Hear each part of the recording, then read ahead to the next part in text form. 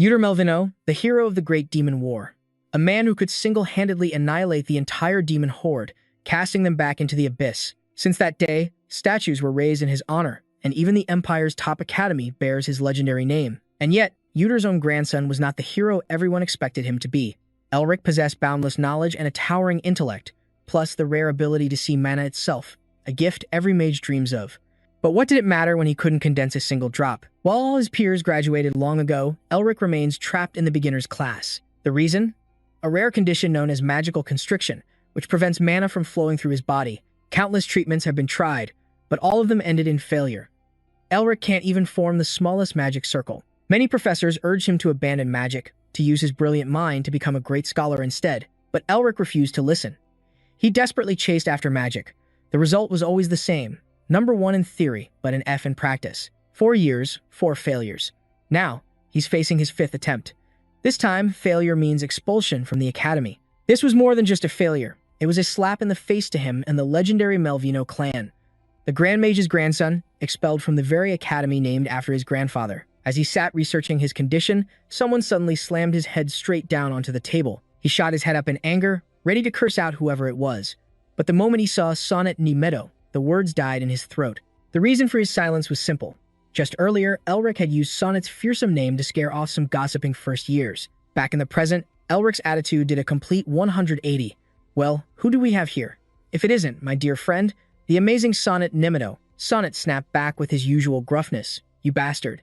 Didn't I tell you to stop using my name to terrorize the freshmen? Though he seemed harsh, Sonnet was a good person at least when it came to Elric. After the Melvino family fell from grace, the Magic Tower came under the leadership of 6 royal families. Sonnet was one of them, the heir of the Nimedo clan. The moment he graduated, Sonnet became a professor, already an elite member of the academy. Though their paths were polar opposites, Sonnet was the only one who still stood by Elric's side. Getting back to business, Sonnet wasn't here for a friendly chat. He pulled out a file and slid it across the table toward Elric. Elric's curiosity was piqued. What's this? A diamond dragon? An exploration plan? Why are you showing this to me? It's an ancient species of dragon. But we're still discovering things about them, Sonnet explained. Recently, we located one of their nests. I want you to join this expedition. The moment he heard ancient dragon, Elric snatched the file, his face a mask of disbelief and fear. They were supposed to be extinct, and they found a dragon's lair, a place believed to be a source of all magic. Seeing Elric's reaction, Sonnet dangled the bait. If you managed to find an artifact in there, do you think the academy would still go through with your expulsion? A whirlwind of beautiful possibilities raced through Elric's mind. Amazing. It wouldn't just be about the expulsion, would it? Maybe the dragon's lair could even cure my mana constriction, but his hope died instantly. It's useless. Even if I found something, the director would just take it for himself. Then, something clicked. Elric slammed his hand on the table and burst into a fit of crazed laughter, leaving Sonnet completely bewildered.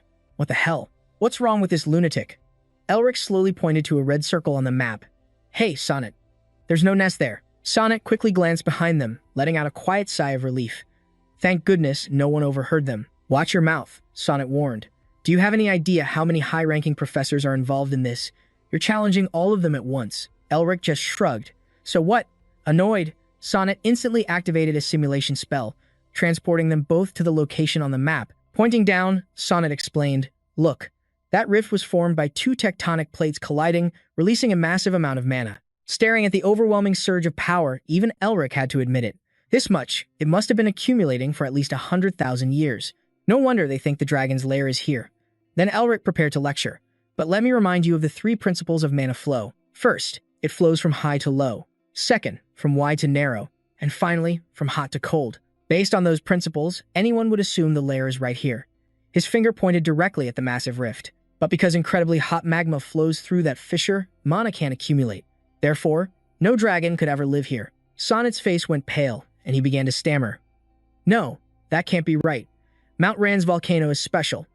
Its lava flows beneath the continental shelf. Still refusing to believe it, Sonnet argued. Besides, we detected a dragon's mana wavelength in this area. How could the lair not be here? Elric rested his chin on his hand. I never said there wasn't a lair. A smirk played on his lips as he continued, pointing to a different spot on the map. There is most definitely a lair right here. Inside the Karagun cave. I'm 100% certain the dragon's treasure is there. The scene changes. Sonnet now stands before the director's office, scratching his head in frustration, wondering how in the world he's supposed to report this. His hand hovered by the door, his mind racing. Maybe I should just play dumb and pretend I know nothing. If I make the dean angry, I'll get expelled for sure. But what if everything Elzik said is true? Before this, Sun had witnessed his friend's struggle, training day and night, and all of that effort amounted to nothing. A faint smirk appeared on Sun's lips. If this theory is real, it could cure a magical blockage. He slapped his cheeks, forcing himself to focus. As his friend, I have to help him. With his mind made up, Sun reported the matter to the dean. Dean Burke was not pleased. Are you saying my research report is flawed? Sun tried his best to explain. That's not it, sir, but I wanted your opinion on a possibility. But before he could finish, he was cut off. Assistant Professor Sun, I don't know how you came to such a conclusion, but if you can't convince me, then even as a son of the Nemeto family, I will not let this slide. The room suddenly felt suffocating. A terrifying amount of mana completely overwhelmed Sun. So this is the power of a seventh circle mage. The crushing tension shattered as the door was thrown open by Elzik.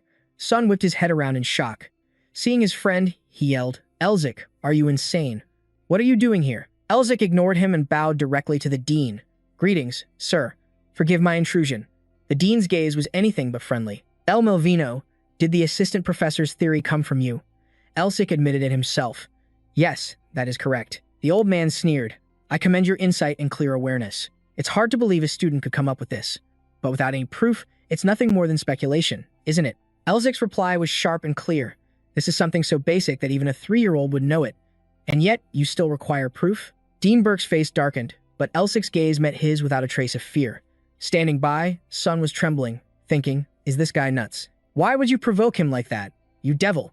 Did you come here to help me or get me killed? It feels more like you're here to kill the person trying to help you. Dean Burke covered his face, laughing in pure rage. Basic, you say? I'm so speechless I can only laugh. A little runt who can't even condense mana dares to say such a thing. Elzik shot back, are you saying my speculation is wrong? The dean regained his composure. Well, I suppose some people just get lucky. Trash like you who run their mouths without knowing their place. As a professor, I cannot simply ignore a student's opinion. He looked at Elzik with a predatory glint in his eye. Ah, that's right. Why don't we make a little wager? Dean Burke laid out the terms. I will provide you with everything necessary to form an expedition team. If you fail, the Melvingo family heirloom will belong to me. That was the necklace his grandfather, the great archmage Udon Melvingo, had left him. Sun screamed, are you crazy? While Sun was shaking with anger, Elzik was casually lying down reading a book. You're going to burst my eardrums, buddy. Calm down, it's fine. They already said they wouldn't bother me if I find the dragon's lair, right? Sun snatched the book from Elzik's hand, his face a mask of frustration. And what if you don't find it? If your theory is wrong, your family's sacred heirloom will be taken. You idiot, that pendant is only given to the head of the Melvingo clan. Elzik still acted like it was no big deal.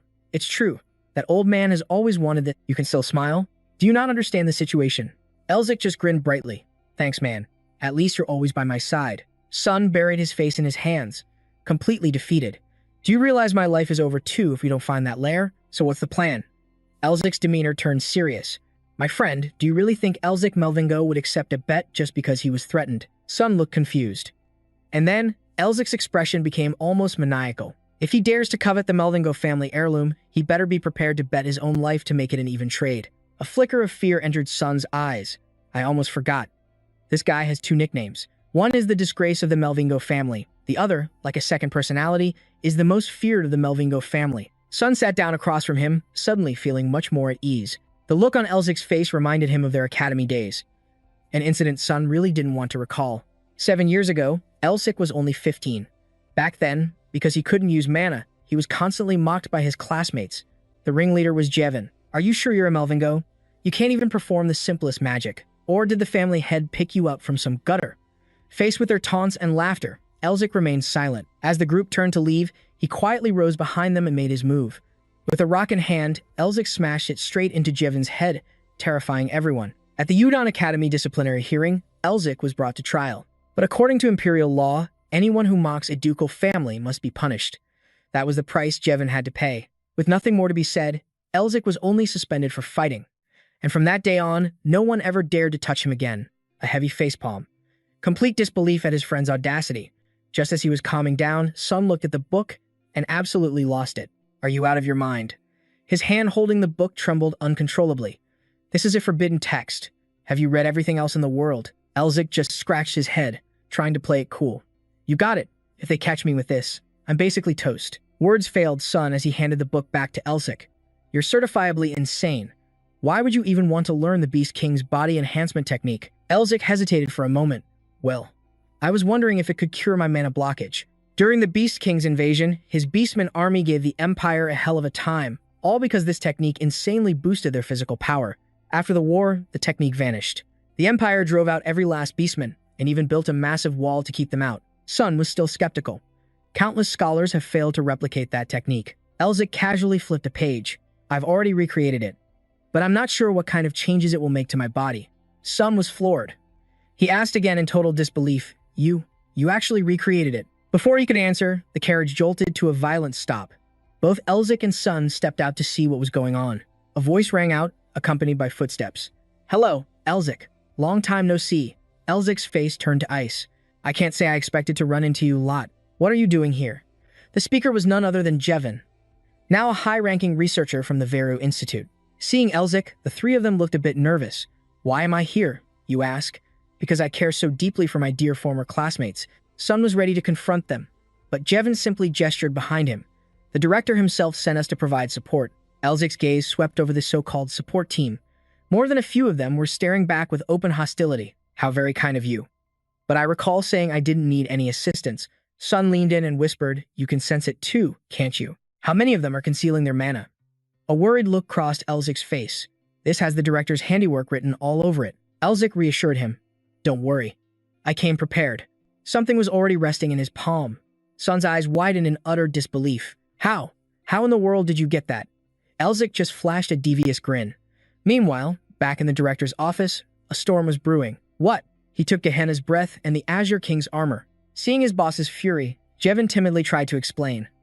You told us to support him with everything we had, so. But before he could finish, the director exploded. You idiot. Do you think it's okay to lend his student a Tier 4 magical artifact capable of turning an entire town to dust? And of all people, you lent it to him. The director clutched his head in frustration. Get out. I don't want to see your face ever again. The words were barely out of his mouth before Jevin scrambled away. Old Dinberic was worried. If the other candidates find out about this, it's going to be a huge mess. But then, a new thought crossed his mind. Wait a minute. If that brat actually finds the dragon's lair, this might not be so bad. I suppose that bloodline isn't just a rumor after all. Dinberic slammed his fist on the desk. I need to replace this entire team of imbeciles. They dare call themselves scholars, when they don't even know the most basic things. He licked his lips with greed. And thanks to those fools, I'll finally have a chance to take that pendant for myself. I must have it. Then I will become the next leader, without a doubt. His rage burned as he crushed the paper in his hand. Even if you win this bet, it only matters if you return alive. Following Elsic's instruction, Sun unleashed his magic. The mana tracking skill activated, and behind them, a brilliant pillar of light shot. This meant Elsic was right all along. The dragon's lair was truly here. But there was no time to celebrate. Elsic urged everyone forward. We have to move now. Before that pillar of light disappears, Sun immediately grabbed Elsic and flew straight ahead, leaving their stunned former classmates in the dust. Hey, what about us? Eventually, Jevin's group finally caught up. He was completely out of breath. Please, wait up. You two are running us ragged. But when they looked around, there was nothing. Not even a small cave entrance. Jevin gloated internally. Well. Now I can finally crack open that skull of yours and see what's inside. Someone better pay for this little mistake. Suddenly, Elsic yelled out, Sun, look, can you blast a massive hole right here? Sun nodded. Leave it to me. Mana surged through his body as he unleashed a blazing spell. A massive column of fire shot down from the sky, creating a huge explosion, and tearing a giant crater in the earth. His old classmates were in disbelief. What? How is that possible?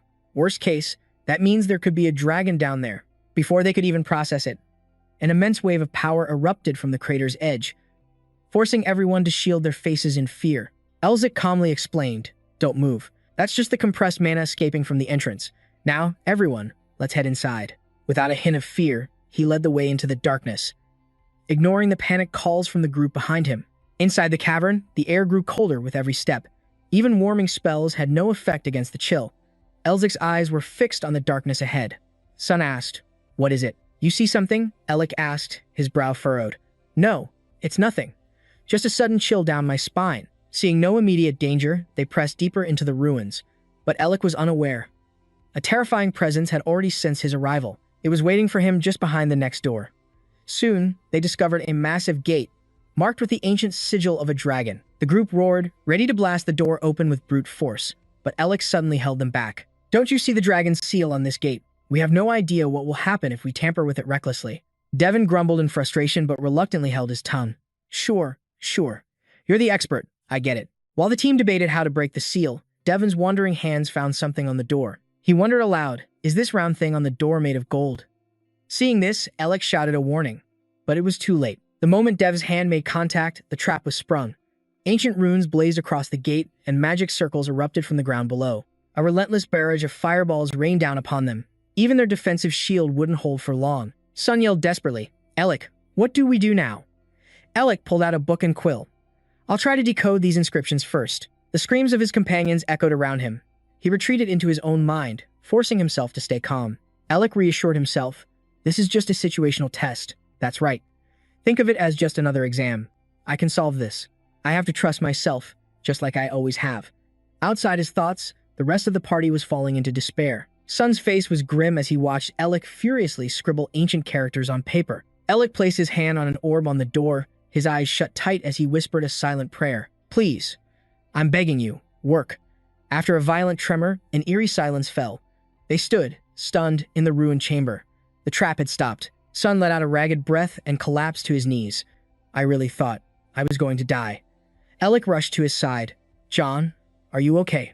John recognized him and managed a weak smile. "Alec, thanks to you, I'm still alive." The others slowly began to recover. "Hold still. Your wounds will heal quickly. That whole ordeal shaved years off my life." "Devin, you're all right, aren't you?" Sun's face was still covered in sweat, but he cracked a grin. "You magnificent bastard. You really are something else." The target of his praise just chuckled. "That's the power I possess, you moron." But their celebration was cut short as the atmosphere suddenly shifted. Someone sensed it first, their eyes widening in shock as they looked up. Moving faster than the naked eye could track, something shot down from above. It pierced straight through the man's arm, completely blowing it away. He didn't even have time to scream before his body slammed backward onto the ground. The two people standing next to him were frozen in pure shock. A sickening thud echoed through the chamber, followed by panic. "Hey, are you okay? What happened?" Countless icicles now pointed down at them from the ceiling. They rained down towards Sun, forcing a curse from his lips. Damn it all! A shield materialized, but the sheer force of the attack made him struggle. The other students rushed to reinforce the protective barrier. Alec quickly unfurled a new scroll. Seriously, this again. His eyes were glued to the parchment as he began chanting an incantation. The quill in his hand moved on its own, writing characters as he spoke. Sun's voice boomed from the front lines, "Alec, hurry up." His casting speed reached its absolute limit. Alec's eyes turned pure white, a faint symbol materializing in the depths of his pupils. A massive vortex of power heralded the arrival of a dragon, the very source of He snapped back to reality. The shield protecting Sun was growing dangerously weak. With no time to spare, he was forced to use an acceleration skill. Mana surged around Alec's feet, crackling with raw power. Sun's situation was getting worse by the second. "I can't hold on. It's too much." Shards of ice ripped through Alec's uniform. Blood trickled down his face from the relentless assault. As he drew closer, Alec unleashed another spell. Armor armament. Devin's jaw dropped in utter disbelief. It seemed an icicle would impale him, but it shattered harmlessly on his chest. A sturdy breastplate had materialized, deflecting the attack. "The Azure King's Aegis," Devin cried out. "How does he have that?" Alec's hand shot out, grabbing onto the artifact in front of him. He squeezed his eyes shut and focused on the incantation. This has to work. The dense barrage of attacks now targeted Sun from all sides. A massive ice shard rocketed towards him from his blind spot. At that exact moment, Alec's eyes snapped open, blazing with power. Through his will alone, the ice shards disintegrated into nothing. All that remained was the Great Gate. The trap had finally vanished. Alec collapsed to the floor, exhausted. "I seriously thought I was a goner, and my expensive clothes are all ruined. Damn it." Sun was just as battered, but he could finally lower his arms. Nearby, some wiped the sweat from their brows, while others stared intently at the mysterious door. Now that the trap was disarmed, it began to open on its own, revealing a brilliant light from within the crack. The sound grew louder as the secret was unveiled. The path forward was clear. "All right, team, help the injured. We're going in." The scene inside left him both stunned and overjoyed. Bookshelves floated high in the air, suspended over a literal mountain of gold. This treasure hoard. Another team member gasped in awe. "There are so many magic artifacts. Look over there. It's armor made from dragon scales." Every corner of this place glittered with a brilliant shine of gold. Incredible. These are all ancient, preserved texts. Elsic smiled to himself. At the end of the day, they were mages, weren't they?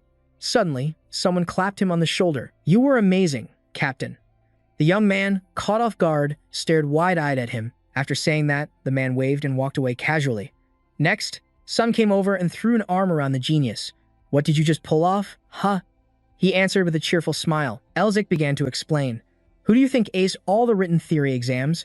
I just pictured it as another test. Then I solved it using spatial geometry, followed by elemental theory." As he passionately explained his method, a sudden realization struck him. "Wait, a test?" A shiver ran down Elzic's spine. Something feels off. It's like I was given a practice question right before the real exam. The person next to him remained oblivious. "Hey, what are you thinking so hard about?" That question pulled him back to reality. "Huh? It's nothing." Sun released his hold and patted him gently on the shoulder. "On an amazing day like this, you have to smile." Then he declared loudly, "Elsic Melvingo, from this day forward, no one can ignore you or your prestigious family of mages ever again." Hearing those encouraging words, a deep blush spread across his cheeks. Still, that strange feeling continued to gnaw at him. Elsic gladly accepted his friend's head pat. "For now, I'll just enjoy this moment. I finally earned my freedom." But in stark contrast to that positive mood, one team member had climbed to the top of the treasure tower. He held a magical artifact in his hand, his mouth muttering a strange incantation. Meanwhile, thanks to Elzic's achievement, everyone was warming up to him. "Captain," someone called, pulling Elsic along excitedly. "There's a laboratory here, too. Hurry." He stumbled along awkwardly. "Okay." Sun watched them go, but kept a close eye on Devon behind him. "Our Elsic has grown up. He's even being called Captain. I should follow them." He seemed to be in a hurry to report something. "Sun, there's a dragon's corpse behind the mountain of treasure." Hearing that, Sun's own curiosity flared. "What? A dragon?" Before he could finish his sentence, Devon suddenly grabbed his arm tightly. He warned him carefully. "He'll go there later." A hidden, mysterious intent lay beneath his words. "Let's go." The two of them moved toward the dragon's skeleton.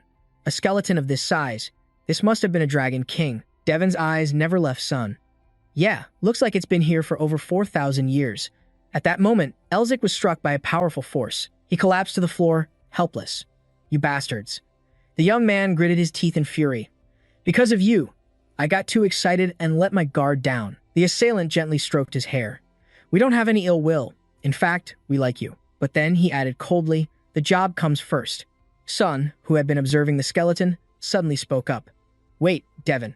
His question made the other man jump as if he'd been caught. "Huh? What is it?" Sun asked suspiciously. "Didn't that thing just move?"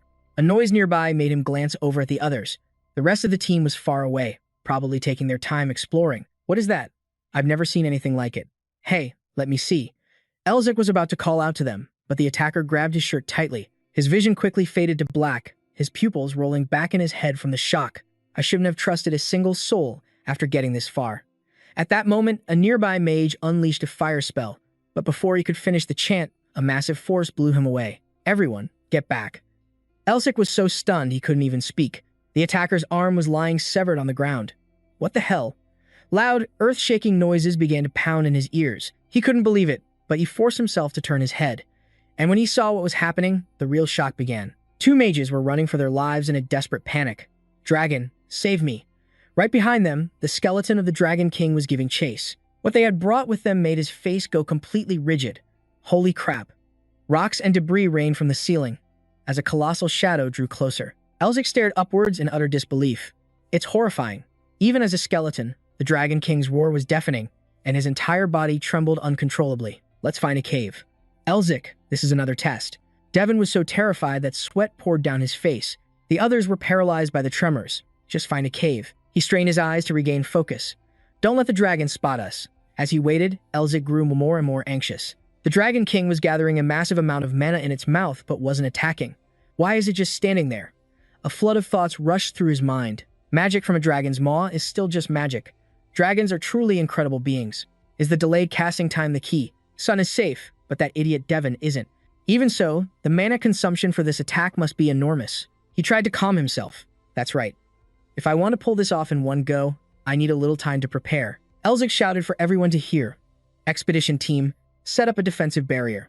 We're taking it down together." Magical artifacts were instantly drawn. Shields up. Sun and the other mages prepared their barriers. "Everyone, hold your positions." A solid, two-layered barrier erupted, enclosing them all. Elsic's warning cut through the tension. It's here. A massive torrent of energy blasted from the Dragon King's maw. Its target was none other than the humans cowering behind their defenses. The attack slammed into the shield, scattering in all directions. Under the immense pressure, fractures spiderwebbed across the barrier.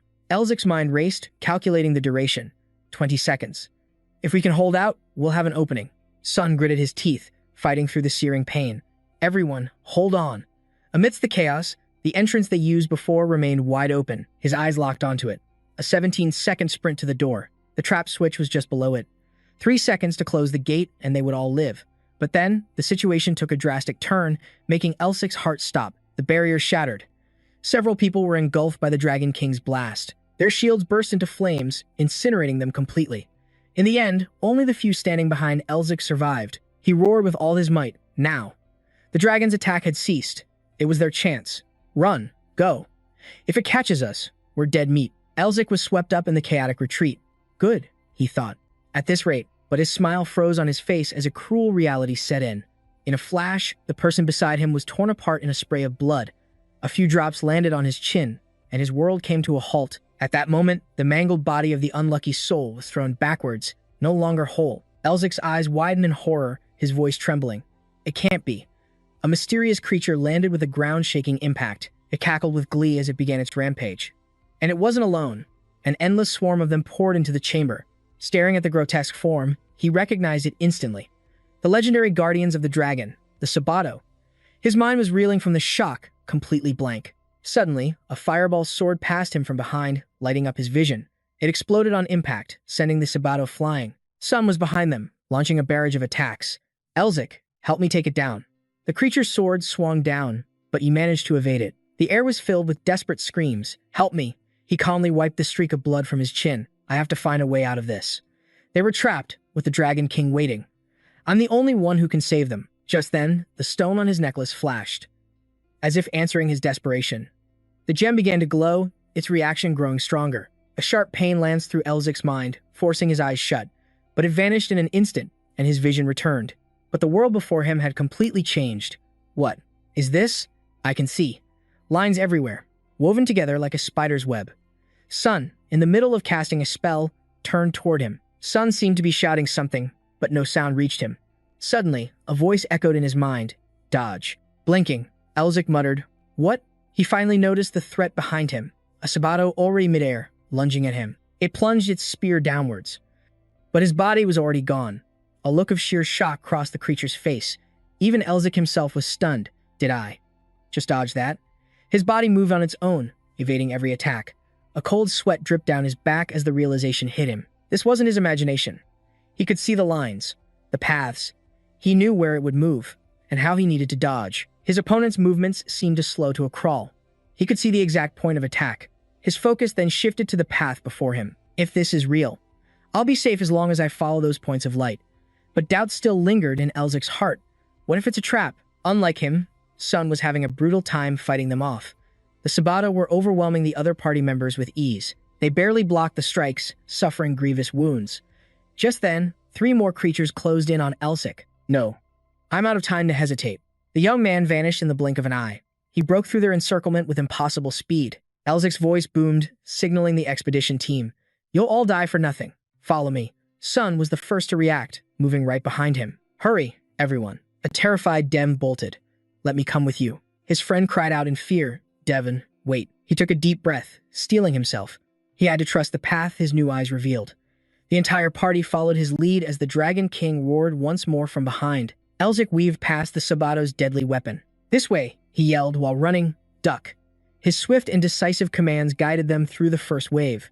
Jump, Sun, up ahead, dealt with any creatures that got too close. Sun blasted a fireball at its left leg. The gateway was just ahead. We're almost at the exit. Just a little further. The first member gritted his teeth and dove through. I made it. A wave of relief washed over Elzic. Good. They all made it. Now, I just have to close the gate. But his hand froze just as it reached the lever. Somebody, save me. Devon was on the ground, trembling like a cornered rat. Please. The horde of Sabato was closing in fast. Damn it. To close the gate, I'll have to leave him behind. What am I supposed to do? This guy is such a pain. A war raged within his mind. But despite it all, a desperate Devon reached out as the monster charged. I can't let him die. El instantly spun back around to save him. The saber-tooth on the other side shared his exact goal. Elzic's eyes shot open, terrified when he felt nothing. Elzic was breathing hard beside him. It seemed they couldn't escape. He stammered in disbelief. I'm still alive. Sun roared in fury. El, are you insane? His nonchalant attitude only fueled Sun's rage. It was that guy's fault for being so weak. Why are you yelling at me? The saber-tooth stopped dead in its tracks right before the gate. Then, it simply turned and walked away. They can't get out? He watched intently. I'm only just realizing this now. A dense network clearly analyzed the gate's structure for him. There were traces of destruction above the cave. The intruders have been right beside us this whole time. His gaze shifted to the Dragon King, forming an orb in its gaping maw. Suddenly, his vision zoomed in, revealing every detail on its head. A magic tool was embedded in the dragon's skull, constantly radiating demonic energy. That thought was brutally cut short by the chaos erupting from above. What? Devon shrieked in terror. The saber-tooths are coming. One's diving straight down from the ceiling. Where do we run? We're surrounded. Just run. Ignoring the chaos, Sun suddenly stopped mid-flight and glanced back. El wasn't following them. He was standing inside the ruins. Sun yelled in shock, Elzic, what the hell are you doing? In response to his worry, El gave him a brilliant smile. You go on ahead. He desperately lunged toward El, but it was too late. The heavy gate slammed shut, sealing the entrance. Only Sun's hopeless scream echoed in the passage. He slammed his fists against the door, but it was no use. Hey, you damn bastard. Why won't this thing open anymore? Powerless, Elzic could only grit his teeth and tremble. Suddenly, a memory from 7 years ago, right after he was suspended, flashed through his mind. You're Elzic, right? Nice to meet you. I'm Nemedo. Want to be friends? El gave him a cold, indifferent glance before uttering a single word that left Sun utterly stunned. That night in the library, Elzic sat alone at a table when a friendly hand reached out, trying to get his attention. Sun returned, wearing that same friendly smile. Let's be friends. But the other boy's answer was unchanged. Get lost. Scram. His spirits plummeted instantly.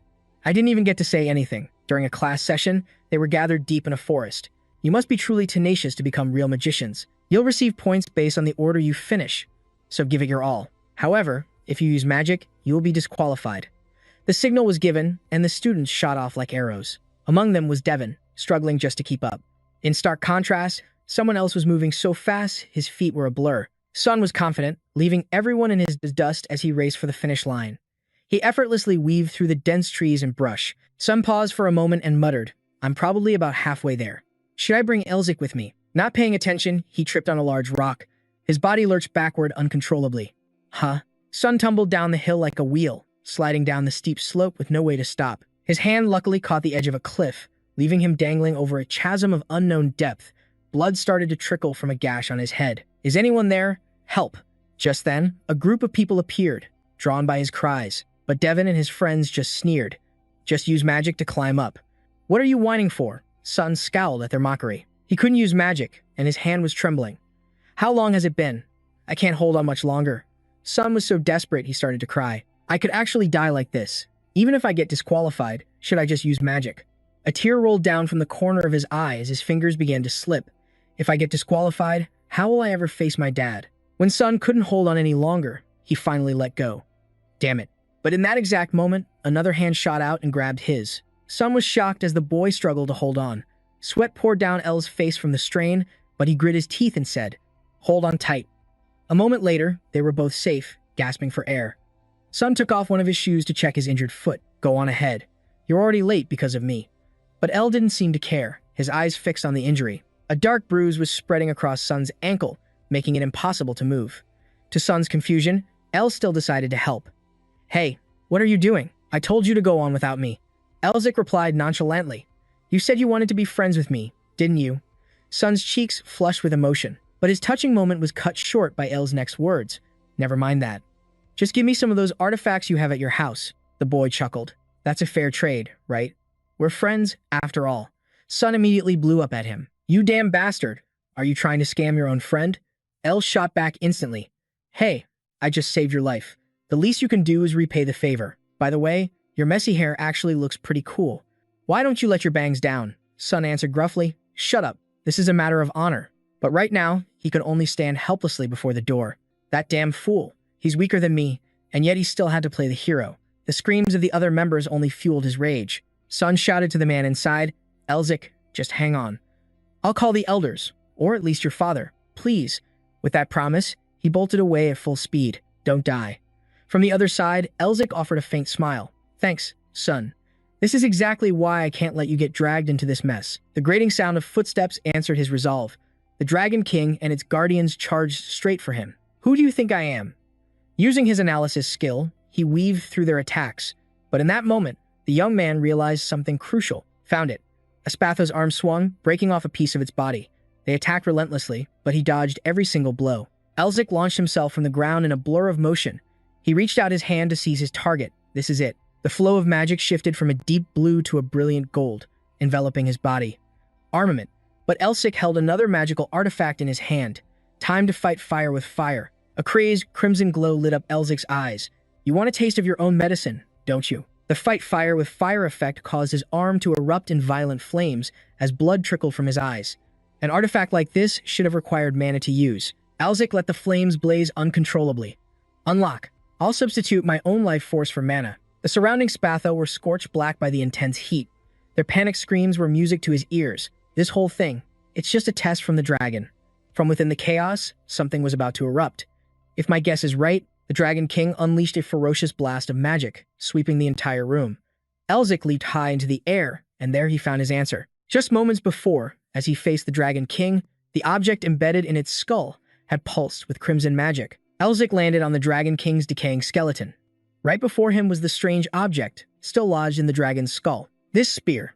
It's the key, and the answer to the test. The remaining dragon guardians scrambled towards him. If I'm wrong and this is just some sick joke, then this is where I die. Behind him, the bloodthirsty Spatho Legion closed in. Even so, I will never give up. Because I am a Melvingo. They swarmed him, clawing at his body. But a second later, a strange power flared, sending them into a panic. Elzik was suddenly transported to another place. His eyes widened at the scene before him. What in the world just happened? Lightning cracked across the sky as a majestic dragon soared above. Its head was like a glacier, constantly breathing out plumes of frost. And beside it stood another figure, a man with horns. Who is that? The man suddenly turned with a sinister grin, and Elzik's vision flickered as his face grew dark. The ice dragon arched its chest, forming a massive orb of energy in its mouth. At the same time, the mysterious man raised his hand, summoning his own magic. Without a single incantation, he unleashed a chilling, murderous aura. The dragon's absorbed energy focused into a single point. As it fired the devastating attack, the man blocked it all with just one spear. Morpeth spun the spear like a drill, an amused smile playing on his lips. Then, he charged directly into the dragon's maw. Elzik watched the battle in utter shock. Is that the mana of an 8th-tier mage? No, it can't be. Intricate white patterns swirled across the black background of his weapon and body as he took aim. Elzik realized this power was on a whole different level. The Dragon King only saw a blinding flash of light. The battle in the sky was so intense, it shook the very ground below. Everything was torn apart by a powerful vortex. Morpeth channeled his magic into the spear and swung. When his weapon pierced the Dragon King's body, the world turned completely white. In the end, only his arm, still gripping the spear, remained. What the hell? The defeated dragon became a trophy as Morpeth stood upon its head. Everything had changed. Morpeth's silhouette looked utterly mythic against the ominous crimson glow. Elzik's eyes bulged in astonishment. He was the one. Who killed the dragon? A wisp of black spiritual energy drifted past his back as a wicked voice rose. It's you. Morpeth bared his teeth, his pupils glowing red. You will be the one to free me from this damned place. You will be my new sacrifice. Instantly, a surge of magic flew straight towards him. The voice echoed through the air. Come, let us become one. His voice dripped with ambition. And together, we shall rule this world. A mere human. Elzik felt no excitement, only pure, paralyzing fear. His gaze suddenly froze for a moment, as if he'd spotted something strange. Glowing blue chains were materializing from the dragon's body. They rapidly shot out, binding Morpeth completely. He was momentarily stunned as a different, powerful voice spoke. Demon King Morpeth. A brilliant energy flared to life. You will burn here with me. Elzik was reeling from one shock to the next. What, Demon King? The dragon's massive jaws opened wider and wider. The mystical chains began dragging him inside. We may have been sealed in this place for 1,000 years. But this time, things are different. His killing intent shifted towards Eli.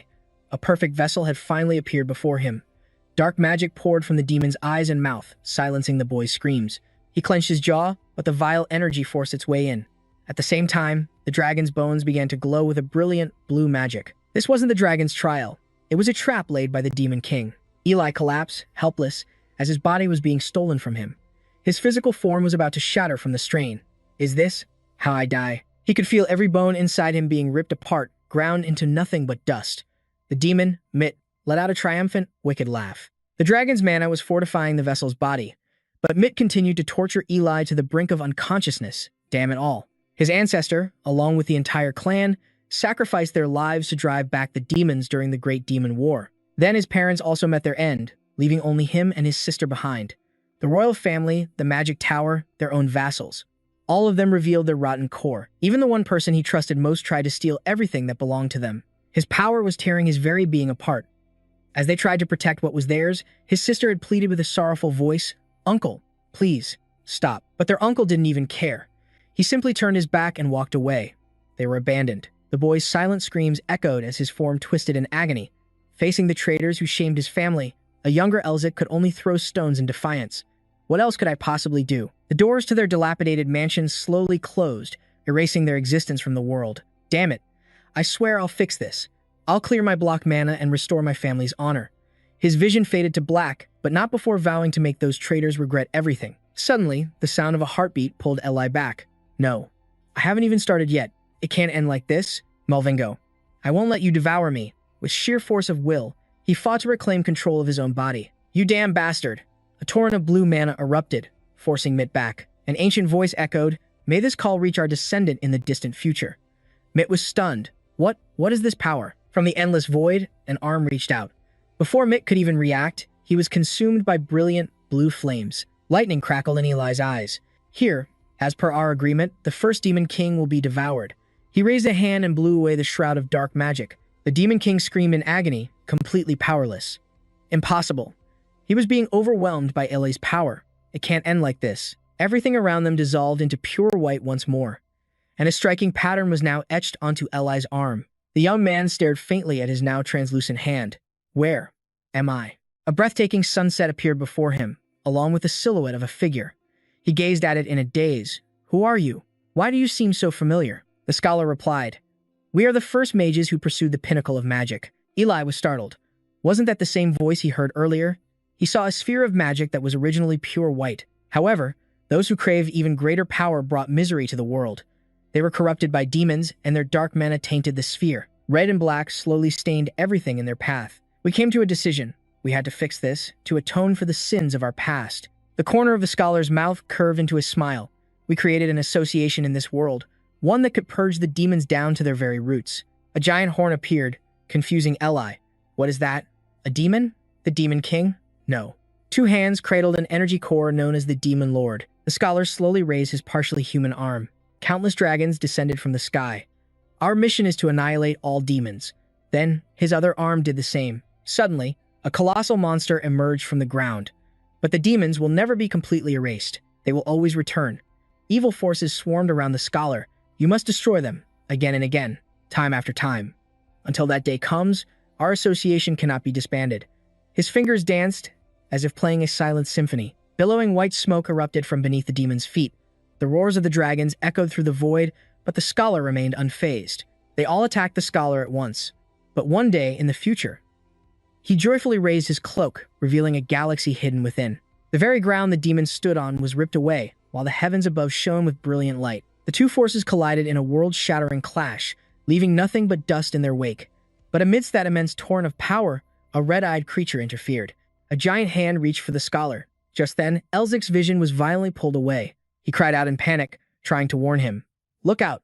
But when he blinked, he was staring at his own normal hand and a familiar ceiling. Gentle sunlight streamed in through the window. He quickly wiped the sweat from his brow and noticed someone sitting beside him. Eli called out to John. His friend gave a gruff reply, but Eli wasn't afraid to call him out. Were you crying? The young man instantly denied it. Me? Crying? As if. In truth, John was just embarrassed and turned away. Damn it. Why do you have to wake up right now? How pathetic. The man in the bed just smirked, waving off his friend's tearful display. Son's expression turned thunderous at the mockery. Hey, it's all right to cry. Now that I think about it, you were crying in the cave too, weren't you? Son whipped around, looking ready to throw a punch. You want to go? Elzic flinched instantly. Whoa, my bad. But in the end, he still earned a solid hit from his friend.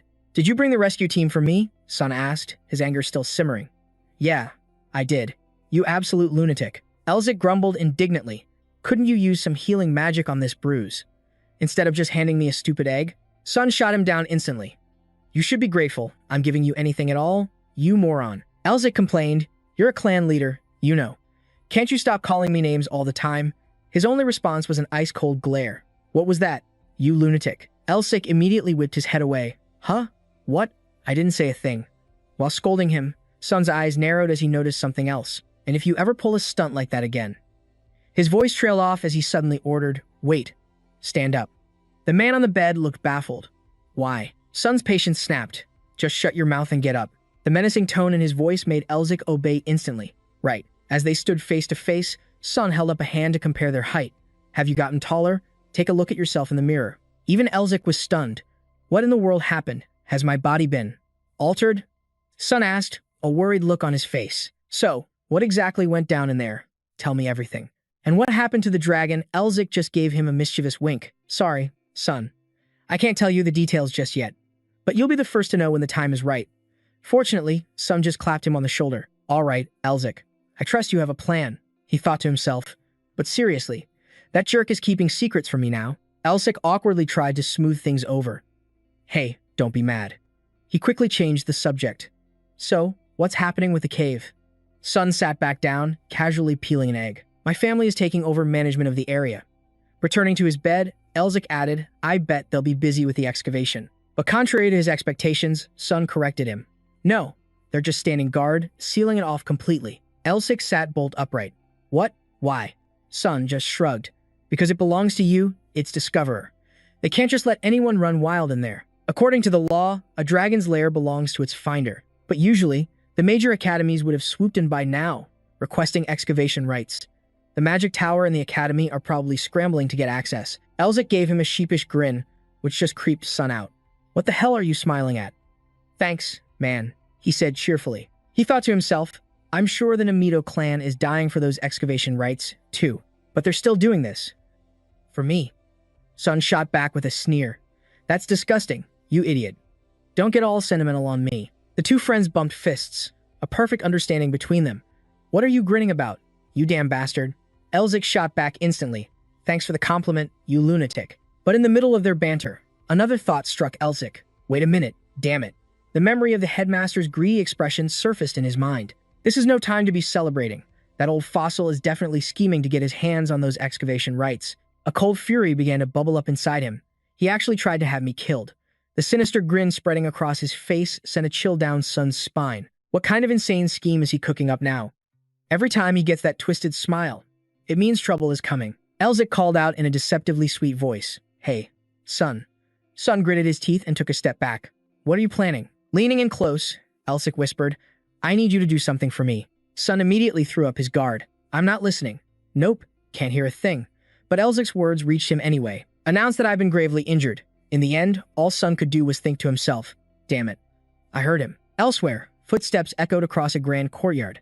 A figure in a striking red cloak cut a path through the bright sunlight. An entire legion of soldiers stood guard outside the Royal Magic Hospital. A voice from the crowd called out, could you please repeat that? The attendant calmly adjusted his glasses. Academy student Elzik is currently in a comatose state due to grave injuries sustained during his expedition to the dragon's lair. Therefore, I must ask you all to disperse. One of the nobles sputtered in disbelief. I came all this way just to be told to turn back. Others echoed his outrage. What about the excavation rights? Are you just going to let that lair sit empty? A massive crowd had gathered, wondering, why was the great Namito clan sealing off the hospital? From his room, Elzik scoffed at the scene. Idiots. The Nemino clan's representative, Katanet, entered with a tray of refreshments. Please, get some rest. Elzik ignored him, his gaze fixed on the crowd outside. The thick glass muffled the noise, but the uproar was still audible. Only when the door clicked shut did a sense of peace return to the room. Elzik finally let out a long sigh of relief. Hey, Elzik began, looking over warily at another presence in the room. Can you stop staring and just say something already? How long are you planning on glaring at me? The being, Mitfet, replied with a scowl. Why don't you show a little respect for the great king standing before you? This was the legendary Demon King, the one who once plunged the entire world into chaos and terror. But Elzik just looked at Mitfet with utter indifference. Maybe I'll just call you Fet. A surge of rage flared from the Demon King, but with a simple wave of Elzik's hand, that power was instantly suppressed. He was nothing more than an evil spirit. Mitfet relentlessly struck him, screaming, "Just die already." But Eli remained perfectly calm. "This little magic fluff ball is more useful than you." Meanwhile, the Nemeto family hospital remained sealed off, completely inaccessible to anyone. Alone in the room, Eli stood in silence. He gently placed a hand over his chest, just as I suspected. This feeling is real. The dragon heart. A wellspring of absolute power from the ancient dragon. But the dragon was supposed to be dead, pierced by the Demon King's spear. So is this dragon heart inside me really beating just like any other? No. Something feels different. He stroked his chin, lost in thought. My memory only goes up to the moment the Demon King tried to possess me. Then Eli glanced to his side. "Stop staring and say something. How long are you going to gawk at me like that?" The spirit, Mitfet, was fuming. "I believe I told you not to call me that. I am the mighty Demon King, the one who drowned the world in fear and despair. The name is Mitfet. In the ancient era when gods ruled the world, the demon god of darkness had 4 great retainers. First was Phi, the harbinger of destruction. Then came Insai, the embodiment of madness. Beside him stood Forishan Net, the symbol of depravity.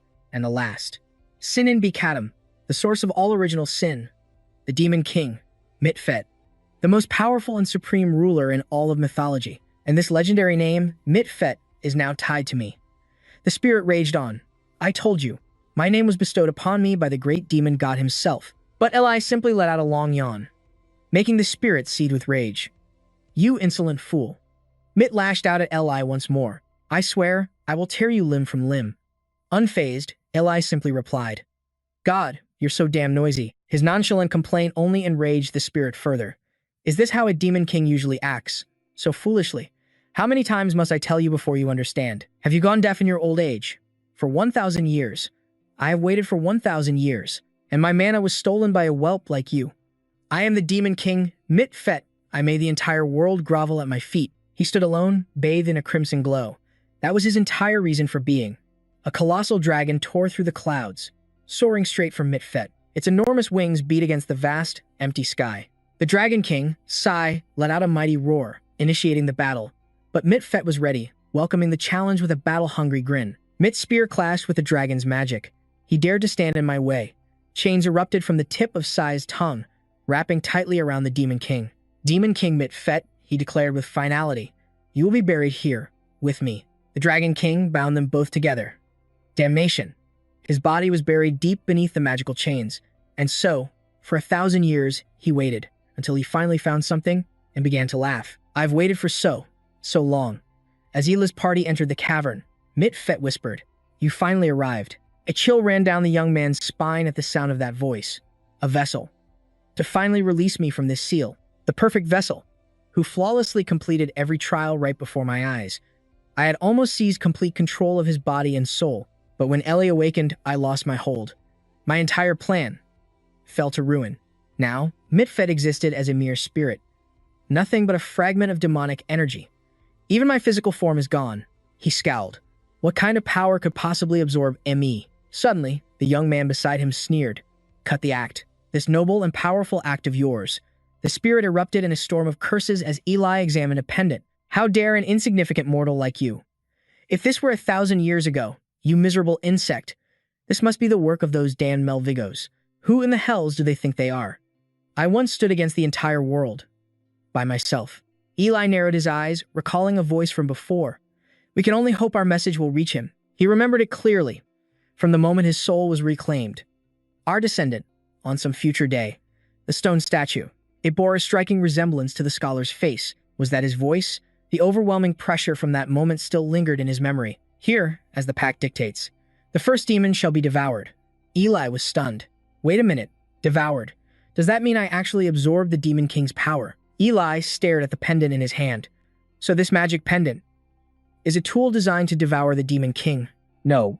It's a tool for devouring demons in general. He slowly turned to the Demon King at his side, who was as surly as ever. What is it now? What are you staring at? But the young man was lost in thought. Could this thing devour other demons, just like Mitfet? The first demon. That means there will be a second. And a third. A wicked smile spread across his face. Get ready. Demon Kings, your time is running out. Though Mitfet couldn't hear the words, a shiver ran down his spiritual spine. What is this sudden chill? The two of them arrived at a high cliff. prompting the spirit to wonder. Why in the world did we wander all the way out here? When an elder speaks, you should have the decency to answer. L.A. sneered at him. You're too loud. Just shut up already, you worthless ghost. He spread a black cloth on the ground. Before I learn how to use this pendant's power, there are a few things I need to confirm first. His fingers laced together and rested before his chest. The young man assumed a meditative stance and closed his eyes. Elsik shut out the world, focusing his consciousness. When he opened his eyes again, a wave of pure power enveloped his surroundings. Within this new landscape, several azure roses bloomed. A ladybug, drawn in by the vivid blue, fluttered toward them. It landed on a delicate petal and began to drink the nectar. The insect's tiny weight caused the petal to fall, and a sudden breeze carried it away on an aimless journey. Each blue rose petal drifted past the spot where he meditated. Elzik could perceive every single detail around him. He sensed the beat of a ladybug's wings, the faint touch of a passing wind. He slowly opened his eyes. If his suspicions were correct, he could truly see and feel everything now. Mana condensed in his hand, analyzed into a dense frequency as his fingers began to curl inward toward his palm. Elzik clenched his fist, a mysterious shadow falling across his face. Instantly, the Dragon King's heart responded. A blinding light erupted from his fingertip, scorching the air before exploding into a towering pillar of flame. Merpedo witnessed the spectacle with eyes wide in terror. A cold sweat dripped down his face. Dragon arts? A mere human was using the magic of dragons? His finger continued to command the magic, even for someone with Melvingo blood. This was just unheard of. Sparks of raw power danced wildly through the air. Elsik took a deep breath, but his exhale quickly turned into a smirk. The scent of burnt ozone and dust from his little experiment hung thick in the air. I can finally use magic. At last. The wretched mana blockage that has tormented me for so long is gone. Those words, they were seared into his memory. The ultimate humiliation for the House of Melvingo. A magic family of such prestige. How much further could their name be dragged through the mud? A person like him is the grandson of our first headmaster? This is completely unacceptable. Did the headmaster just pick him up off the street or something? How can a so-called mage not even be able to form a simple magic circle? That trash. They dare run their mouths without knowing their place. All of them. All who betrayed the Melvingo family and abandoned me. Right here, right now, he swore an oath to the heavens and the earth. I will make every single one of them regret it. Down below the stage, the sound of camera shutters was relentless. Reporters swarmed Kadu, demanding answers. Is it true that student Elsik Melvingo is currently in a coma? And what about the excavation rights for the dragon's lair? His sharp gaze met the reporter's cameras as he answered with chilling calm. An official announcement will be made at the Magic Tower, so please confirm that notice. After the press conference, the man returned to a private room. Kadu stood trembling before a young man, his heart filled with dread. Young master, please, don't make me do these kinds of things again. Son, rubbing his temples, didn't even bother to turn around as the door opened. So you're back? You did well, Kadu. The trembling man slowly brought over a stack of papers. It was nothing, sir. But the commotion you cause every time you're with Elzik is going to be the death of me. Son just let out a light chuckle. Haha. But Kadu offered a sincere warning. If this deception of yours is exposed, neither the Magic Tower nor the royal family will back you. Can you handle the consequences? The young man just shrugged, casually offering a handkerchief. Well, Son replied, completely unfazed. Elzik said he has it all calculated, so I'm just going to trust him. You're covered in a cold sweat. Wipe it off. The look on Elzik's face at that time was truly twisted. The greater the risk, the greater the reward. But while Son put on a calm front, he was cursing up a storm on the inside. Elzik, that damn bastard, does he have any idea what I'm going through? He wiped his face with the handkerchief and asked quietly, where did Master Elzik go? Son shook his head. I don't know. He just wandered off somewhere. He held up a letter. I'll be gone for a bit. What are friends for, right? I'm counting on you. Kadu cursed inwardly, crushing the note in his fist. With that weak body of his, where could he have possibly gone? Suddenly, his eyes caught something strange. Kadu immediately reported it to Son. Young master. It's about Elzik. Son's face was still blank, not understanding. What is it? The man seemed at a loss for words, holding out a sealed envelope. That's... Before he could finish, the door to the room was blasted off its hinges. My dear little brother, are you plotting something without telling me? Startled, Son shot to his feet. Sister, what are you doing here? The woman strode in aggressively, a wicked smile plastered on her face. Why so surprised? It was Thaza, the witch known as the Phoenix Fire. She shrugged nonchalantly. Is it so strange for an older sister to come visit her little brother? The Magic Tower, the Royal Family, and the Holy Alliance. Each has produced a great genius of the century in this very generation. They are the 3 stars who will lead the Empire.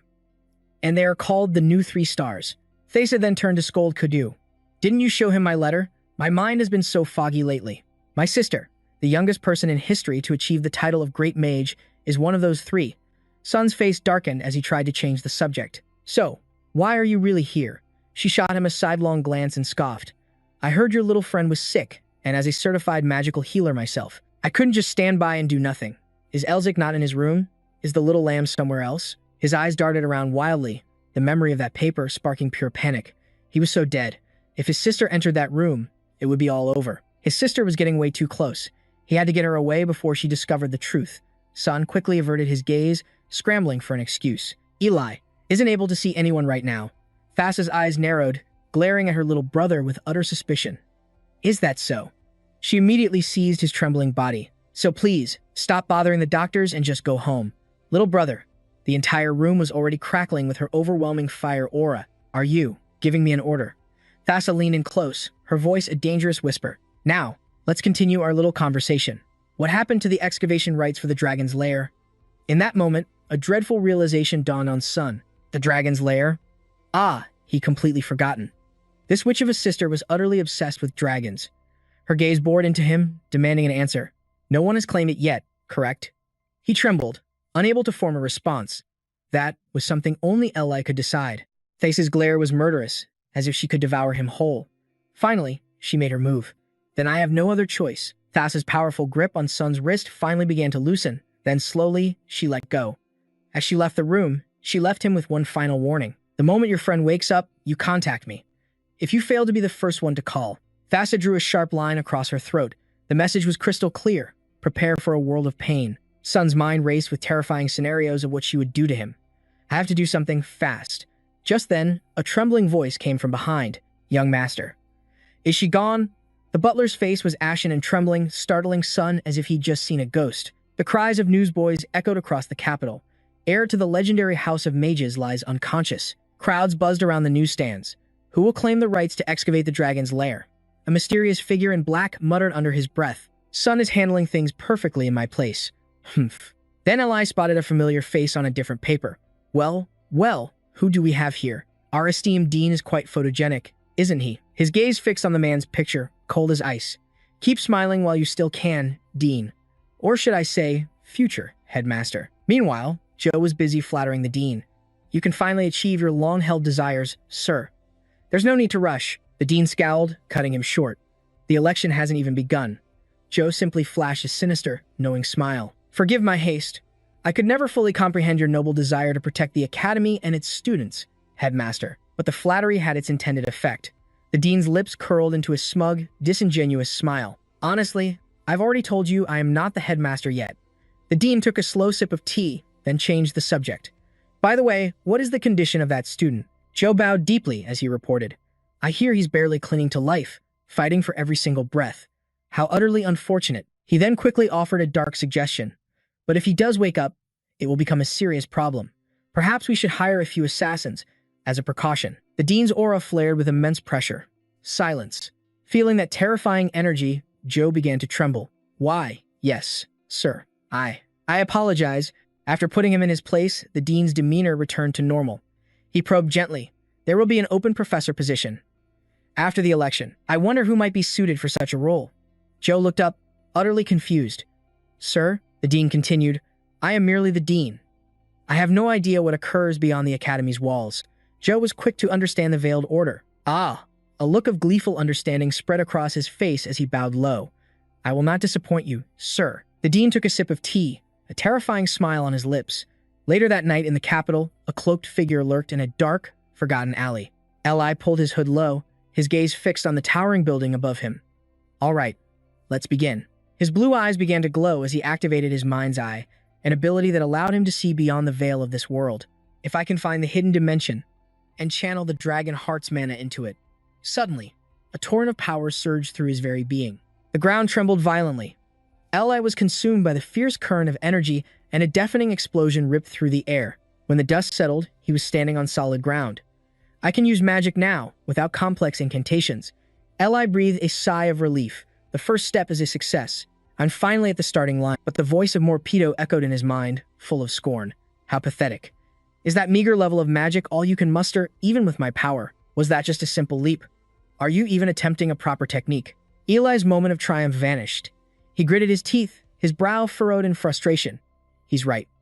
I need to be faster. And much, much stronger. Morpedo's voice continued to berate him. You insolent brat. How dare you ignore me while I am speaking? In my era, humans, demons, and even the dragon tribe itself cower before me. When I speak, I use the dragon tongue's sacred art, the mind rune inscription. Form the image, then give it voice. Eli began channeling the draconic rune, awakening its immense magical properties. Mitz stood amidst the raging flames, completely bewildered. Huh? A wicked grin spread across Ellie's face. His feet were already coiled into position, ready to spring on command. The order echoed in his mind, and he launched across the distance in a flash, leaving his opponent gaping in disbelief. Impossible. After that godlike leap, he's actually flying? A fierce torrent of power erupted from Elzic's mind's eye. His target, that towering mansion, was still an impossible distance away. He soared through the sky, showing no signs of losing momentum. Even he couldn't help but marvel at the altitude, so high up. Sweat beaded on his face, but a grin spread across his lips. Incredible. Simple. But brutally effective. When the moment was right, he prepared to activate it again, pushing his speed to the absolute limit. All right, here we go. The being trailed lazily behind him, his heart seething with pure contempt for Elzic. A mere brat who just learned magic was already using mind's eye incantations and dual casting. This was the ancient enemy of the Melvino demon world. Not even the strongest of their clan could hope to match this creature. Suddenly, Movito let out a gleeful gasp. Ah, wait, there is one person. A pitch-black face emerged from beneath a wide hood, wearing a terrifyingly sinister smile. Recalling the memory, he cursed himself under his breath. Gods, I shouldn't even be thinking about this. No matter the cost. Before he grows any stronger, I must possess that body and crush this dangerous seedling. His mind raced with schemes. But how? Elzic kept his expression calm, but deep down, he was already running on fumes. The mind's eye incantation was incredible, but harnessing its power alone was proving difficult. Elzic's hand tightened into a fist. To grow stronger, I need to master the core of dragon arts. I need a teacher, someone who can keep my secrets. In an academy already under enemy control, there was no one qualified to teach me. As dawn finally broke, Elzic touched down on the ground. I need someone on Hageman's level, at least, but there's no way a master like that would take me as a student. A memory suddenly surfaced. Elzic thought of Mr. Yan, if only he were still alive. Or even his own father. Then a reckless idea sparked in his mind. Wait a second. Movito doesn't know I'm his target. He's just fuming, trying to figure out how to crush the seedling. Elzic suddenly approached him with a proposition. Hey, Movito, could you teach me magic? It just hit me. Movito is the most suitable teacher I could ask for. The creature looked utterly dumbfounded. What nonsense are you spouting? He spun around, ready to ignore him completely. But when Elzic called his name again, a flicker of amusement appeared on his face. Movito. But when he turned, Movito just shrugged with a bored expression. And what, exactly, is in it for me? Elzic laid out his bait. I'll use alchemy to create a new vessel for you. But the demon just sneered, completely unimpressed. You think a pathetic human can create a vessel fit for me? Then make me strong enough to do it, Elzic countered. Movito scoffed and shook his head dismissively. Still not enough. But Elzic held his ground, a confident smile on his face. What options do you have if I don't get stronger? Seeing the demon hesitate, Elzic softened his approach slightly. Fine, you name your terms. But a second later, Movito's answer was blunt. I refuse. Why would I ever empower you? I might consider it, if you were to become one of my kind. Movito shot him, a triumphant look, his heart soaring with wicked delight. Heh. Just look at that confused face. So satisfying. Trying to play tricks on me, are you? The thought only made Movito more delighted. I'm too weak to devour him now. But if I secretly corrupt him with dark magic while I teach, he'll grow stronger, yes. But his soul will become tainted. And then I'll devour him whole. His eyes burned with predatory hunger, and a grotesque smile twisted his lips, the kind only a true demon could conjure. Now, kneel and beg me to accept you as my disciple. Know your place, and obediently become my new vessel. You ignorant Melvino fool. But then, Elzic completely dropped the act and cursed. Ah, to hell with this. Just forget it. This was the one response Movito never expected. As his jaw dropped in utter shock, Elzic laid into him with a furious tirade. There's a limit to how much you can demand. Do you have any idea what kind of position you're in right now? Elzic's cunning smirk stunned Movito even more. What? Right now, the great demon looked like nothing more than a cornered, frightened little imp. You, unable to swallow the humiliation, Movito lunged forward. You wretched bastard. But Elzic simply stood his ground and activated a mind's eye incantation. Silence. Instantly, the demon's mouth was sealed shut. Elzic grinned, pleased. Oh ho, worked better than I expected. Movito could only produce muffled grunts, but the noise was still enough to make Elzik cover his ears. Gods, you're loud. The demon was sweating bullets, his fingers still pointed accusingly at Elzik's face. There's no way I'll be subdued by a simple mind's eye incantation. But Elzik was already weaving a new spell. Act cute. Instantly, Movito puckered his lips and winked. The sight was a brutal assault on Elzik's eyes and ears. Elzik immediately spun away, bile rising in his throat. Gah, my eyes, my god. When he dared to look back, a pair of pink bunny ears had sprouted on the demon's head. A wave of goosebumps washed over Elzik in pure horror. Oh, why in the world did I command him to do something so disgusting? I think I'll actually puke if I have to look at that again. Mito's face was grim, but he forced himself to negotiate. Let's be reasonable. I don't want a repeat of what just happened. Understood.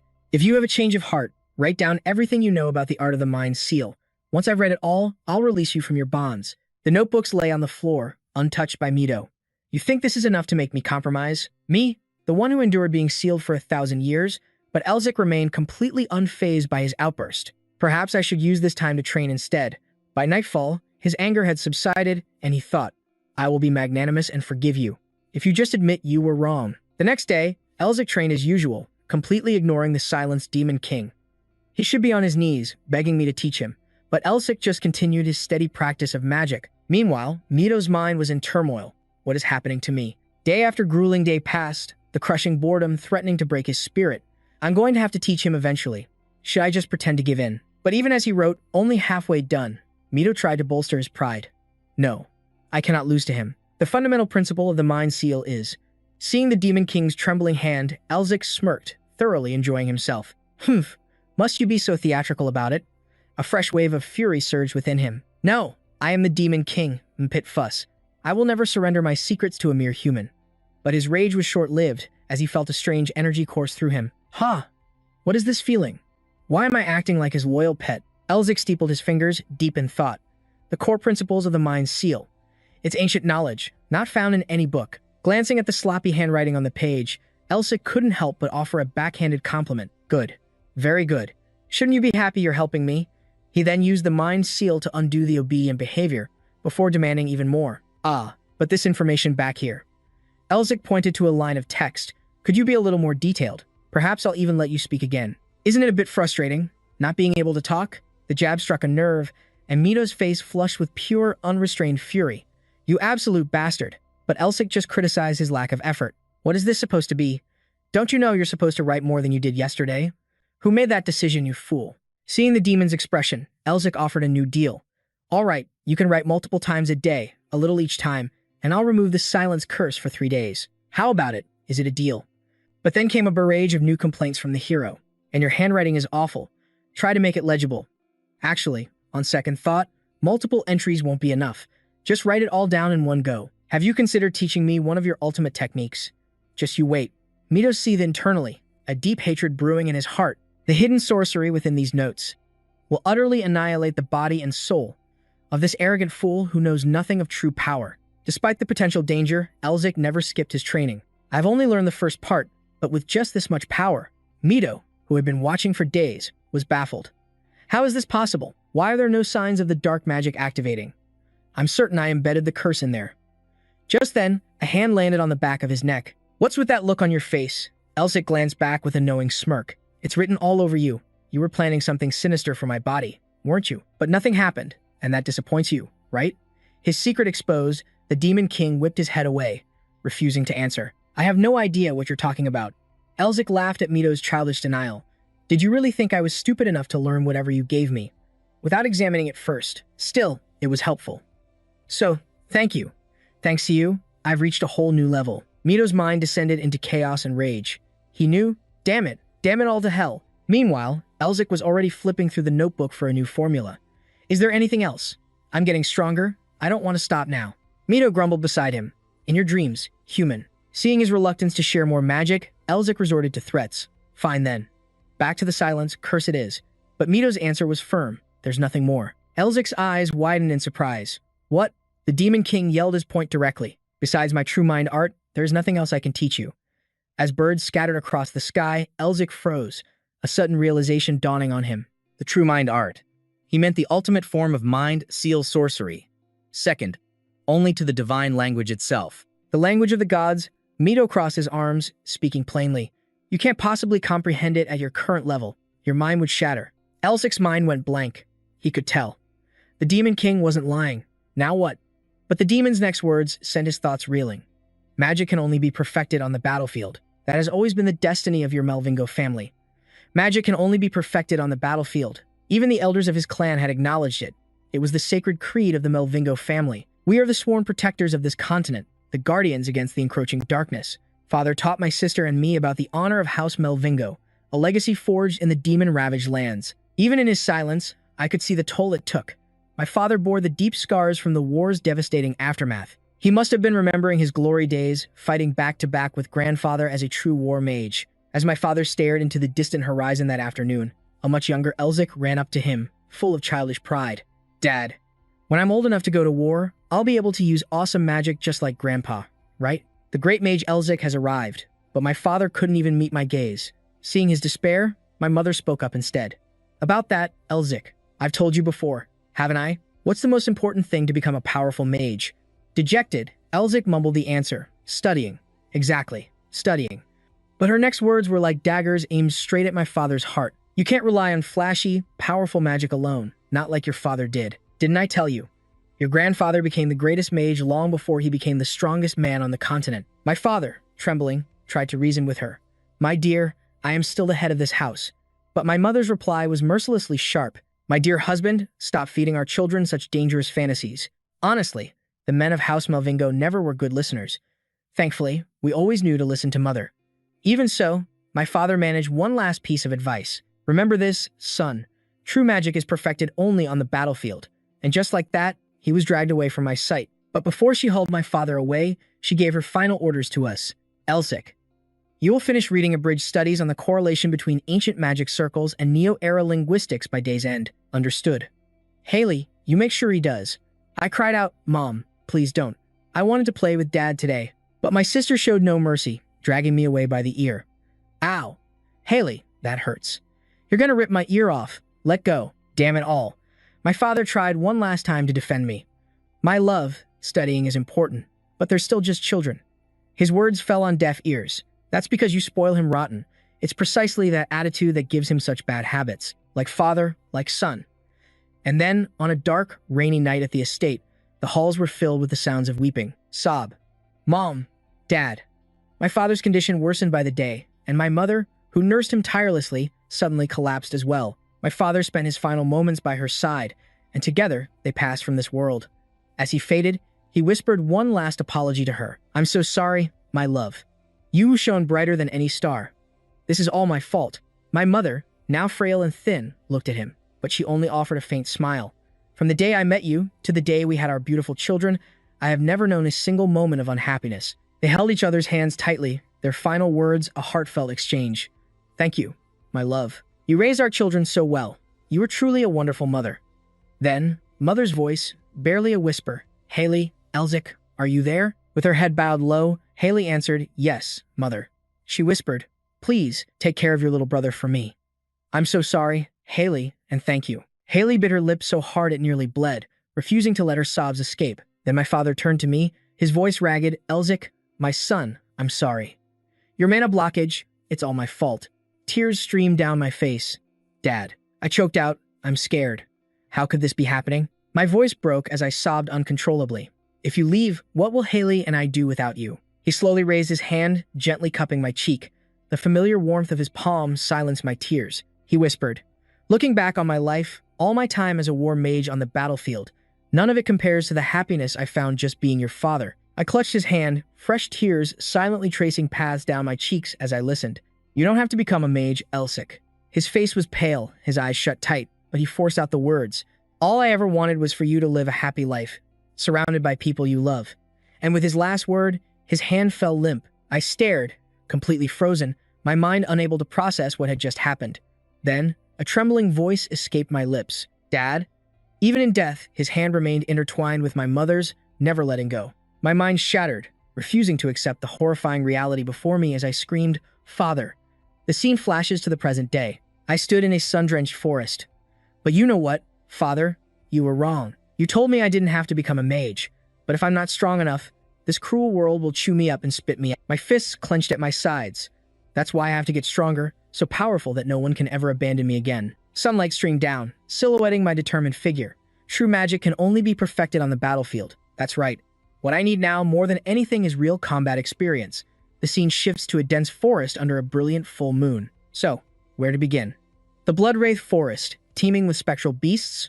No, that's far too dangerous for now. Then, I see it. A gate standing in the darkness, with faint light seeping through the cracks from within. Forget it, that place is far too crowded. So, where to now? Elsik mused, soaking in the last golden rays of the day. His father's words echoed in his memory. Listen closely. My son, there are secret chambers scattered across this continent, places where our ancestors once lived. That's right. That's the place. Elzik walked over to Mfit and spoke with conviction. Let's go. Mfit simply looked bewildered. Go where? The landscape began to shift, revealing a massive, snow-covered mountain. There, Elzik declared, taking a determined step forward. His eyes burned with purpose. The territory of the Jedi, the highlands. Below, sunlight pierced through the trees, illuminating a brilliant emerald-green lake. Elzik began to alter his features. It'll be a problem if my identity is revealed. I have to change my appearance. Using his inscribed mind magic, he summoned his swirling vortex of water. He stood in the rushing current, feeling the immense power of the water wash over him. After a moment, Elzik stopped the spell, and in an instant, half his hair was sheared away. The loose strands scattered into the wind, revealing a much shorter, neater hairstyle. With his hair changed, Elzik's handsome face now looked completely different. Even his skin tone appeared unfamiliar in the lake's reflection. This should be good enough. Meanwhile, in the capital city, a fierce blizzard raged on. A team was preparing for departure. You're a lucky one, a man said from inside the guide's branch office. Hardly anyone travels to the highlands anymore. It's a surprise so many people suddenly want to go there. The team I mentioned is right over there. Just then, the door creaked open. Ah, they're here. Perfect timing. A short young man led the way, laughing as he entered. Well, looks like we have a newcomer. Elzik quickly sized up the group.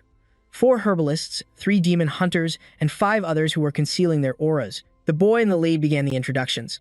All right then, I'll introduce myself again. In my tribe, we name people based on the day they were born. My name is Manhwa, which means morning of the 2nd day of the week. Are you wondering why that's important? Well, today just so happens to be the morning of the 2nd day of the week. In your common tongue, that's Tuesday. So, as long as you stick close to me, you can't possibly be in any danger. Even the Demon King Infit muttered in annoyance. This damn brat talks way too much. One day, I'm going to rip that mouth right off. Elsik, however, maintained a pleasant demeanor. Ah, I see. Manhwa, was it? Would it be possible for me to buy a communication crystal? But the boy just shook his head. What for? Our village doesn't have any crystals. You could use something like a pigeon or send a letter, I guess. He was getting more and more excited as he spoke. Hey, that actually reminds me of a hilarious story that happened once involving a pigeon and a letter. But suddenly, a gruff voice interrupted him. What a pain. Let's just go. Manhwa just laughed it off and turned to leave. Too bad for you. I'll just have to tell it on the way. Let's go. Elzik's expression grew troubled. She'll be furious if I don't contact her soon. This is becoming more complicated by the minute. Still, I already told Sun. He should be able to handle things on his own. On the road to the highlands, Manhwa's story echoed endlessly. And then the pigeons suddenly dive-bombed right down the chimney. But before he even realized it, that chimney belonged to the man who stole money from the neighbor of the lover of the grandmother of our oldest village elder. The Demon King crossed his arms, looking around. I have a feeling this place is quite familiar. This is where the Jedi live. Elzik shot him a skeptical glance. You know about the Jedi? You've been here before? Mfit simply nodded. Of course. They're a tribe of worthless scum who dared to defy me. Hearing those words, Elzik's body tensed. The Jedi are demons. Mfit scowled back and roared. Don't you dare put me on the same level as that trash. They are mere monsters. The idea that they're connected to the demon world is absurd. He continued to grumble about the old days. However, their former king was actually quite useful. He must have received a demon lord's blessing. Though his own fate wasn't so lucky. This revelation made Elzik's eyes widen. The Jedi had a ruler in their past. The Demon King Mfit closed his eyes, thinking. His tomb is probably still around here, Elzik shouted, unable to hide his shock. A tomb? Do you know where it is? But Mfit just shrugged, unconcerned. Even if it's still here, grave robbers have probably picked it clean by now. A complex expression flashed across Elzik's face. If the Jedi are demons, then their tomb must have some connection to my family's secret chambers. A flood of memories of his father returned to him. The secret chambers are the sanctuaries of our ancestors, built to protect our family's legacy. Elzic, when you come of age and become head of the family, you must travel to the highlands first. His father had instructed him carefully. You must confirm the full extent of our family's legacy there, and pay your respects to our ancestors. He glanced up, then looked down at the magic pendant. I'm wondering, what could our family's legacy possibly be? If I go there, will I be able to learn more about this magic pendant? All the while, Manhwa's voice continued on. If you believe the legend that's been passed down in my tribe for generations, the very first Jedi was a woman who was abandoned by her husband. Abandoned on this desolate plateau, the woman met her end. After her vengeance was complete, she encountered Yukian, appearing from nowhere. And that's how their story began. But his incessant rambling kept drilling into Mephisto's skull. He shot a glare at Elzic. Are you useless? Can't you just use magic to shut him up? Look, my ears are bleeding. Elzic could only sigh, trying to keep him moving. Just bear with it. What kind of ghost bleeds, anyway? And as for the Yeti that fool keeps mentioning, why haven't we seen them yet? Minghua's voice cut through the air. All right, everyone. The path gets treacherous from here. Let's eat before we press on. The party split into smaller groups around several campfires. A stranger approached their small group of 3. Mind if we share your fire? Elzic's inner eye activated, piercing through the man's facade. He was as strong as a noble knight. Elzic scanned the other groups. They didn't seem to be targeting them. Could they be on some kind of secret mission? His attention then shifted to another unique individual. Is that their leader? He doesn't look the part. Suddenly, the figure lowered their hood. Elzic wasn't the only one stunned. Everyone nearby stared in disbelief. Isabao's soft voice broke the silence. Thank you. We are in your debt. A woman. A few of the nearby men broke into lecherous, predatory grins. Why would you hide such a pretty face? One sneered. Well, I never thought I'd find such a treat out in the wilds. In a flash, steel was drawn from its sheath, lunging straight for the man who'd just spoken those vulgar words. The swordsman moved like a phantom, utterly silent. The man only began to tremble in horror when cold steel kissed his throat. You insulted my lady with that filthy mouth. Now, you will atone for it with your life. Isabao's sharp command cut in. Ren, lower your weapon. From the sidelines, even Elzic felt a shiver of dread. He dared to harass a noble woman? Does he even have a brain? But suddenly, Mitt's terrifying gaze snapped towards him. An immense wave of magical energy was surging toward them from the distance. His eyes shot wide, as if witnessing something truly horrific. Sen refused to lower his sword. But my lady, these bastards. She roared, trying to stop him. Lower your weapon. Sen finally relented, sheathing his blade. Suddenly, he shot to his feet, screaming at the others, Everyone, run. Sen whipped around, completely confused, and the hunters looked just as lost. What's going on? Then, Sen placed a hand on his sword's hilt and bowed his head. Shimmering particles of light began to fracture from the blade. Minghua's jaw dropped, captivated by Sen's sudden, decisive movements. A blinding torrent of light blasted toward the enemy. The silence shattered, replaced by the sickening spray of blood. Even in the face of grave danger, Sen paused, his sword at the ready, to ensure his lady was protected. The onlookers trembled, gritting their teeth in raw terror. Elzic's brow furrowed, his eyes burning with an unbridled rage. This reminds me of the nest. Without a second thought, he launched himself forward. Reaching his destination, Elzic looked up to see the sky churning like a sapphire vortex as black, cylindrical pillars rained from above. Why are there so many? From his vantage point, he braced himself for the war that was about to erupt. Elzic's coat billowed around him, his eyes blazing with resolve. The very air crackled with an unbearable tension. A moment later, he raised his magically imbued hand to intercept the deadly wave. Elzic roared, unleashing his power. A blinding, golden light erupted from his palm, swirling into a massive vortex in the sky. But soon after, Elzic's gaze drifted downward, his eyes filled with grave concern for the others below. A single thought pierced his concentration. How are the others faring? Down below, the battlefield was pure chaos. Men and women alike wielded their swords, desperately clashing against the enemy horde. Limbs were severed with brutal finality, followed by the sickening gurgles of the fallen. Blades tore through flesh, spraying blood everywhere as cries for help were lost in the carnage. Save me. Every strike was a whirlwind of desperate force. Gaeke. For a fleeting moment, Elzic's eyes locked with Mephisto's, and the tension stretched to its breaking point. Elzic froze. The world around him seemed to grind to a halt as an indescribable emotion surged within him. Mephisto flashed a wicked, villainous grin, his cruel face drawing closer and closer. It's those fools from the Blood-Eye tribe. Hearing those words, Elzic shot forward like a bolt of lightning. Shh. An image flashed in his mind, a wild, dense forest with round orange lights pulsing on the tree trunks. I've heard that Yeti always travel in packs of 10. Then, the ominous orange glows began to pulse, growing with a blinding intensity. His mind raced, conjuring images of colossal, terrifying beasts. A knot of dread soon tightened in Elzic's stomach, followed by a surge of pure rage. He gritted his teeth. This was just too much. Meanwhile, Sen's front was pure chaos. He roared out his orders. Wipe them all out. The monster before him snarled, baring its fangs in a clear threat to humanity. The moment the words left his lips, the monstrous beasts launched a ferocious assault. This first round is proving tougher than expected. Huh. The man beside Mito whispered softly. A cruel smirk twisted Mofit's lips. Feeling a tremor of fear now that the real battle's here? So typical of you pathetic humans. The man next to him roared, "Shut your damn mouth." In the next moment, 2 strips of tape were slapped over Mito's mouth and an X. This was no time for useless chatter. I suppose the Demon King is a little careless. X slumped over, darkness enveloping him as he thought, I have to admit, they're astonishingly powerful. A new light blazed in Sen's eyes as he lifted his gaze. Looking up, a vision of the arena flashed through his mind. So this is how a knight truly optimizes his aura. Another thought struck him as he saw Elzik racing forward. His eyes also turned skyward. I want to watch this unfold, but now is not the time. The Jedi's surprise attack was a massive problem, but he knew this wasn't their full force. The image of that wild forest resurfaced in his mind. There's another horde of Jedi out there, just waiting for the perfect moment to ambush us. One wrong move now could get everyone killed. Just then, boulders shattered overhead, raining debris down into the abyss. However, that all changes if I strike first. Crimson lightning erupted from his body, instantly canceling the transformation. But the blue light possessed a different power entirely. A vast, deep blue sky materialized, flanked by menacing spectral beasts.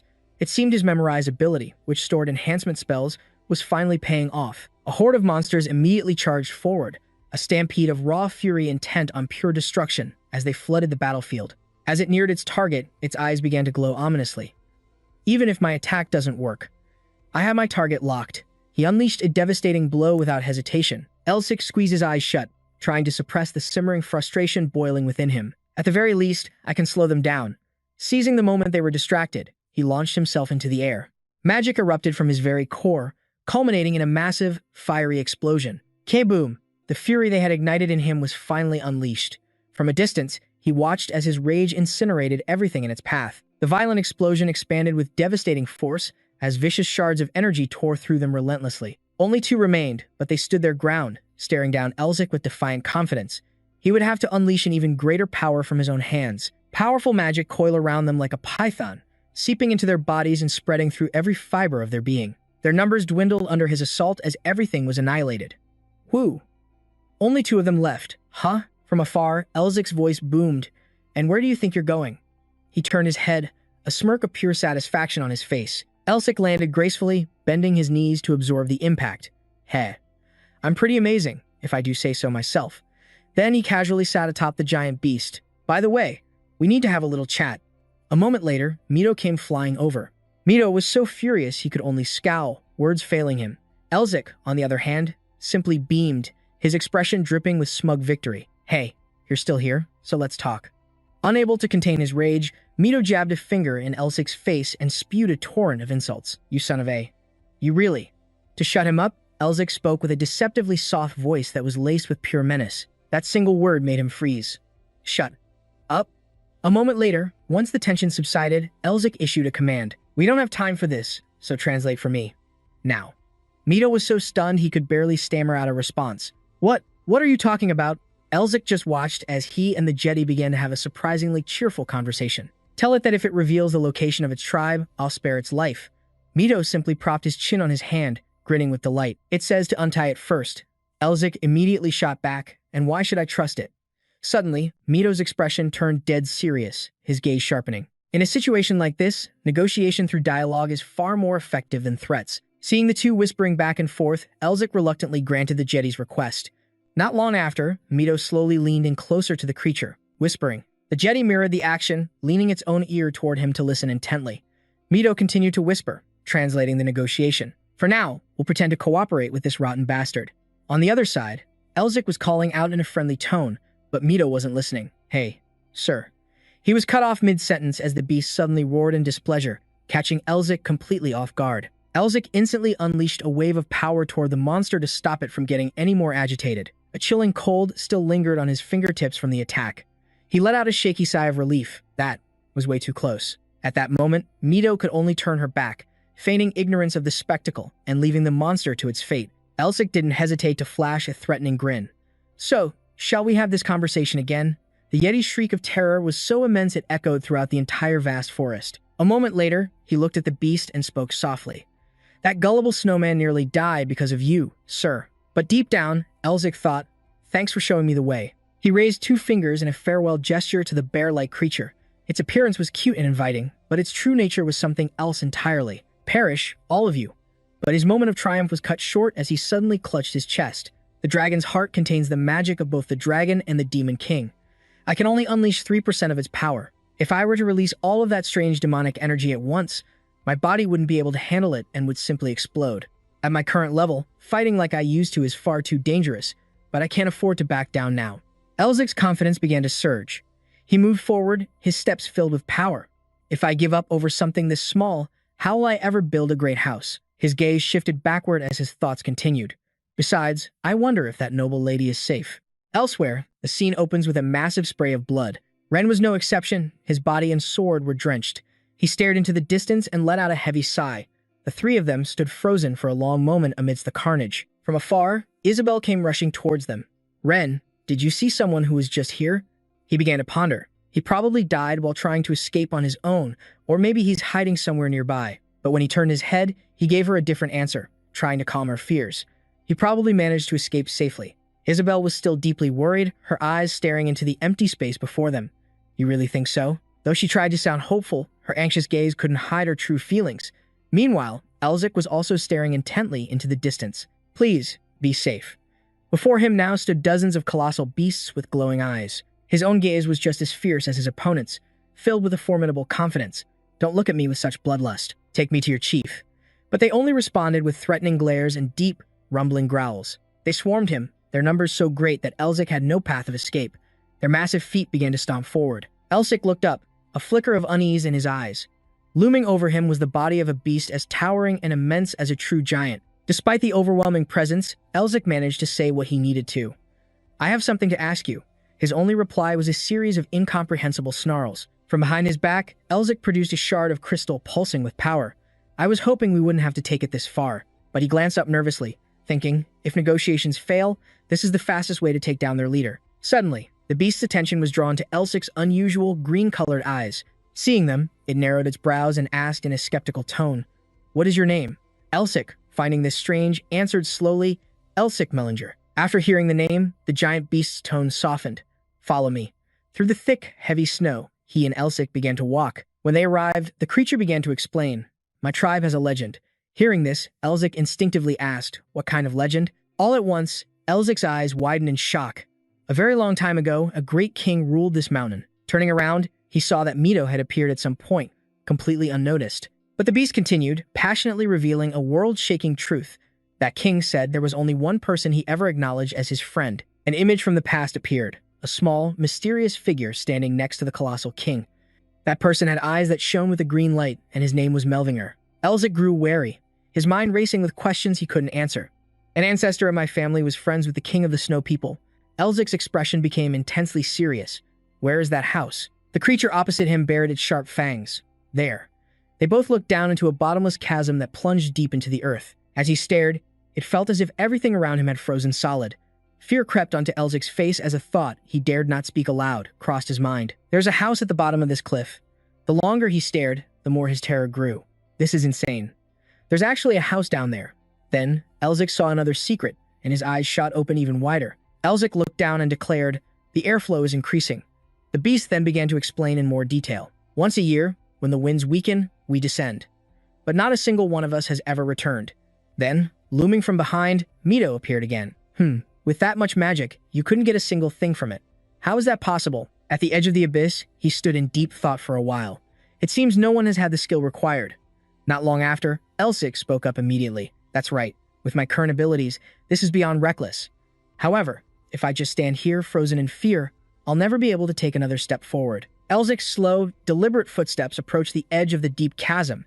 It seems the ancestors want to witness the skills of their descendant. Elzik's companions froze in their tracks. What do you think you're doing? But he just plunged into the abyss without a second thought. Instead of fear, a wild, joyful grin spread across Elzik's face. Guess I have to give them what they want.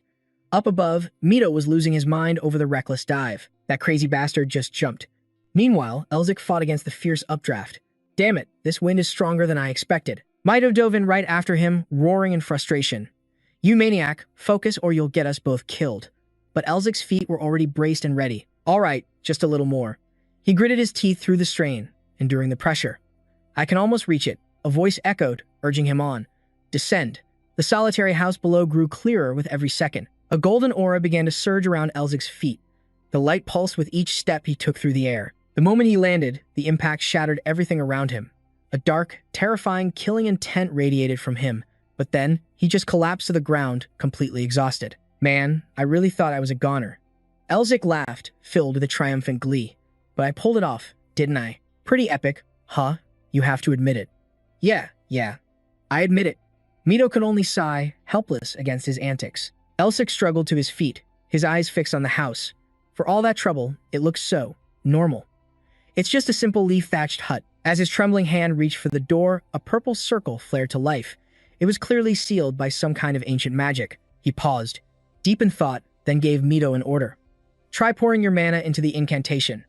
Mito just grumbled and cleared his throat, annoyed. Melvinger Elzik tried every incantation he knew. House of a famous mage. Demon King. Demon Hunter. Commission for a cake-eating squirrel. Sorry. DJ Dinosaur. He sank back into thought. So, mana alone won't work. It needs something more, like a key. Suddenly, his eyes lit up with realization. Could this be it? Elzik nervously held a silver artifact in his hand. As he pressed it into the purple glow, the aura flared violently. It erupted in a blinding flash of light. Elzik stared in disbelief as the heavy door slowly creaked open. He cursed under his breath. What a deceptive little trick. Inside the rundown shack was a space far larger than seemed possible. Whoa. He picked up a dusty tome from one of the shelves. And then, his eyes shot wide open in shock. Elzik felt like he'd struck gold. The fundamental doctrines of magical theory. Oh, it even has elven magic and beast incantations, dark magic too. Is every kind of magic recorded here? Mito stood back, calmly analyzing the situation. It appears this was the residence of the Winter Hand Sage. Elzik popped his head out from behind a bookshelf. The Winter Hand Sage?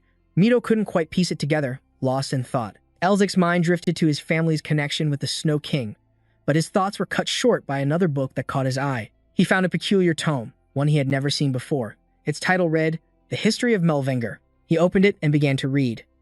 The sacred mission of our house is the eradication of all demons. The words resonated deep within him, connecting to a familiar dream. This is exactly what I saw in my dream. Elzik read on until one particular page made him freeze. What is this? There must be some kind of condition to unlock this part. He was beginning to understand the book's true purpose, the mission bestowed upon his family by the heavens. He knew he could be the one to fulfill it. A green light poured from the pages. Devour magic, then devour demons. If one can properly digest them. Words materialized in the light. Will a new path find harmony? The light then erupted violently, engulfing his entire body. It felt as if it was seeping directly into his very soul. Eat the demon. Devour the demon. Drink the demon. As the words echoed, the silver artifact in his hand began to transform. The tarnished metal morphed into a sharp, gleaming silver crest. The disembodied voice continued its chant. Eat. Devour. Drink the demon. The crest, now part of his necklace, unleashed a colossal wave of power. Countless blurred images flooded his mind along with it. The mysterious voice boomed once more. If you succeed, all demons will be contained within you, and a new kind of sorcerer will be born. You are the first descendant to devour a demon and solve the pact. The trial of the demonic path begins now. The scene shifted instantly. Elzik found himself standing in a vast, grassy plain. Huh? Where am I? A voice approached from behind. It seems you are the descendant from the distant future, the one destined to inherit our pact. The speaker emerged from behind him. Elzik turned, an intrigued smile playing on his lips. Elzik's eyes widened in shock. You are? Before he could finish, the man introduced himself. Othen Melvinger. Othen explained his purpose. I am the one who guides and tests the descendants. I am your guide. And with that, his history was revealed. Centuries ago, Othen Melvinger established the demonic arts of the Melvinger clan. For generations, only a handful of ancestors were worthy of the family name. Othen smiled warmly as Elzik spoke. So, it seems you know of me, child. Elzik's sudden question caught the ancient spirit by surprise. Ancestor, are you the Winter Hand Sage? Othen was visibly stunned. None of my descendants should know of that name. Tell me, where did you hear it? El revealed he knew the culprit was the Demon King, Impeto. But then a chilling realization hit him. Mpedo was nowhere to be found. The old man seemed to recognize the name, asking quietly, "Mpedo, the demon king of original sin?" El confirmed it was indeed the foolish demon. Suhan laughed, placing a hand on his shoulder. "Haha, so the first demon you devoured was Mfit plus himself." Thrilled to find such talent, he proposed raising the difficulty. "A truly gifted descendant has finally appeared. Perhaps I should increase the challenge of this arrangement." Elsewhere, Mpedo's ears suddenly began to itch. "Which bastard dares to curse me? The great king? I'll tear them limb from limb." Meanwhile, Ellie was still confused by Suhan's words. "What do you mean by an arrangement? Are you guiding me towards something?" The old man ruffled his hair, his voice softening. "You certainly are a curious one." Suhan smiled warmly. "Just focus on recording this for now. We can leave the other details for later. Why rush into such complicated matters?" Flustered by his gentle tone, Ellie's face turned red. Why was he getting so flustered? He raised his hand, summoning demonic energy into his palm. As he spoke, a magic circle formed before him. "We have prepared something similar to a wheel of fate." A surge of power shot from his hand, blasting forward with unrestrained force. "Once it begins to spin, it cannot be stopped. That's why I can't entrust this to just anyone. No matter how long it takes, I must test my descendant thoroughly." Suhan stood in the vast field. "You have passed my trial. From this point forward, the choice is yours." An image appeared, their faces merging together into a single entity, united with the Wheel of Fate. He asked Elzik what he would choose, stop the Wheel of Fate or let it spin. Elzik Melvinger felt shackled by the wheel. "I don't know what this family arrangement even is. One wrong step, and my life could be forfeit." He clenched his fists, his resolve hardening. "This is my final chance to escape." Suhan spoke with a detached expression. "Very well, I will respect your choice." Finally, Elzik made his decision. "I will rebuild the family." The old man's expression froze in utter shock as he continued. "I will carry on the will of my ancestors, the great heroes who came before me." He envisioned a future where he would build an empire, leaving his name on this land as a legendary sorcerer. El stood beneath a massive stone statue, gazing up. Bathed in the light of the magic circle, his face shone with confidence. "This is the dream I've always cherished." With a swipe of his hand, the circle in his palm shot forward and slammed into the ground, creating a massive explosion. Suhan's face was a mask of stone, stunned by the sight unfolding before him. After witnessing this display, Suhan roared with laughter, slapping Elzik's back. "Excellent. That's the kind of boldness our descendants should have." Eli yelped, dodging the heavy pat. "Ow, that hurts." Suddenly, a vast landscape of grass and mountains appeared.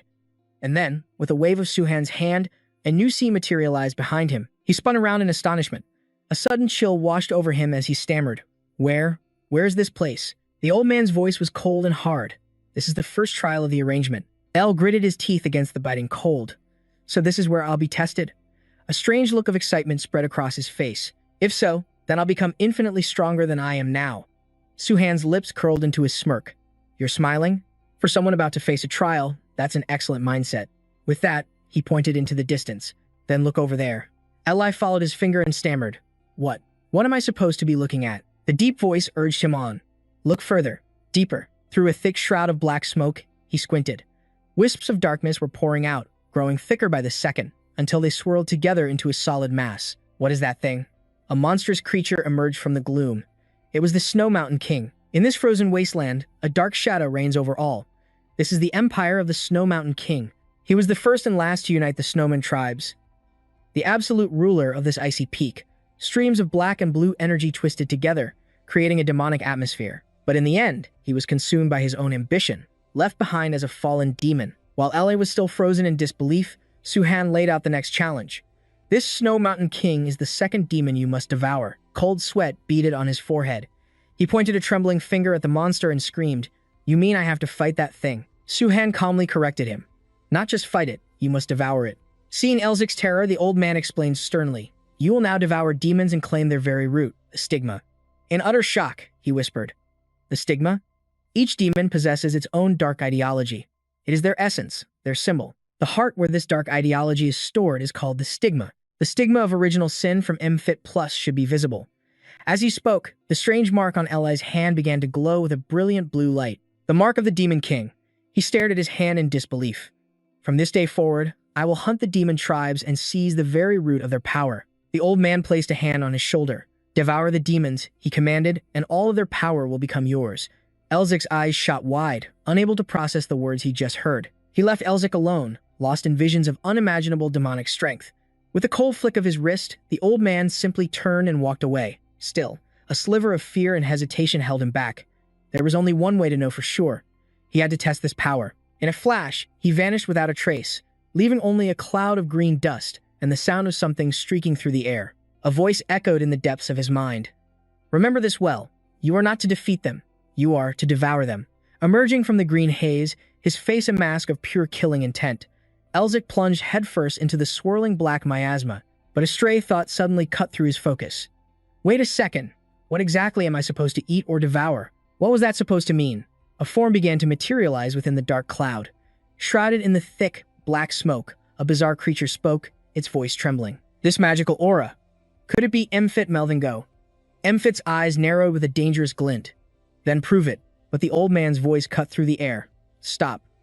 As the strange creature trembled in disbelief, Elzik charged forward, overflowing with raw power. Our marshal. A feral glint ignited in Elzik's green eyes. A chilling voice echoed from above, commanding him, kill them all. He planted his feet wide, channeling immense magical energy into a single leg, radiating an overwhelming pressure. Just then, an entire platoon materialized before him. These were the Royal Guard, the king's elite protectors. They stood in stoic silence, weapons at the ready. There had to be dozens of them.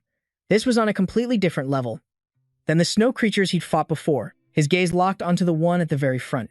He looked especially ferocious. The leader of the pack. Can I really win with my current power level?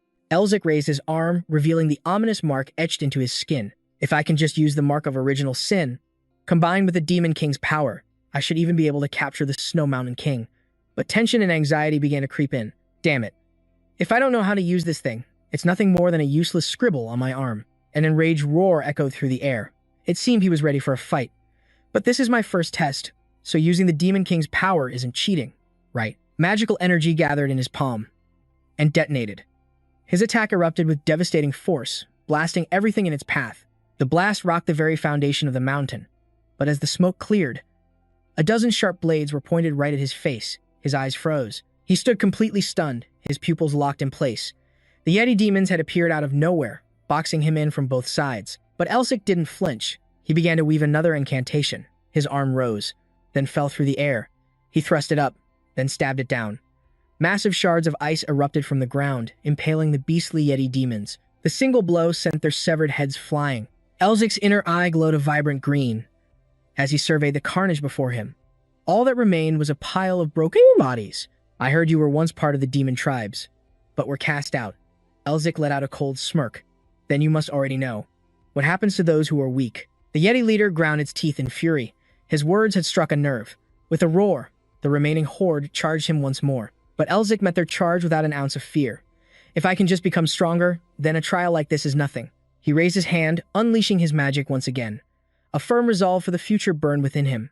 I'll crush this obstacle 100 times if I have to. He poured all of his focus into the battle, his fighting spirit blazing like a wildfire, challenging the frenzied beasts that swarmed him. The light from his fireball was blindingly intense, blasting the creatures away. With wave after wave of such powerful attacks, he thought victory was within his grasp. But amidst the raging inferno, a different kind of energy sliced through the air. And Elzik took the full force of the unexpected blow. Stunned, he coughed up a spray of fresh blood. The impact sent him flying back several meters, his body tumbling through the air, on the verge of collapse. The Yeti leader stood victorious, its sword dripping from the blow it had just landed. At this point, all he could do was curse. Damn it! He crashed to the ground with a sickening thud. Elzik struggled to his feet, facing the monstrous Yeti. At this rate, I'm going to lose. But his will to fight remained unbroken. Gritting his teeth, he forced himself back up. No! I can't fall here. Not on my very first trial. Even if my body is screaming at me to stop. Slowly, Elzik rose to his feet, gathering every last shred of his strength. As he did, the very ground beneath him began to tremble violently. Before him, the monster stared down its opponent with terrifying eyes. But Elzik didn't back down. I'll just have to draw out more power. The monster's eyes watched his every move intently. This time, Elzik decided to seize the initiative. His inner eye, fueled by the dragon's heart, began to blaze. Seizing the perfect opening, he unleashed a devastating slash. Elzik had landed a powerful blow straight to the monster's torso. The beast suddenly froze in place as the dark incantation activated within its body. Only then did the tension in his eyes finally release. His breath came in ragged, desperate gasps. Elzik collapsed onto the frozen ground, trembling. A ragged breath escaped his lips as his eyes fluttered open. Was this real? Behind him, dark energy seeped from the fallen monsters as their bodies began to reform. The very first trial was this brutal. Watching the demonic aura flare up from the Yeti beasts, panic began to set in. Damn it. My heart is pounding out of my chest. The monsters are reforming. What am I supposed to do? But before he could even gather his thoughts, the Yeti's power surged violently. He scrambled back to his feet in a daze. Huh? Suddenly, the mark on his hand erupted with a powerful energy, shielding him. Stunned, Elzik glanced around, realizing this was some kind of seal. He crouched, watching the sigil on his hand absorb the demonic energy. It was fainter than the seal of original sin. But a new seal had undoubtedly been formed. A vision of Tohan appeared before him. If you wish to wield their power, you must learn their true name. But Elzik was completely lost. How am I supposed to find it? It's not like they're just going to tell me. Do not worry, Tohan reassured him. When the moment is right, you will know. Remembering those words, Elzik focused inward. Amidst the vortex of chaotic energy, he saw the world through his mind's eye. The true name of these snow creatures is Malice. I can't explain how I know, but I know how to use the seal. The raging blizzard continued to blanket the towering mountains. In the eye of the storm, Elzik stood firm against the horde. Their true name? The answer was now his to command. He whispered, before this battle begins again. May you be cold and heartless. An icy blue light began to swirl above, coalescing into a final, chilling strike. The monsters huddled together, sensing the frigid doom aimed right at them. Their eyes glazed over, frozen in place, as the energy detonated, illuminating the entire sky. Elzik's body trembled, his legs barely holding him up. He had used too much power, but a satisfied smile graced his lips. As he looked around, a gasp of awe escaped him. So this is the power of a seal? A massive sigil now covered the ground, with him at its very center. Just then, a sinister, cackling laugh echoed in his ears. Now, only you remain. An instant later, he was struck down, collapsing to the ground. Huh. His vision faded to black, his mind a whirlwind of confusion. Why? With a blood-curdling scream, he shot awake. He clutched his throat, gasping for air, sweat pouring down his face. Elzik found himself sprawled on the floor of a messy room, surrounded by scattered books. His eyes were wide with fear, his voice laced with confusion. What just happened? Mephisto suddenly materialized beside him, arms crossed. Well, he sneered.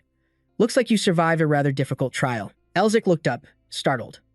Mephisto, the demon paid him no mind, glancing away with a tone of disappointment. I was hoping a quest would trigger when your pendant started glowing in your sleep, but it seems things are never that simple. Elzik lowered his head as it all clicked. Oh, a quest. So I didn't actually die. He touched the Demon King's sigil on the back of his hand. I must have gotten reckless, relying on the seal like that. I passed out after absorbing all that mana. He recalled facing the entire horde alone. But its power was far greater than I ever imagined. As Elzik stroked the Demon King's sigil, he wondered just how much more powerful the seal of original sin truly was. Mephisto's voice cut through his thoughts. That was likely the seal of malice. His brow furrowed, his expression unreadable. It seems the Winter Solstice Sage has cooked up a rather peculiar plot. Elzik sat down cross-legged. Mephisto, how do I use the seal of malice? The demon shot back. I presume he told you my true name as well. A smirk played on his lips. And you think I would simply tell you? Mephisto's gaze darkened as he shot Elzik a look. No matter how you try to humiliate me, he declared, you will get nothing from me. Ever. With that, he turned away. Elzik just calmly rubbed the back of his neck. I was just asking. No need to get so worked up. To himself, he thought, I figured he'd say that. After all, seals are everything to demons. Glancing at Mephisto's back, Elzik made a silent vow. Not to press the issue of the demon's own seal. He subtly pulled down his other sleeve, hiding the back of his hand. Then, Elzik turned back to Mephisto, his expression brightening. Mephisto, you said you know the Snow Mountain King, right? Mephisto glanced back, a weary look on his face. Why are you asking about that all of a sudden? Elzik answered without hesitation. Because this place is his tomb, and it looks like I have to capture him. Mephisto's confusion quickly turned to agitation. His voice rose, questions tumbling out in disbelief. What? That Tohan Mayavinger. I knew he was insane. But to send a creature like you to capture a being I personally acknowledge. Eli leaned in close, a devious smirk on his face, watching him sweat in a rising panic. So, do you know a way or not? Mephisto flew to the side in disgust, keeping his distance as he flatly refused. No, but Eli wasn't giving up, spreading his arms wide to close the gap. Come on, he's not even a noble anymore. You can at least tell me that much, can't you? Suddenly, veins bulged on Mephisto's face as he roared in frustration. What are you even talking about? Revealing the seal's secrets meant exposing his clan's mysteries and weaknesses. Eli ignored him, holding up 3 fingers to cut him off. 3 days free of your silly games. Mephisto squeezed his eyes shut, his words still laced with venom. Do you really think you can tame my pride with that? Eli then held up 5 fingers, continuing the negotiation. 5 days. Mephisto ground his teeth. Are you still looking down on me? Hearing that, the main character immediately gave in. Fine, forget it. Mephisto's voice instantly softened, and he held out a hand with a forced smile. But, ahem. Since my generosity is as vast as the ocean, I'll let it slide this one time. Eli sighed in relief. All that for just 5 days off. Haha, Mephisto coughed, trying to hide his embarrassment. A moment later, he turned serious. Listen closely. With the seal you have now, forget about completing the mission. You won't even get near the Snow Mountain King. Eli's expression sank. What do you mean? Mephisto crossed his arms, but a cunning smile spread across his face. That doesn't mean there isn't a way. The scene shifts. A blizzard rages as Eli stands on the ice, complaining in the frigid weather. It's freezing. This is exactly why I never came back. The figure of the Snow Mountain King appeared, its body shrouded in dark energy, its eyes glowing a furious red. He sighed. But it looks like I'll have to use the hint Mephisto gave me. In a flash, Eli vanished from his spot, leaving only a swirl of dust on the ground. He charged head-on toward the Snow Mountain King. It sat at the center, unleashing dark phantoms with piercing red eyes. Mephisto's warning echoed in his mind. Increase your proficiency. Seals can be divided into common, advanced, precious, unique, and legendary ranks based on their rarity. There's also something called a proficiency level, which can lead to different tiers of power even within the same rank. Eli closed in step by step, his movements incredibly fluid as he deftly dodged each lunging shadow. 2 snowmen rushed him. One swung a massive fist, while the other stood ready with its spear. Meanwhile, the Snow Mountain King's seal had already been cultivated to 10 stars. A moment later, the side of the snowman's face shattered into fragments from a direct hit. Mephisto's voice still echoed in his ears. That's why you must either raise your proficiency to 10 stars, or upgrade your seal's rank to unique. A wicked grin spread across Eli's face. And my proficiency is only at 1 star. He settled into his fighting stance, swinging a fist forward. The Demon King's sigil on his hand flared with a brilliant blue light as a powerful aura erupted around him. A blinding light flashed. Snow fell endlessly from the sky as his boots stepped firmly onto the white ground. Eli crouched low, his feet planted deep in the snow, his voice filled with excitement as he faced the shadow before him. We finally meet, Snow Mountain King. The dark figure's shape was unclear, and it radiated an ominous presence. He thought to himself, no matter how many warriors I defeat, my proficiency level is stuck at 2 stars. In other words, I have to face you directly to raise my level. The dark aura slowly dissipated, revealing the colossal figure of the Snow Mountain King. Eli froze in place, his mind screaming in panic. I can't even imagine. He remembered Ohan's gentle, comforting smile.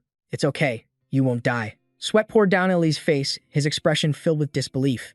You're telling me to defeat that? Is he really the revered ancestor of our clan? Are you sure he isn't our mortal enemy? The snow continued to fall, and in the silence, strange sounds could be heard echoing. He stood tall, his hands at his sides, his resolve hardening.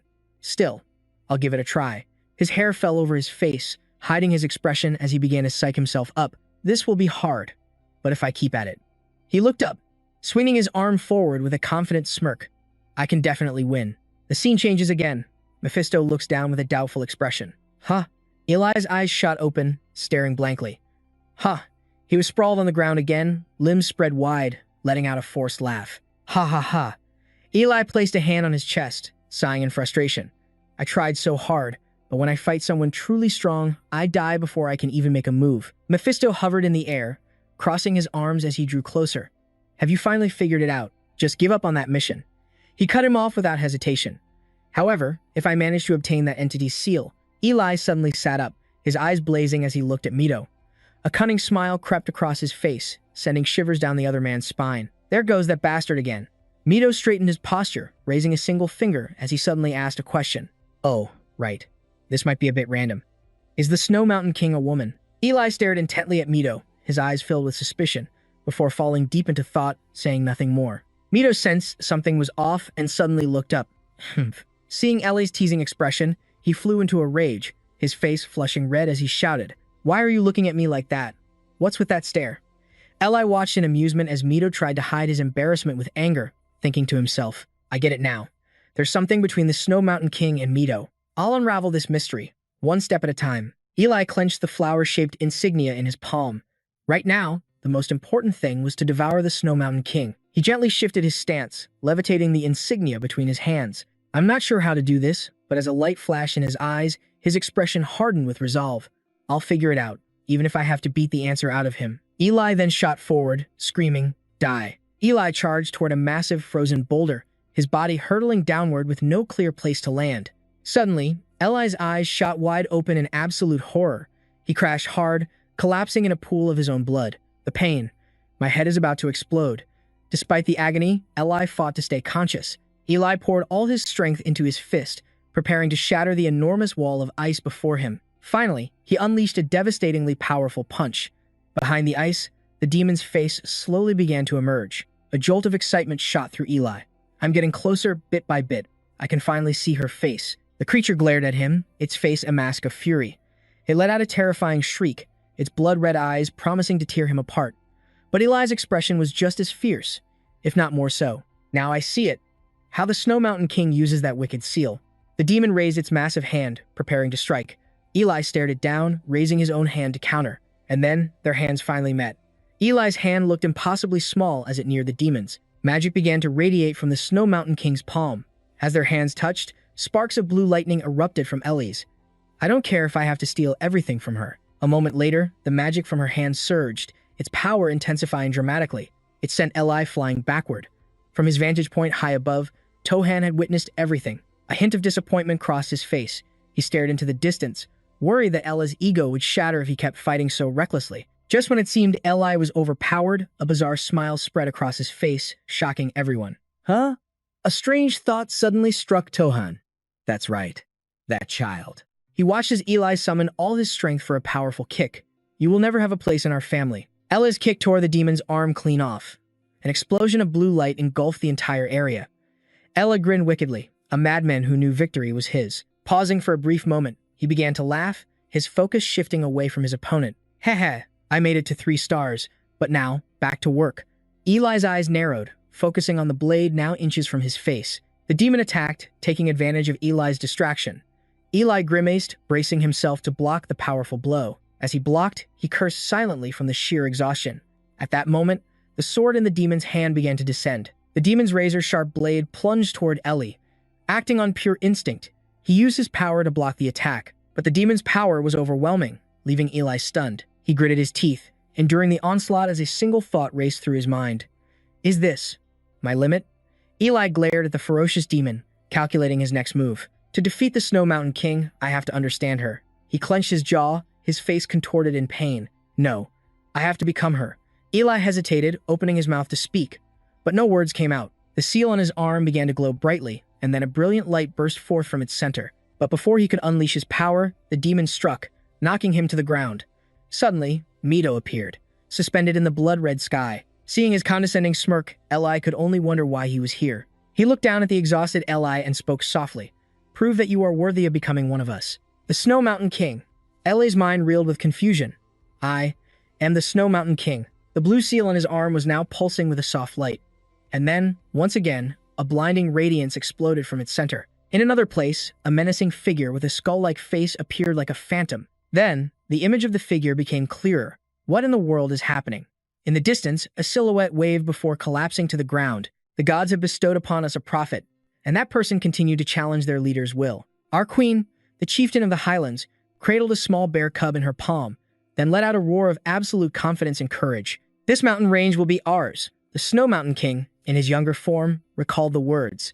I was born to be the monarch who would rule these snowy peaks. Hearing this, Elsik witnessed the scene and wondered, is this the past of the Snow Mountain King?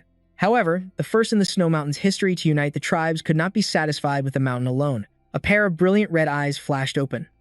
The silhouette of the Snow Mountain King stood alone on the peak, watching the snow fall. We must reclaim our former glory, 2 of the high leaders declared. Hear me, for we were once part of the almighty demon tribe, he proclaimed, gripping his personal weapon. Once more, we will return to our rightful place. His sword swung out beyond the snowy peaks. We made countless humans and demons kneel before us. The blade tore through cells, sending plasma flying. A terrifying crimson sky appeared, and at last, we would become one with the demon tribe again. The Snow Mountain King's eyes blazed with power, and more than that, I tried to become a demon king. Countless corpses lay strewn across the ground. However, the vision changed to the Snow Mountain King kneeling on the ground in utter defeat. Above him stood Mito, radiating power. A closer look revealed that disgusting, triumphant smile still plastered on his face. Movito grabbed the Snow Mountain King's chin with a victorious laugh.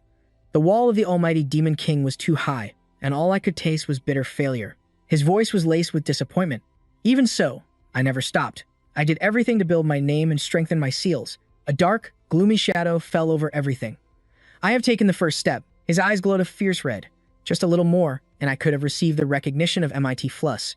But a woman and a powerful man hovered in the bleak sky, their gazes fixed on some distant point. My path was blocked by their two majestic figures, the very wall that stood against my ambition.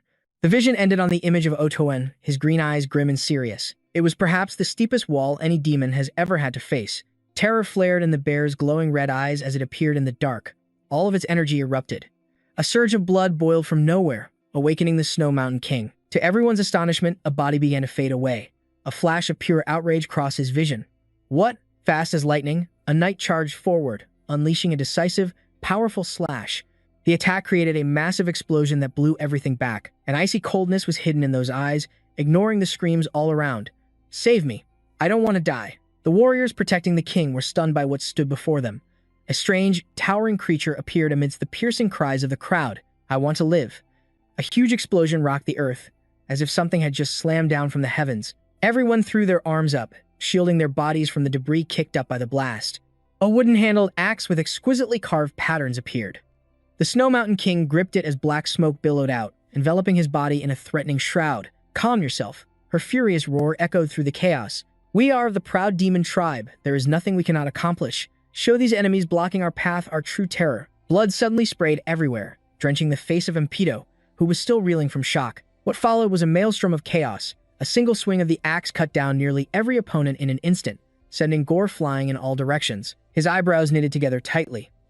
An image of Otoan appeared, his hand outstretched as if trying to grasp something. Otoan vaguely saw a vision of the Snow Mountain King in the past, sitting defeated amidst a great fire. We lost the war against the humans he led, and were driven back to the Snow Mountain. Why? The question kept echoing in her head, a constant whisper of self-blame. Why?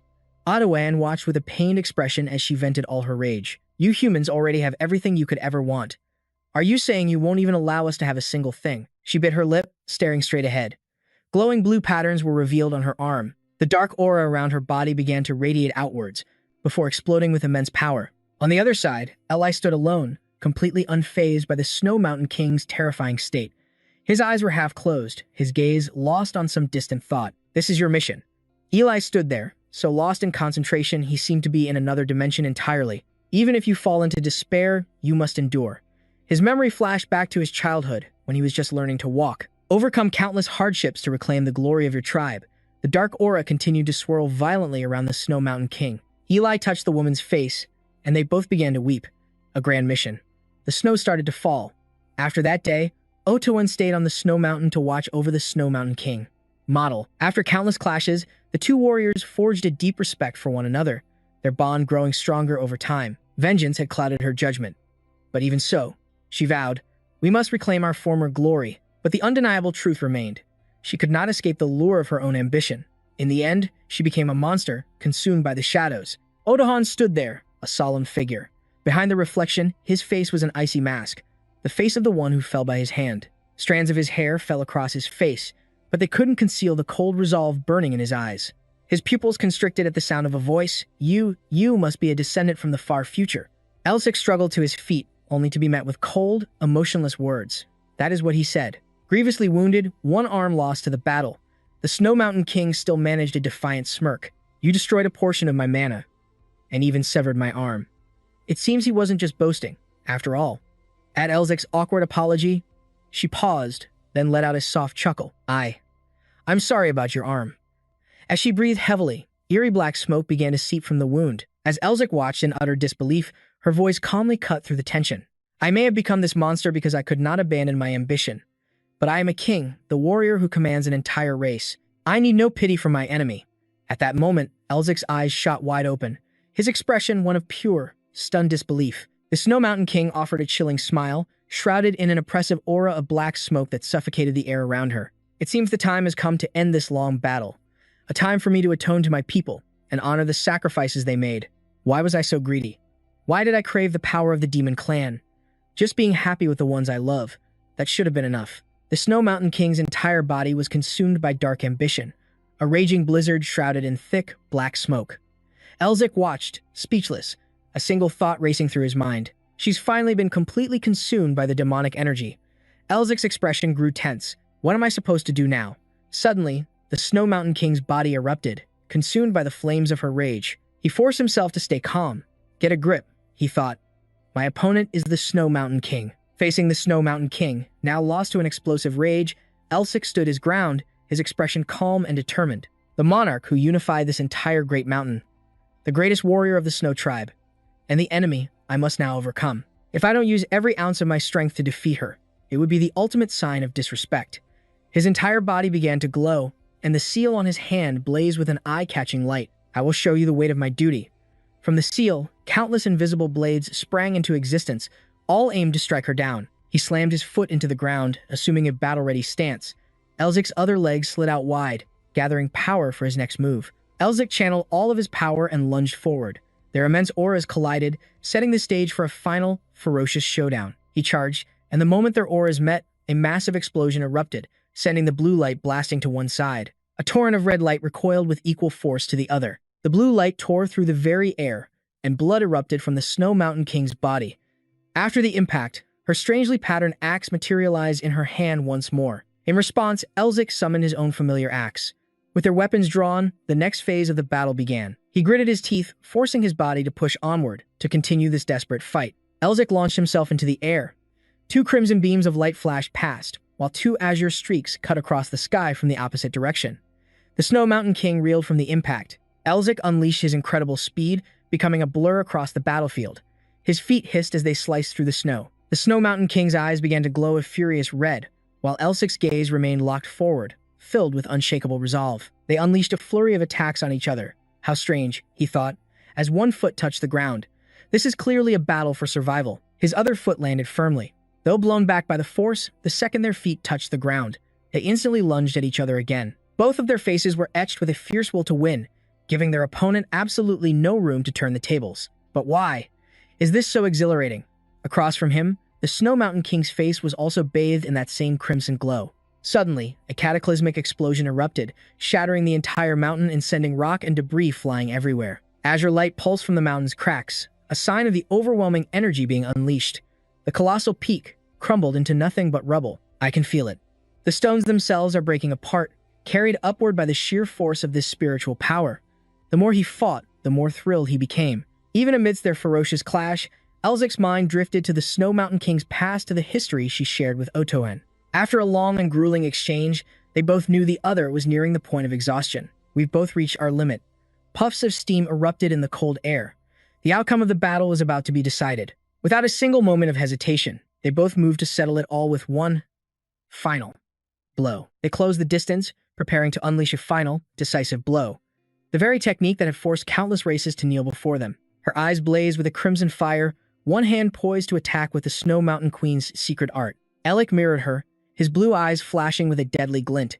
As their hands met, a massive explosion erupted. Everything was consumed by thick black smoke, which slowly revealed 2 figures still locked in a fierce snowstorm descended upon their battlefield. Elzik stared in shock at the scene before him. His opponent's body was charred black, completely motionless. A huge portion of the Snow Mountain Queen's body was destroyed, yet she still let out a horrifying laugh. Ha ha. Her legs still stood firm, but her torso was pierced and mangled beyond recognition. Elzik began to tremble uncontrollably, gritting his teeth in fury. His pupils contracted at her words. Thank you. At that moment, her true face was revealed, a woman, tears still fresh on her cheeks, wearing an expression of pure bliss. After the intense battle, a profound peace finally settled over the land. The woman suddenly collapsed to her knees. A gentle ray of sunlight pierced through the clouds, illuminating everything around them. In that warm glow, her lips curved into a smile, the silhouettes of 2 figures still standing in the distance. That smile grew more content as her body slowly began to fade away into light. Elzik simply stood there in silence, his tattered robes fluttering in the wind. His hand fell limply to his side. From the earth, a single green sprout began to grow, and a flower slowly blossomed. A lone flower had bloomed upon that barren, war-torn land. May you rest in peace. My first mission is finally complete. Just then, Tan appeared, clapping his hands cheerfully for Elzik. You actually devoured the Snow Mountain Queen. That's incredible. But Elzik just sighed, unable to hide his bone-deep exhaustion. It seems this first test was far too difficult from the very beginning. His mentor's immediate counter-argument made his blood boil. Our family is invincible. If you can't even overcome a trial like this, then you have no right to call yourself a Melvin. This is exactly why Sun calls the Melvins a bunch of arrogant pricks. Tahan's face turned serious as he praised Alec's incredible talent, but I have to admit, I am truly astonished. Even with your gifts, I expected this to take you at least 1 to 3 years, but for a kid who's only studied magic for a few years to defeat the Snow Mountain Queen in just 1 month. But Alec couldn't agree with the 1-month assessment. Tahan's voice grew colder. Yes, 1 month. Alec tried to explain, recalling the exact amount of time. No, I've only been learning magic for a month. Wait. Maybe around 1 to 2 months. Thinking it was a joke, Tahan roared with laughter. Ha ha ha, what a kidder. But seeing Alec's helpless expression, he grew worried. Wait, are you serious? With his face still pale, he asked, this isn't some kind of arrogant Melvin-style joke, is it? Tahan forced a laugh, trying to reassure himself. Ha ha ha. My eye for talent is truly second to none. You're the one who said it. Let me repeat your exact words, even with your gifts. Though still laughing, he suddenly pulled Alec into a tight hug. You little brat. Ha ha. Ouch, ouch, your beard. Your beard is poking me. The two of them stood there, relaxing and talking comfortably. In her final moments, what was she like? After a moment of hesitation, Alec finally answered. She was smiling. Hearing that, Tahan was happy to hear the answer he'd hoped for. I'm so glad. The time had come for them to say goodbye. Thank you for everything you've done. Of course. Travel safely on your way back. But another worry crept into Alec's mind. I probably won't be able to visit often. Tahan seemed to understand completely. I know. The head of the family is an incredibly busy position. After all, as Alec strode away, Tahan spoke softly. All right then. Take care. But Alec suddenly spun back around, leaving his mentor confused. Alec couldn't hide his awkwardness. How do I get out of here? This question even surprised Tahan. What? You've left this place countless times before, don't you remember? Huh. Just then, a circle of light appeared, cutting across Alec's vision. Returning to his starting point, he was still in a daze. Then, Alec clutched his face, cursing up a storm. Damn it all, so much for a respected ancestor. My face, my handsome face. Seeing him, Morphe immediately started to taunt him. Aha, looks like that Psycho Two-Hand finally did you in, huh? Who kills someone without even saying a word? Then, he remembered the most important question. Oh, right. Did you manage to devour the Snow Mountain Queen? In response, Alec pulled up his sleeve to reveal his arm. Yep, just finished. Mito grinned, taking all the credit for himself, and Alec decided to play along, flattering him. It was all thanks to my help, of course. Yes, our great demon king is #1. This guy really has a talent for twisting the truth, doesn't he? But then, his expression slowly turned serious as he reevaluated Alec. No way. I only gave him a few pointers. This kid has surpassed the level of a genius. He's an absolute monster. But now, Alec was curious about something involving him and the Snow Mountain Queen. There is one more thing I'm curious about. Didn't you have a rather special relationship with the Snow Mountain Queen? So why didn't you just turn her into a demon? Mito began to stammer in fear, while Alec's own excitement only grew. Model, how could you possibly know that? Simple. I took a peek into the Snow Mountain King's memories before the end. Why would you do something like that? After a moment's hesitation, he revealed his reasons, a memory flashing back of him sitting on a throne of bones. I am the Demon King.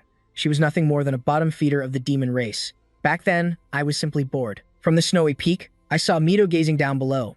I'd heard rumors that someone on Snow Mountain was determined to become a true demon, so I went to see what kind of person they were. A mocking smirk on his face, he lifted the Snow Mountain King's chin. Sure, she was lacking what it took to be a true demon, but her ambition and skills were commendable. He began to boast smugly. If she hadn't met a benevolent demon king like me, but instead ran into someone like Ao or Lishi, she would have been turned to dust. On that crimson land, Mito turned her back, leaving the Snow Mountain King behind. In the end, I told her to find me again when she got stronger, and just left her there. Hearing the story, Elzik was furious at how their encounter was so brief. He snapped back at him in frustration. That's it? You never saw her again? Why would I ever need to see her again? Just then, a magnificent scene appeared, surrounded by snow-capped mountains and a towering figure. Next, a gleeful Mephisto was seen with a wicked grin, holding an axe before a massive block of ice covered in strange markings. Mephisto let out a soft, excited laugh, though his expression remained chillingly cold. Then, Elzik clapped his hands as if he'd figured something out, startling Mephisto. Oh, I get it now. I finally get it. I see it all. Elzik taunted with a smug, knowing look. Do you know how immature boys bully the girls they have a secret crush on? Mephisto exploded in anger, trying to defend himself. What, immature? A crush? The two of them argued back and forth, neither one willing to back down. This is exactly why you're still single after 1,000 years. You bastard! How dare you mock me? Unable to win with words, Elzik resorted to insults and fists. Mephisto is single forever. Single forever. Just die. The scene shifts as white smoke emanates from someone's arm. It was Otohan, watching the two of them from a distance. He really is an interesting junior, isn't he?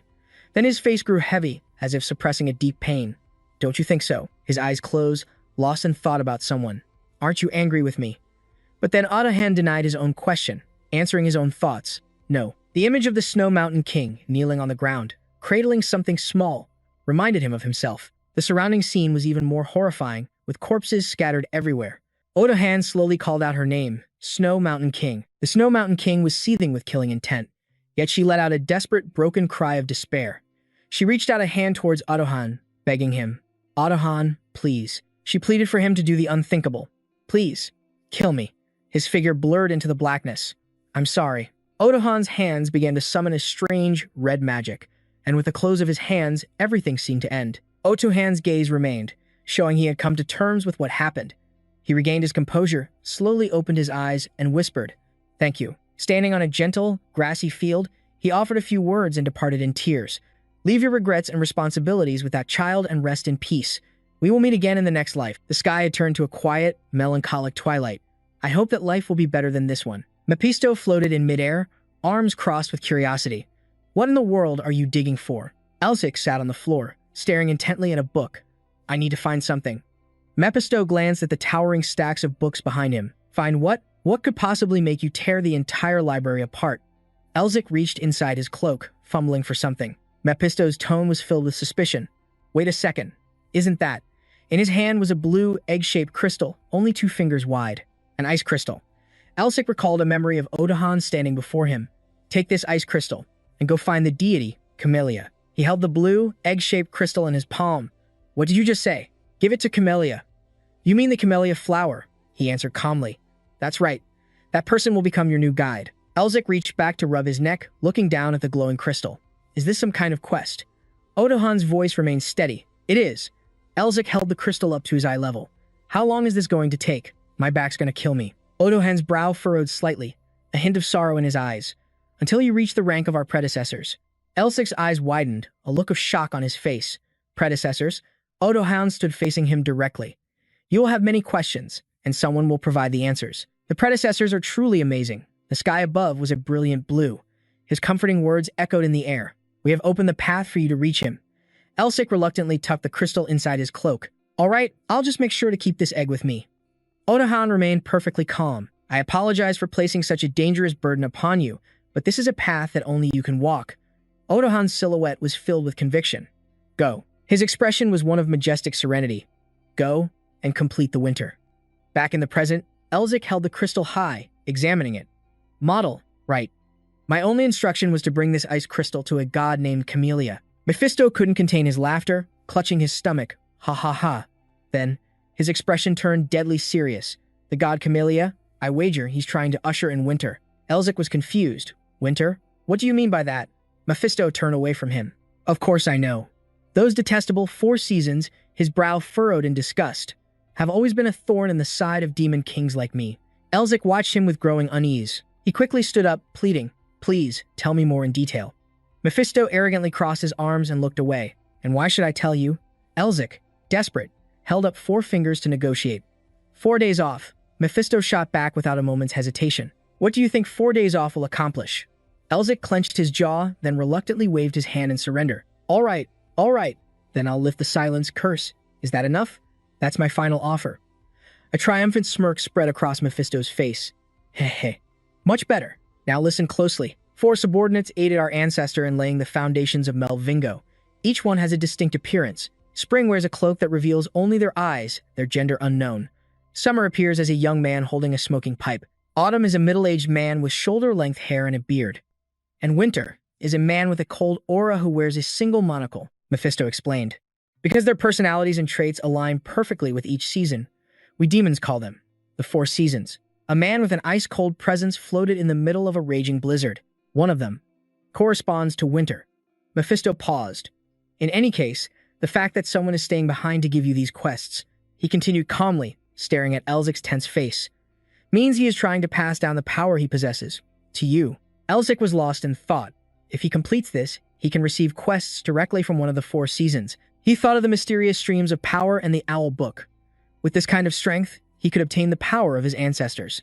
The image of the Demon King's sigil flashed in his mind. If I can devour that power, then I might even be able to. The corner of Elzic's mouth curled into a slight smile. Rebuild my family. He held the crystal in his hand and turned to Mephisto. So, how important is this ice crystal to the god Camellia that he needs it so badly? Mephisto looked thoughtful. The ice crystal, towering mountains of ice, a sky of unending snow. Mephisto explained slowly, is the very core of winter, formed only in the deepest parts of lands eternally covered in snow. In other words, it is a divine egg. A brilliant light flared from the top of the crystal. Since the camellia is a flower that blooms in winter, there is no better vessel for it than an ice crystal. Elzic asked, then where must I go to meet this god Camellia? Mephisto squinted one eye. Himph. Probably the Flower Temple. It's somewhere to the south. Elzic's face was a mask of pure shock. The Flower Temple? I've only heard of it in legends. But it actually exists? Mephisto's tone remained nonchalant. Indeed. That noisy bastard is probably in charge of it. Elzic fell into deep thought. From this moment on, he could confirm it after reviewing the records in the royal library. Elzic suddenly froze. But, isn't he being a little too friendly? What kind of scheme is he plotting this time? A dark aura began to radiate from Mephisto's body. His spiritual form, it's gotten stronger. He watched him intently. Mephisto's expression was strange. He seemed to have noticed that a fraction of his power had returned. However, even if you notice my power returning, there's nothing you can do about it. Elzic's mind went blank. You'll have no choice but to complete these quests to get stronger. He bowed his head, lost in thought. By completing quests to get stronger, I'm also making Mephisto stronger. Elzic imagined Mephisto spreading his arms, flying through a blood-red sky as powerful waves of dark energy rained down on the world below. I could be creating a demon king powerful enough to plunge this entire world into despair. Seeing Elzic's body tremble slightly, Mephisto was delighted. KK, what an agonized expression. You should be afraid. Of course, you should be. He grumbled internally. I hate the idea of leaving Melvingo just to get stronger, but I have no choice. My own recovery must take priority. His thoughts were suddenly cut short as he glanced up suspiciously. Humph. Elzic's head was still bowed, but a smile was blooming on his face. Mephisto was stunned. This bastard is smiling? A thrilling idea ignited in Elzic's mind. This means I might even be able to absorb Mephisto's power. After all, for him to recover his power and escape, I first need to become overwhelmingly stronger than him. Mephisto's body trembled involuntarily. What is wrong with this son of a bitch? Has he gone from terrified to completely insane? They stood back to back, a cunning, calculating smile plastered on Elzic's face. I'm losing my mind. We have to stop thinking. His voice shattered the heavy silence. All right, when we finally finish everything we need to do, should we even come back to this place? Streaks of light suddenly sliced through the darkness. They flashed by, accelerating, until they became an unrecognizable blur. A faint smile touched E's lips as he materialized from thin air. Returning was almost too easy. Mephisto hovered beside him, sneering. You're getting far too arrogant. A cloud of dust and splintered wood exploded outwards. So, we have a guide now. Should we head straight for the Red-Eyed Tribe's territory? A confident smirk played on E's lips as he thought, even after everything I've been through, I still want to face them. A moment later, his expression darkened. He stared straight ahead, his eyes fixed on the scene of utter devastation. Wooden huts lay in shattered ruins, and blood stained the pure white snow. What? Bloody, severed arms lay frozen on the ice amidst the tattered remains of a brutal battle. What in the world happened here? A body lay on its back, impaled by countless sharp metal rods. Mephisto analyzed the scene. It looks like they were killed slowly, tortured. When a quick death was possible, this was clearly done for sport. His face hardened, and his voice turned to ice. I don't know who did this, but their cruelty surpasses that of most demons. Ellie's silhouette seemed so alone against the carnage as his voice choked. This is unsettling. He forced himself to walk forward. The snowmen are monsters, so they can die at any time. It doesn't matter how many I've killed myself. Eli gritted his teeth, his face trembling with fury. But I would never, ever treat them like they're just toys. Is this awful feeling because I absorbed the Snow Mountain King's quest? He exhaled slowly, trying to regain his composure. Calm down. I'm not the Snow Mountain King. I have no right to feel pity for them. Suddenly, Ellie's eyes shot wide open, an expression of pure shock on his face. He stood frozen, staring at the faint shapes that appeared before him. Eli's footsteps halted in front of a disturbed mound of snow. His hands shot out, digging frantically, tearing away the icy layers. He kept digging until his fingers brushed against soft cloth underneath. A raw, agonized scream tore from Eli's throat, sending snow flying everywhere. A small figure was revealed. The boy, Manhwa. His eyes were squeezed shut, brows furrowed in pain as tears streamed down his face. The memory was still so vivid in his mind. A happy Manhwa had led the way. Whoa. It looks like we have a newcomer. He had cheered, waving his arms with innocent excitement. The path gets a lot tougher from here. Let's get something to eat before we set off. Eli knelt in the snow, as Mephisto hovered silently behind him, not daring to speak. He glanced to the side, at the other bodies hung upside down, their heads buried in the cold drifts. This was the work of that bastard from before, wasn't it? Mephisto hesitated. Yes. Eli's expression turned frigid. Are they trying to provoke me? The three of them were on the run, fleeing from assassins who wanted them dead. The girl gasped for breath in the freezing air, when her foot caught in a patch of loose snow. Isabel pitched forward onto the ground. Seeing his mistress fall, Sal rushed to her side. My lady. Are you all right? He asked frantically. Are you hurt? Though weakened and drained of all strength, she tried to reassure him. I'm fine. Don't worry about me. We don't know when those killers will circle back. We must focus on finding that graveyard. Sal's heart ached for her. How could she keep pushing herself like this? But you need to rest now, my lady. She was resolute, refusing to stop. I am a child of the Blue Lion. I will not be a burden to anyone ever again. Sen worried, seeing the terrible state of her injured body. The young mistress trembled, fighting to stay on her feet, refusing to show a single moment of weakness in this life-or-death crisis. The assassins chasing us have already taken so many lives. For their sacrifice, I cannot fall here. She clutched the map and forced herself onward. It's already been a month. We've been searching for this graveyard for an entire month. But she paused, a wave of despair washing over her. Where in the world could it be? Her gaze drifted upward, a pained look in her eyes as she stared into the silent night sky. Father, she called out in her heart. Back in the lavish palace of the Great Lion clan, when their banners still flew high. The only daughter of the Blue Lion. She can't even swing a sword properly. The Great Lion clan, the House of Go, the Blue Lion. The cowardly soldiers would whisper. Considering our traditions, the lion only follows the strong. That means Our Lady is. The other guard cut him off as she passed by. Quiet. Do you want her to hear you? She walked on in silence, her face an unreadable mask, not giving them a single glance. The heavy atmosphere was suffocating. She channeled all her frustration into her sword practice, swinging wildly as her breath grew ragged. Her blade plunged into the earth with a heavy thud. Why? The question screamed through her mind, again and again. Why was I born with absolutely no talent? The cruel whispers and mocking comparisons echoed in her memory. If the daughter of the Blue Lion is worthless, what hope is there for our family's future? From behind, a gentle voice called out to her. Isabel. She turned, meeting her father's kind and weary eyes. Father. The two of them sat together, breaking the heavy silence. He carried the blame on his own shoulders. I'm sorry, he began, forcing you to bear such a heavy burden. She comforted him, showing no trace of resentment. It's not your fault. I'm just not strong enough yet. He spoke with hope in his voice, not the weight of expectation. Daughter, you don't have to follow my path and become the next Blue Lion. His voice was low, filled with a deep and genuine love. You may not be blessed with innate genius, but you are still a proud member of the House of Filaire. She couldn't bear the thought of disappointing him, but he just patted his bicep reassuringly. Don't trouble yourself with this anymore. Just feel this solid muscle. Your old man is still strong as an ox. She stared in silence. Father, that's your armor. She tried to apologize. I'm sorry, Father, but He offered a gentle smile to soothe her. Don't worry about the Blue Lion anymore. Tears of relief welled in her eyes as she looked at him, truly happy. I'll follow my own dream.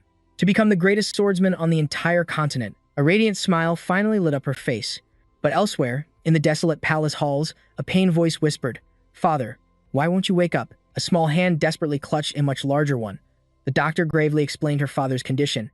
He's showing symptoms similar to a severe mana blockage. He lay on the bed, his life force drained and his health failing. The blockage was even causing his muscles to atrophy. She was completely devastated, refusing to believe the diagnosis.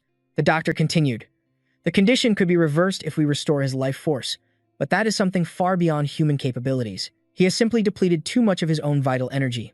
In that moment, her entire world shattered. At this point, our only option is to rely on some form of powerful magic for aid. A new resolve ignited within her. She would save her father. She would ride to the Mage Tower, or even the Magic Academy itself. She would risk her own life to find a cure, no matter how dangerous. Two blue flames flared to life before the tower's gate. Her party had arrived, But even their magical artifacts proved to be useless. They found themselves in a sunlit land, nestled at the foot of a frozen mountain. I can't find anything that can treat my father's illness. Suddenly, voices drifted down from a nearby rooftop. Hey, you ever hear about the cemetery in these mountains? The one ruled by the Frost King? Isabel listened intently as another man exclaimed, You serious? They say it's overflowing with treasure and rare artifacts. Should we go? Her expression soured as his friend shot back. Are you insane? You want to get eaten by yetis just for some legendary item? Her own companions fell silent, their faces tense as they listened. Don't throw your life away. Just have another drink. But Isabel stared at her map. A spark of hope finally reignited. After a desperate search, she finally had confirmation. The legendary cemetery was real, and she knew exactly where to find it. But unfortunately, a woman whispered this news into a man's ear. As the wine in his glass sloshed ominously, there was a problem. Her plans had reached the ears of her uncle. He dispatched assassins to eliminate her and her men. Young miss, run. She was forced to watch as her loyal retainers were cut down. My uncle. Bonville, you've been waiting all this time for a chance to usurp the Blue Lion's throne, sending killers after me, the rightful heir. Clutching the map, she pressed on, trembling with rage. Just how deep did his cruelty run? Suddenly, Sen spotted something and screamed, Young miss, get to cover. Before she could react, her other guard yanked her aside. Isabel froze, utterly confused. Sen took a defensive stance before her. As a voice sneered, We had to tear this place apart to find you. We were wondering what miserable hole you crawled into. But it doesn't matter. You're here now. The assassin revealed his face. It was the sixth Blue Wolf, an elite knight secretly dispatched by Bonval. He let out a chilling laugh. Since you're still technically part of House Geo, I suppose I can grant you a quick and painless death. She and her last guard held their breath as his eyes narrowed. Now, if you're here, the young miss must be close by, wouldn't you say? Sen roared in fury and charged forward. In your dreams, hell, you will pay for what you did to Isaac and Jax with your life. He prayed silently. Young miss, please, just run and don't look back. As Isabel moved to rush out, her guard pulled her back. Don't go out there. The two of us alone can't stop them. But she fought against his hold, her voice filled with desperation. I have to go. If I don't, Sen will die, he yelled, trying to force the harsh truth upon her. Sen is risking his life right now to save US. She froze. His words were undeniable, but when his voice called out, Young miss, her gaze locked onto him, unable to move. He pressed his foot down on Sen, taunting her. Your loyal servant is about to die. Are you really going to abandon him here? Lying beneath the man's boot, Sen spat, You fool, my lady is already far away. In response, the man plunged his sword straight down. He glanced forward, knowing she was close by, a triumphant smirk spreading across his face. Looks like she abandoned her faithful knight after all. She's even more heartless than I thought. With that, he raised his blade. Very well, let us begin. She couldn't just leave him to die. She burst out from hiding. Stop. Her guard couldn't hold her back in time. She rushed out, standing directly before the enemy. Tears of rage streamed down her face as she screamed at him. It's me you're after, isn't it? Then just kill me and let Sen go. He cut her off, his voice chillingly calm. I am sorry. Her tears froze the moment he spoke, but I will not be doing that. She couldn't comprehend his intentions. What? Heno's voice was devoid of all emotion. We've decided to eliminate everyone involved, or anyone who witnessed this event. She couldn't believe what she was hearing. That's impossible. You monster. As dark memories flooded her mind, his words cut through clearly. If you hadn't tried to escape, all of them could have survived and lived happily with their families. The images of blood-stained bodies collapsing, the sight of a fallen child with tears still wet on their face. A cruel smirk played on his lips as his words shattered her world. Crushing pain and guilt washed over her. All of those innocent people die because of someone like me. The scene shifts to an earlier time, with Elzik holding a green egg. Elzik, you have been given a mission to make the winter perfect. After completing his first task, he prepared to leave the snow-capped mountain to begin his true mission. But brutal images from the war flashed through his mind again. He had learned of the Snow Tribe and the senseless slaughter of countless innocents and children who were brutally murdered. At the same time, Isabel's group was riding with urgency. Isabel was seeking the Snow Mountain King to find a cure for her father's illness, but she was being hunted by a group of assassins, the Blue Wolves. Shockingly, the assassins were sent by her own uncle. And at that most critical moment, Elzik appeared and rescued her. I see. One of the assassins yelled, Who's there? Elzik ignored him, muttering a single word, Teleport. In the next instant, he was perched silently on a tree branch. The man ground his teeth in fury. Elzik's voice dripped with provocation. Just a passing devil. You damn bastard, the man cursed. Heno sneered with utter contempt. A devil? What kind of fool are you, daring to interfere with my affairs? Are you some kind of devil worshipper? If you hadn't meddled, you might have lived. Without another word, Elzik vanished. A sharp-eyed subordinate spotted him in an instant, rushing forward with an aura of intense cold. Magic. Henno was thrown back by the powerful blow. From a distance, he watched Elzik warily. Just what in the hell are you? Elzik turned to Rhea and Isabel. Are you two all right? Isabel stared at him, astonished. We're fine, but... Isabel then looked back at Elzik on the ground. What about you? Are you okay? He gave a slight wince as he replied, Of course. Henno mocked him. How pathetic. You fell and can't even get up? Elzik cursed internally. If it wasn't for this slippery snow, I could have made a much better impression. Suddenly, a realization hit Isabel. Wait, isn't he the one who went missing? Oh no, there was a person who disappeared. She said urgently, We can't just leave him to fight them alone. Run away. You can't beat them, she yelled. But Henno calmly addressed her instead. Young miss, didn't I tell you we wouldn't be leaving any witnesses? He then gave the order to his men. Destroy that so-called devil. In a flash, his men charged toward Elzik, and Isabel screamed, No. But he remained unconcerned, standing perfectly still to face the onslaught. That's right, he said, his voice dropping. Mercy is wasted on scum like you. A dangerous glint flashed in Elzik's eyes. He wasted no more words. With a single upward sweep of his arm, he unleashed his power on the advancing mob. A powerful blizzard of pure white snow erupted, overwhelming them. The swirling snow completely enveloped his enemies. Finally, he clenched his hand into a fist. In that instant, they were crushed into nothing. Isabel and a man named Rosea watched on, completely stunned. Henno was frozen in shock. What was that? He screamed at his remaining men. What are you all doing? Kill him. Now. Another assassin yelled to his comrades. Don't give him a chance to cast another spell.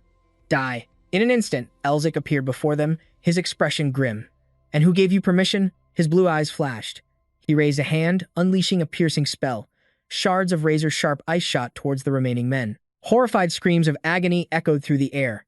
As the storm of ice descended upon them, a desperate voice cried out, Break through it! A few of them turned to beg for their lives, but a single blast obliterated them all. Grisly remains of his underlings rained down before the mysterious man. He gasped in terror, demanding, You. What kind of monster are you? You already know who we are, don't you? Elzik replied, his patience wearing thin. I don't care who you are.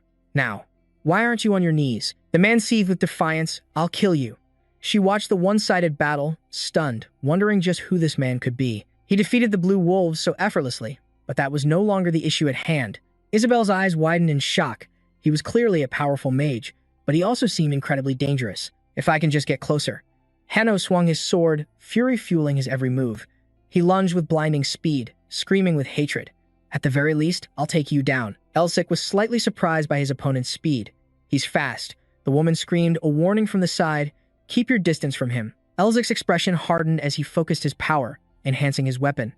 Just as the enemy's sword sliced through the air, he dodged backward with perfect timing. Henno's eyes still burned with pure hatred. Elzik raised his hand, gathering chilling energy, and in the next instant, a thick layer of ice completely encased his foe. But surprisingly, the mysterious man shattered the ice with ease, a triumphant smirk on his face. Did you really think something like this could stop me? He shattered the rest of the ice with a single blow and charged forward with a furious roar. You're dead, you damn bastard. Elzik's face darkened as he met the attack head-on. Henno's blade slammed to a halt, stopped by a massive pillar of ice.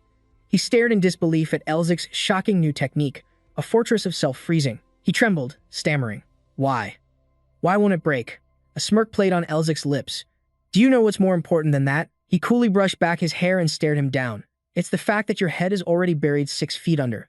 Henno's face twisted in fear. What? You son of a bitch. In the next second, a final, devastating blow ended his life for good. And just like that, he met the same fate as his lackeys, leaving only a tattered cloak behind.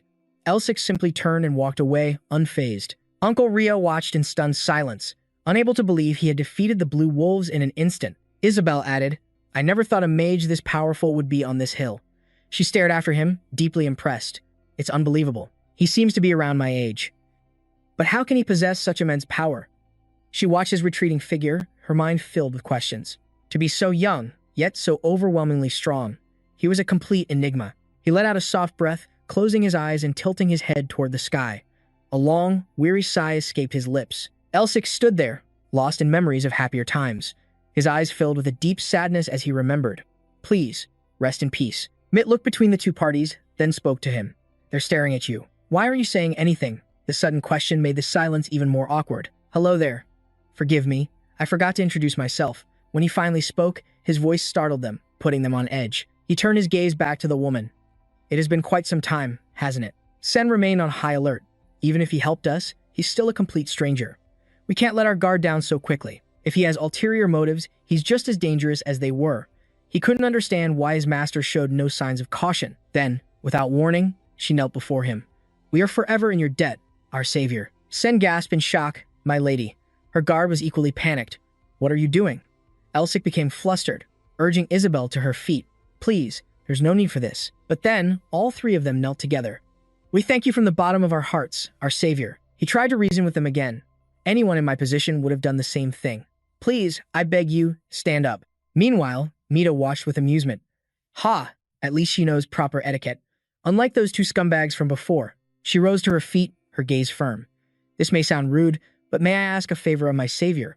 Her request, however, made him tremble slightly. Do I have to go somewhere?" She took his hand, her grip surprisingly strong. "No. I wish to hire you." He was still flustered by the contact. My hand." Elsic looked at her, completely bewildered, his mind drifting. Was this what the night sky here looked like? So vast and filled with stars?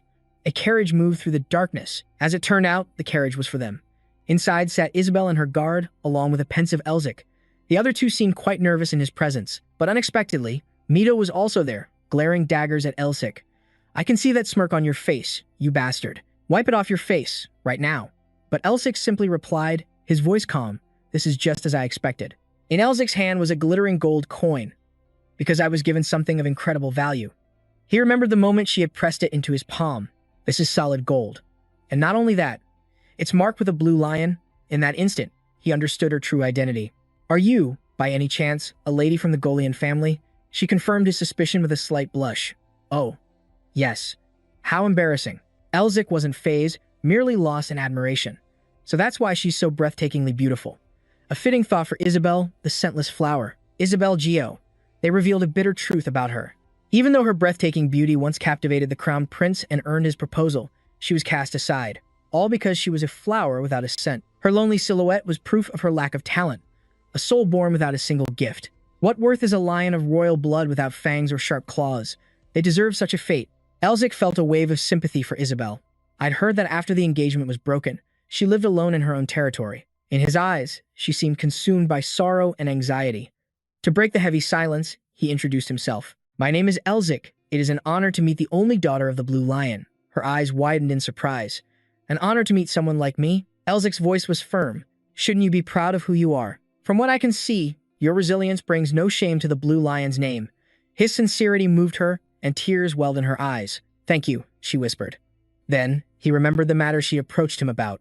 "Ah, right. You mentioned something about a commission, correct?" She quickly collected herself. "Oh, yes. As of now, I have nothing." But Isabel pressed on with her plea. "Could you escort us to the capital?" Before she could finish, Chen shouted from behind, stopping her short. "My lady, we still haven't found that place." She turned to reason with him. "Chen, I refuse to lose you both because of my own greed. First, I must meet with my uncle and negotiate." But Chen would not be swayed. "My lady." Elzic's figure turned away, his thoughts swirling. These knights must be part of the Geo clan. Could there be some hidden conflict brewing within their family? He began to analyze the dark undercurrents of her clan's situation. "I've also heard that the Blue Lion is suffering from an incurable disease. She must be searching for a remedy." He suddenly recalled something Sun had told him long ago. Then, it clicked. He knew what he had to do. Wait a minute. Couldn't this be an opportunity to place the Great Blue Lion in my debt? Elsic pictured himself shaking hands with a legendary man. If the Melvingo family is re-established with the Blue Lion owing us a favor, that's a monopoly on power. A cunning smile crept across Elzic's lips. "I really am a genius, always keeping a level head." Seeing his dark expression, Isabel feared he was refusing and quickly doubled her offer. "I know it is a great burden to ask for your help. In that case, I will give you twice the amount I just offered. Please, consider it a reward for when the task is complete." As Elsic remained silent, Isabel's desperation grew. "I suppose it's impossible, isn't it?" To her shock, he returned the coin to her. "This is shameful." Elsic paused for a dramatic moment, then made a vow with an unshakable look of integrity. "I will escort you safely, my lady." An awkward silence filled the carriage as they traveled. Movito couldn't understand why Elsic needed more money when he was already rich. "There's a mountain of treasure in the lair. Why do you still need coin? Elzik cut him off. It's all part of the plan. He then shot him a look.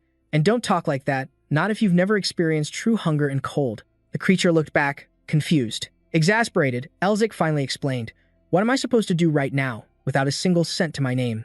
It may not matter to you, you trashy horned demon, but humans need money to eat and sleep. Do you have any idea what it's like to be destitute? Hearing this, the demon remained completely indifferent. That sounds like a human problem. Changing the subject, Elzik began to praise his own incredible abilities. You know, this telepathy is pretty useful. With just a little energy, I can speak to anyone I want. Movito seemed amused by his expression. I only taught you because I found your constant silence incredibly irritating. You go completely mute whenever someone else is around. Elzik shot back, teasing Movito. Now I understand why you hate being told to shut up. You're such a chatterbox. The demon fumed. How dare you? He was simply bored by Elzik's quiet demeanor. Whatever. Are you planning to just sit there like that for the whole journey? You look even more ghastly than you realize. So what should I do? I'm so bored. Isabel grew more and more anxious as she watched his silent form. He isn't saying a word. Could it be because of the job I hired him for? Her lips parted as if to speak, but she hesitated. But I really need his help right now. As the carriage thundered through the night toward a distant castle, she worried. If my uncle sends even stronger assassins, the three of us will never make it past them. In a dark chamber, a subordinate knelt before his master. Squad 6 has been eliminated. The man trembled, unable to form words. I apologize. The leader slowly walked toward his kneeling underling. If you were just going to apologize like a coward, you should have never failed in the first place. A flash of crimson sprayed across the room. The master coldly called out, Huth, where do you suppose Isabel is headed? The useless subordinate's head was already rolling across the floor. We have confirmed she has left the snow mountains. Tan's voice echoed in his mind. She was most likely heading back to the capital. Bao seemed to grasp Isabel's intent, returning to the capital. Does she actually want to negotiate? The cunning Achan's voice confirmed his thoughts. Indeed, captain of the 1st Blue Wolf Unit. As it turns out, the leader is Isabel's own father. Yet he despises her. Such a foolish, naive child. How could a talentless girl like that dare to negotiate with me? Bao's cape billowed as he called out his name. Tan. From his supreme position, he gave the order. You have only one opportunity. Below, the jet-black war horses came to a stop. Sen turned back to inform Isabel. We've reached the rendezvous point. The capital glittered in the early morning light. We've arrived at La Center, my lady. She sighed in relief, smiling as she rubbed her own shoulders. We made it. After 2 days of relentless travel, I'm so sore. Mito shivered from the fatigue, but Eli just laughed at him. Heh, for a floating spirit. You look pretty worn out. Eli's smug grin showed he had no intention of stopping. Don't you understand that proper posture helps ease the tension in your nerves? Why must you always do things backward? But at the gate stood a group in green cloaks, inspecting everyone trying to pass. It was another specialized squad, the 2nd Blue Wolf Unit. A subordinate, kneeling on the ground, gasped as if he'd heard shocking news. What was that? They were shocked that a task they deemed minor required so many terrifying figures. Do we really need to deploy the strongest unit for something so insignificant? For the young lady to return to the capital, it must mean she's accepting her surrender. Heichan appeared, spattered with fresh blood. A hunting dog should act its station. The crimson streaks on his face only seemed to deepen his twisted amusement. She has to pass through La Center. If she wants to reach the imperial capital from the snow mountains. He let the sentence trail off, but his sinister intentions were crystal clear. A subordinate's eyes widened in pure horror. The lion's head sigil of the Green Lion Unit. Their faces were merciless, their eyes bloodthirsty. A cold voice issued the order. Make this place their tomb. Isabel was completely blindsided by this development. Sen, sizing up the impossible odds, advised a retreat. Her answer was firm and unwavering. No. But suddenly, a member of the Green Lion squad noticed something amiss and pointed right at their carriage. The moment she saw him point, she knew. Their cover was blown. Isabel quickly formulated a plan. We abandon the carriage and slip away quietly. But Eli calmly stopped her. That won't be necessary. Hearing him, she felt a wave of confusion. He simply raised a hand, gently casting an illusion spell. The guards drew closer to inspect the carriage, and miraculously, they were waved through. But those unnerving eyes remained locked onto them, a truly terrifying gaze. The carriage swiftly rolled into the city walls, drawn toward a welcoming light that radiated from within. Inside was a breathtaking, vibrant city. Once the carriage stopped, they disembarked one by one. Isabel couldn't wait another second, turning to him to ask about the illusion magic. What magic did you just use? He just smiled gently. It was nothing more than a simple illusion spell. After thanking Eli, the group settled into an inn. but Eli himself seemed eager to go somewhere immediately. Mito immediately began to grumble about Ellie's choices. Why bother with an illusion when you could have easily annihilated them all? Eli calmly answered his companion's question. I don't want to start a war when we know nothing of the enemy. Besides, it's wise to conserve mana for a true emergency. Mito then asked snidely about the contract between them. Then what's the point of our vow, our soul contract? Is it just because you're lazy? Mito still couldn't grasp why Eli chose these time-consuming methods when there was still so much to do. Eli replied with an air of mystery. But there is something I must investigate first. Ella's question seemed directed at someone far away. It's been a long time, but you certainly haven't forgotten, have you? An image of a man named Din surfaced in his mind, his expression one of pure contempt. I need to learn Din's current status. To prepare for the old man's removal, Mito's ears suddenly perked up at the sound of children playing. Just then, he remembered something important he had to ask Eli. I have a question for you. I sensed something from those nights. Something like mana. What is it? Eli offered his hypothesis. Oh, I suppose in your time, the aura chain didn't exist, but Mito just repeated the term, still confused. Aura chain? Seeing his confusion, Eli decided to explain it thoroughly. It's quite simple. Mana was originally a blessing reserved for mages, but as time passed, even martial artists developed ways to use mana to enhance their bodies. He used the image of a witch and a knight as opposing examples. If mages cast magic by creating a magic circle in their heart, martial artists reinforce their bodies by accumulating an aura chain around their dantian. The dantian is the part of the body where one's... Next came an image of children, some with mage hats and others with swords, a mix of orange and blue hues. Eli used this image to explain the ranking system for mages and martial artists. Mito expressed his surprise. There are so few ranks? Eli replied calmly, normally, yes. But there are exceptions. Only one person exists who can circulate more than 5 chains. That single exception hooked who? A knowing smile spread across Eli's face, clearly enjoying the question. Elzik made the introduction. The Golden Lion. He's recognized as the strongest man on the entire continent. Mito scoffed in disbelief. What an arrogant title. Only by human standards. Perhaps. Elzik shot back without missing a beat. No, this time is different, he answered, his patience wearing thin. Fine, I get it. Just then, they finally arrived at their destination. Hearing this, a curious smirk appeared on his face. His interest was clearly piqued. I look forward to meeting him. The two of them stood before a newsstand. That stubborn old man. Never mind him. The real mission was more important. Elzik needed to learn everything he'd missed. Can I purchase every newspaper from the last month? Meanwhile, at a grand mansion, the conflict was far from over. A subordinate knelt at Din's feet, pleading for forgiveness, but was only met with a storm of rage. My lord, please forgive me. Nem's men are guarding the hospital like an impenetrable fortress, son Nemito, that ungrateful swine. Javen tried to calm his master by recalling Din's past glories, but Din was focused. He didn't just want a victory, he demanded an overwhelming one. Javen smiled wickedly. Please, just give the order.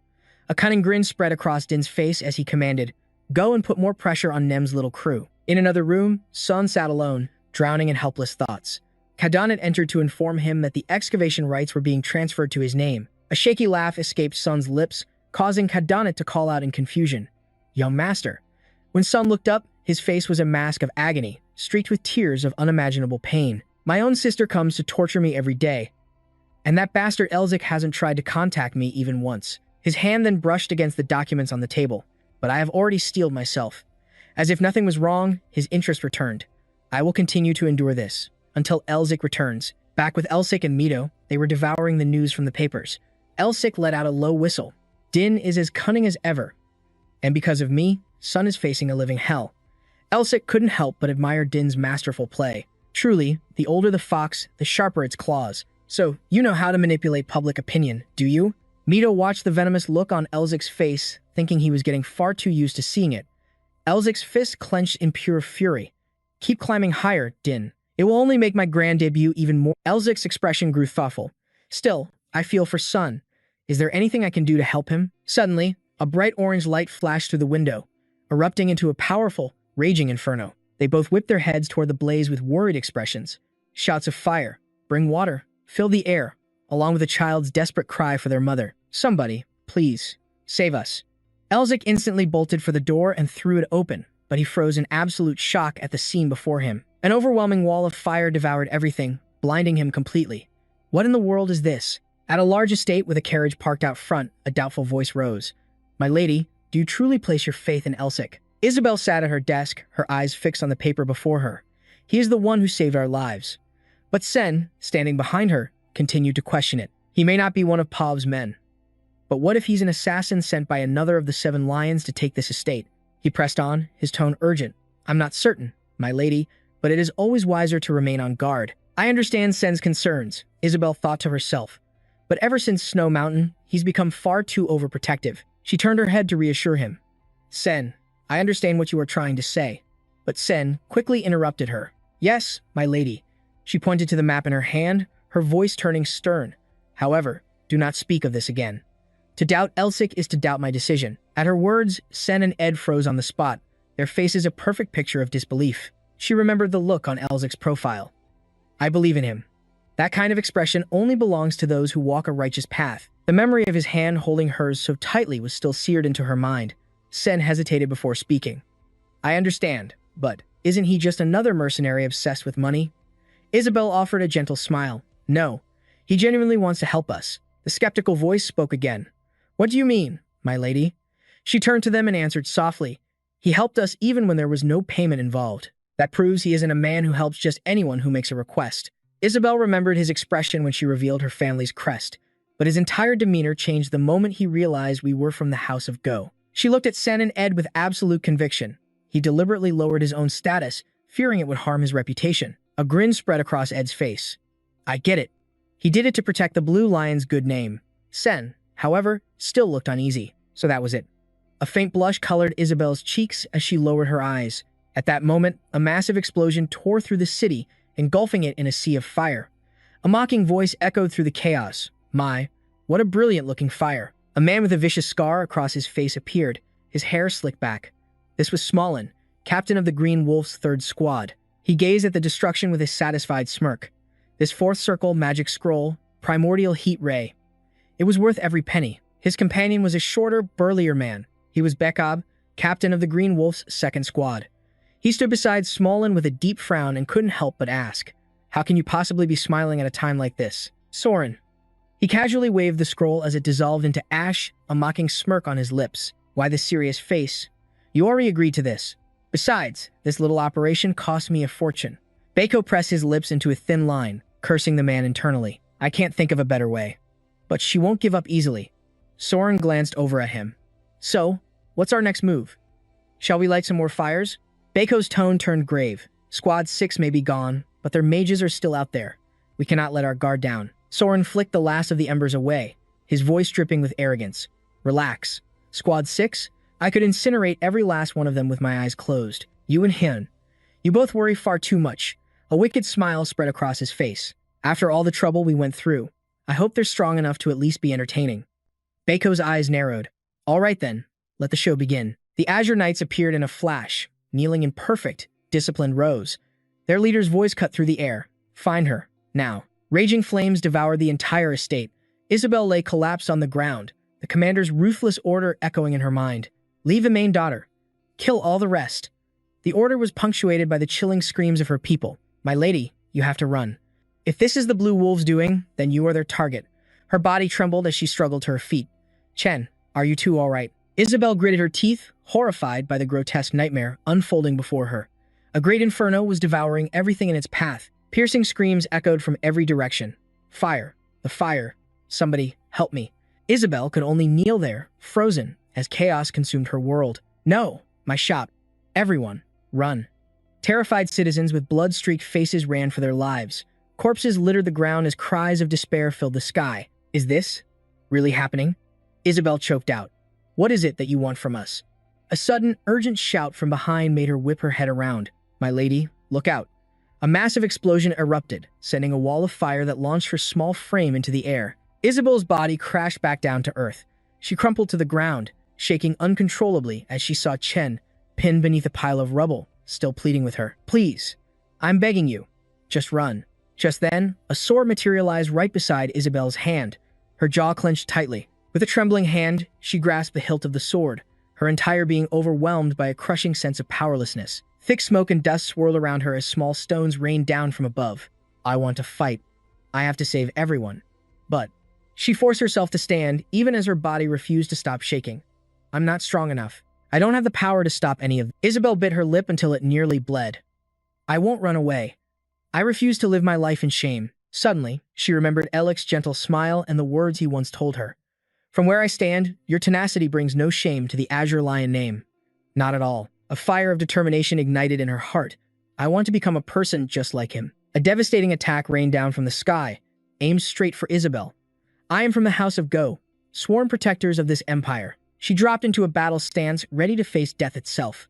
Isabel gripped her sword, her face a mask of pure resolve. I will fight. To my very last breath. The clashing powers detonated in a massive explosion, kicking up a thick cloud of dust. Isabel squeezed her eyes shut, bracing for the inevitable impact. But after a moment, there was only silence. She slowly opened her eyes. The ground before her was completely untouched. What in the world? A wave of chilling energy washed over the area, extinguishing the flames around her. Isabel stared in utter disbelief. What just happened? A tall, imposing figure was now standing between her and the danger. Gusts of snow and ice swirled violently through the air. The tide of the battle turned towards the city itself. Waves of frigid ice and snow surged towards the burning buildings. A biting frost filled the air, and the raging fires were instantly snuffed out. Cries of joy and relief began to ring out from the survivors. The flames, they're gone. We've been saved. Meanwhile, Isabel remained completely frozen, stunned by the sudden turn of events. What is all this? Tears of relief suddenly welled up in her eyes. Her gaze fell upon the man standing protectively before her, as fragments of stone rained down around his broad back. She called out his name, her voice thick with emotion. Alec, staring at his determined profile, she made a silent vow. I don't know how long it will take, but one day. Just then, Alec launched himself forward into the fray. Isabel watched his back as he charged ahead. I hope that someday, I'll be strong enough to stand right beside him. He gritted his teeth, pure rage burning in his eyes. He stared out at the wasteland before him, where collapsed buildings had crushed countless innocent lives. Alec was seething. To think that so-called knights were capable of slaughtering civilians. Humph. He landed gracefully next to Mitt, who was already waiting. The truly powerful are masters of controlling their rage.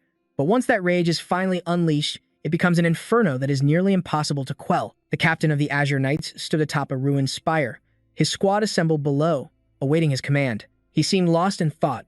I've dealt with situations like this before. But for them, this is a first. Mitt stood beside him with his arms crossed, raising an eyebrow with amusement. Seems like there are more of them this time, and they look a lot stronger than before. So, do you actually think you can win this? Nearby, the citizens gathered in terrified, wounded crowds. Alec answered calmly, It's going to be tough. I can't maintain this power for long, and I can't risk using large-scale magic with all these people around. Mitt was skeptical. Then why didn't you run? A golden aura flared to life, lifting him from the ground. My clan has a saying. Smoke and dust choke the air as chaos and fear grip the people. Those with great power have a duty to fulfill their responsibilities. An immense power exploded from Elzic's body. Arcs of golden lightning crackled around him. His voice was calm, yet filled with absolute authority. That's why the strong always lead the charge in any war. Isabel had decided to negotiate with her uncle, Pao. At her request, Elzic agreed to go with her. But Pao had already dispatched the elite Blue Wolf squad. In their attempt to assassinate Isabel, they had turned the entire city into a sea of flames. Isabel was consumed by rage, drawing her sword even if it meant certain death. In that desperate moment, when her demise seemed inevitable, a tall, imposing figure appeared from nowhere. It was none other than Elzic Melvingo. The ground shattered around him. He slowly turned his head, his body erupting in a blinding radiance. He hovered in the air, forcing the assassins below to look up. Seo Maonan turned to his partner, Tigris, with a question. Those scrolls. I paid for them with my own blood, sweat, and tears. They were supposed to be seventh circle magic. Where did a guy like that crawl out from? The magic tower? He hissed. Tigris, what do? We can't afford to mess with the tower. Elzic Melvingo remained on the rooftop, his piercing eyes scanning the chaos below. Tigris finally answered Seo Maonan. I know every mage in the tower, but I don't recognize him. Still, be careful. He radiates danger. We just need to kill the young lady and retreat, Seo Maonan said, his grotesque tongue flicking out. What if that mage interferes? Isabel clutched her sword, her heart pounding as the two assassins charged toward her. At that moment, Tigris replied, Then we kill him, too. The two leaped simultaneously, preparing to strike the girl down. Isabel's eyes widened in pure terror, her legs giving out from under her. Elzic Melvingo suddenly materialized before her, calling her name. Isabel. Startled, she turned to look at him. Elzic glanced back at her, his eyes conveying a silent message. Isabel met his gaze with a determined look. A maze of light trails filled the air as an enemy shouted, They're getting away. Formation A. Squad 3. With me. Elzik swept Isabel into his arms and moved like the wind. He calculated quickly. There were over 40 of them. Blue lights chased relentlessly behind him. I need to lure them somewhere empty. An enemy blocked his path ahead, raising a whistle to his lips and blowing a sharp note. Elzik Melvingo descended to the ground, only to find himself completely surrounded. Suddenly, his entire body flared with brilliant light, and he teleported instantly to another location. In his arms, Isabel could only gape in astonishment. But the assassins were relentless, their swords flashing as they swarmed Elzik Melvingo again. He ducked low, and with a sweep of his cloak, Isabel vanished without a trace. Elzik skidded to a halt across the smoking ground. He froze, realizing he was trapped, with enemies on all four sides. A voice echoed from behind him. Found you. Seo Maonan rested his sword on his shoulder, a wicked grin on his face. Hunting a mage for the first time. This is actually kind of exciting. He bellowed out a demand. Where did you hide the young lady? A smirk touched Elzik's lips. You think I'd tell you? You really are a bunch of idiots. He laughed, openly taunting Seo Maonan. Of course, you wouldn't know. You're nothing but a pack of dogs who only know how to chase. Veins bulged on Seo Maonan's face as he roared in fury. You're asking for death. Bring me his head, he commanded his subordinates. Elzik was blinded by the flash of their blue auras. He had to raise a hand to shield his eyes. I used too much mana putting out the fires across the city. He clenched his hands into fists, settling into a combat stance while his mind raced with strategy. The Dragonheart's mana has grown since absorbing the seal. But my body won't hold up like last time if I push past my limits again. He remembered being torn to shreds. Back then, he could just restart. But now, if he died even once, it was all over. A bead of sweat trickled down Elzik Melvingo's temple, his expression tense. Are there 30 of them? Or 40? I heard they go all out, even for a single target. Just as Isabel had warned, a blade swung for his head. Elzik Melvingo instantly shot forward. First, I'll take out their commander. But he was easily countered by the mob, leaving him no room to maneuver. What is this, my body? It's not moving as well as when I fought the Frost King. A taunting laugh echoed. Are you really the one who defeated the Frost King? Elzik thought to himself, no, I'm sure of it. Back then, my body moved exactly as I willed it to. The enemy then spat an insult that made him freeze. You fool. A colossal wave of power surged past, sending debris flying. Two terrifying, glowing eyes glared through the dust. Elzik Melvingo lay sprawled on the ground as the other man plunged a sword into the dirt right next to his face, sneering. Did you really think the little game that old man set up for you would be anything like reality? If you're not going to help, then shut your mouth. Elzik Melvingo roared in frustration. Get the hell away from me. He suddenly sprang to his feet, launching a surprise attack that caught the man off guard. Scorpion lunged forward, his tongue darting out menacingly. What kind of pathetic mage fights in close combat? Why don't you use your almighty magic? Elzik Melvingo furiously ground his teeth. The bastard fired two brilliant beams of destructive energy simultaneously. Elzik quickly crossed his arms in front of his chest to block the blow. His enemy laughed arrogantly. Is that all you've got, you little brat? Scorpion leaped into the air, swinging his sword down. Entertain me a little more. Elzik ducked again to dodge the attack. Just as a terrifying beam of light shot down from above, Scorpion cackled, his attacks growing more vicious. Elzik looked up, his eyes wide with shock. The ground suddenly erupted in a blinding flash, wiping out everything from sight. Scorpion slowly advanced toward Elzik Melvingo's silhouette. You run like a little rat. His countless subordinates swarmed around Elzik Melvingo. Now you're a rat caught in a trap. He was certain the end had come. A brilliant red light shot upwards, soaring high into the air before bursting into a dazzling firework display. Scorpion stared up, stunned. What the hell is that? Fire? A confident smile finally appeared on Elzik Melvingo's face. You're all here, aren't you? A magic circle materialized beneath them. Scorpion stammered in disbelief. A magic circle. Panic began to set in as he screamed, Stop your tricks. His eyes bulged in terror. He looked toward Elzik Melvingo and saw that his eyes were blazing like fire. Huh? How can a human have eyes like that? He immediately barked an order to his men, kill him before he activates it. Elzik Melvingo gave a chilling smile. Scorpion gritted his teeth, struggling against the overwhelming surge of power. Elzik Melvingo's voice was as cold as ice. You want to murder me? At that same moment, Elzik was carrying Isabel away from this place. As they moved, he wondered about their fighting style. Isabel answered honestly. They always attack in groups, even if it's just to kill one person. Suddenly, a wave of green fire engulfed the area behind them. Elzik couldn't help but remark, they live up to their name, like a pack of wolves. In just a few short seconds, their pursuers were right on their heels. Lying in his arms, Isabel suddenly made a suggestion. You just have to lure them to the square and wipe them all out. Setting a trap would be even better. Elzik then smiled faintly and replied, A trap? Suddenly, he came to a complete stop. His action made Isabel visibly anxious. She whispered softly, "Alec."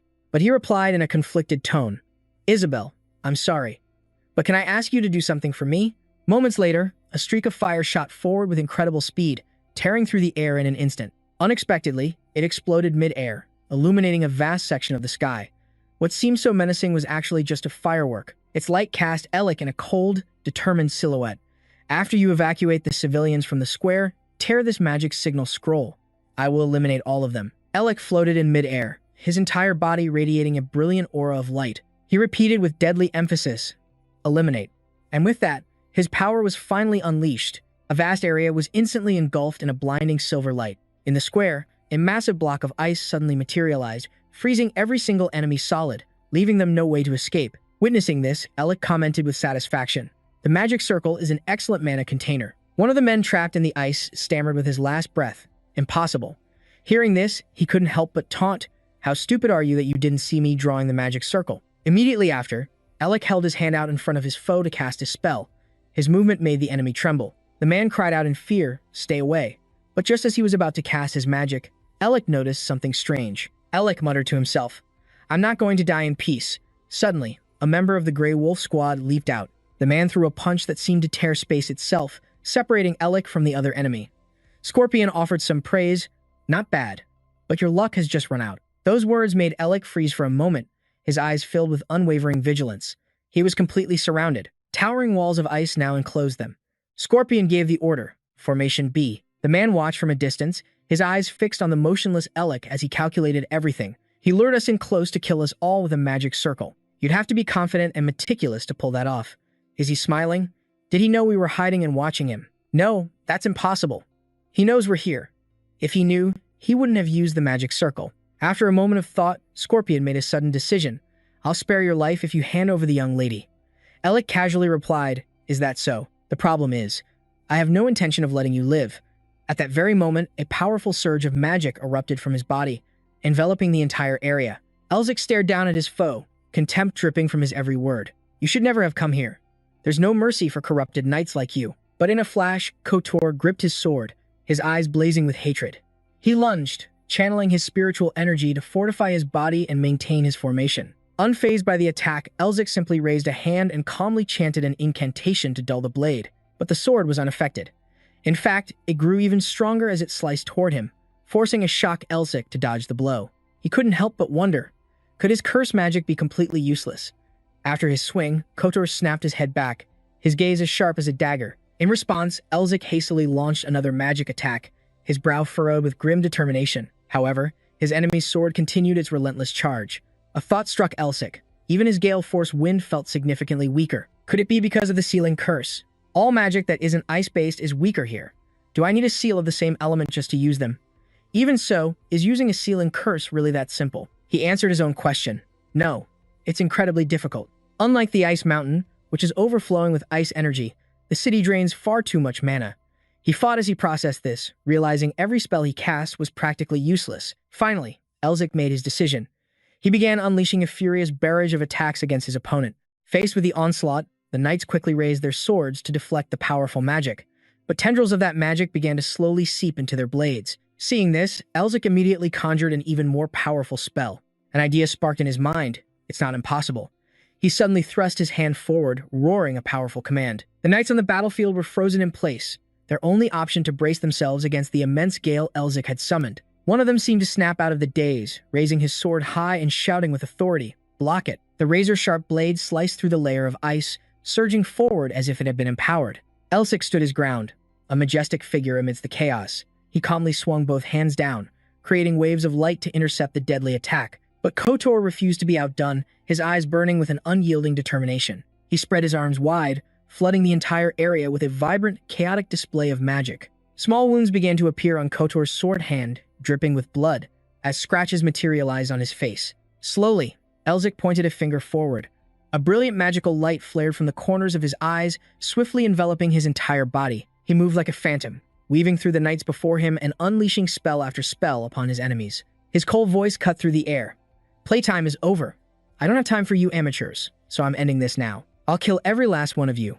The men, already being frozen solid by his magic, could only stammer in terror. The slightest touch of my ice venom is enough to freeze you solid. Your mistake was trying to block me instead of charging. Kotor's eyes were completely bloodshot. His eyes widened as he stammered.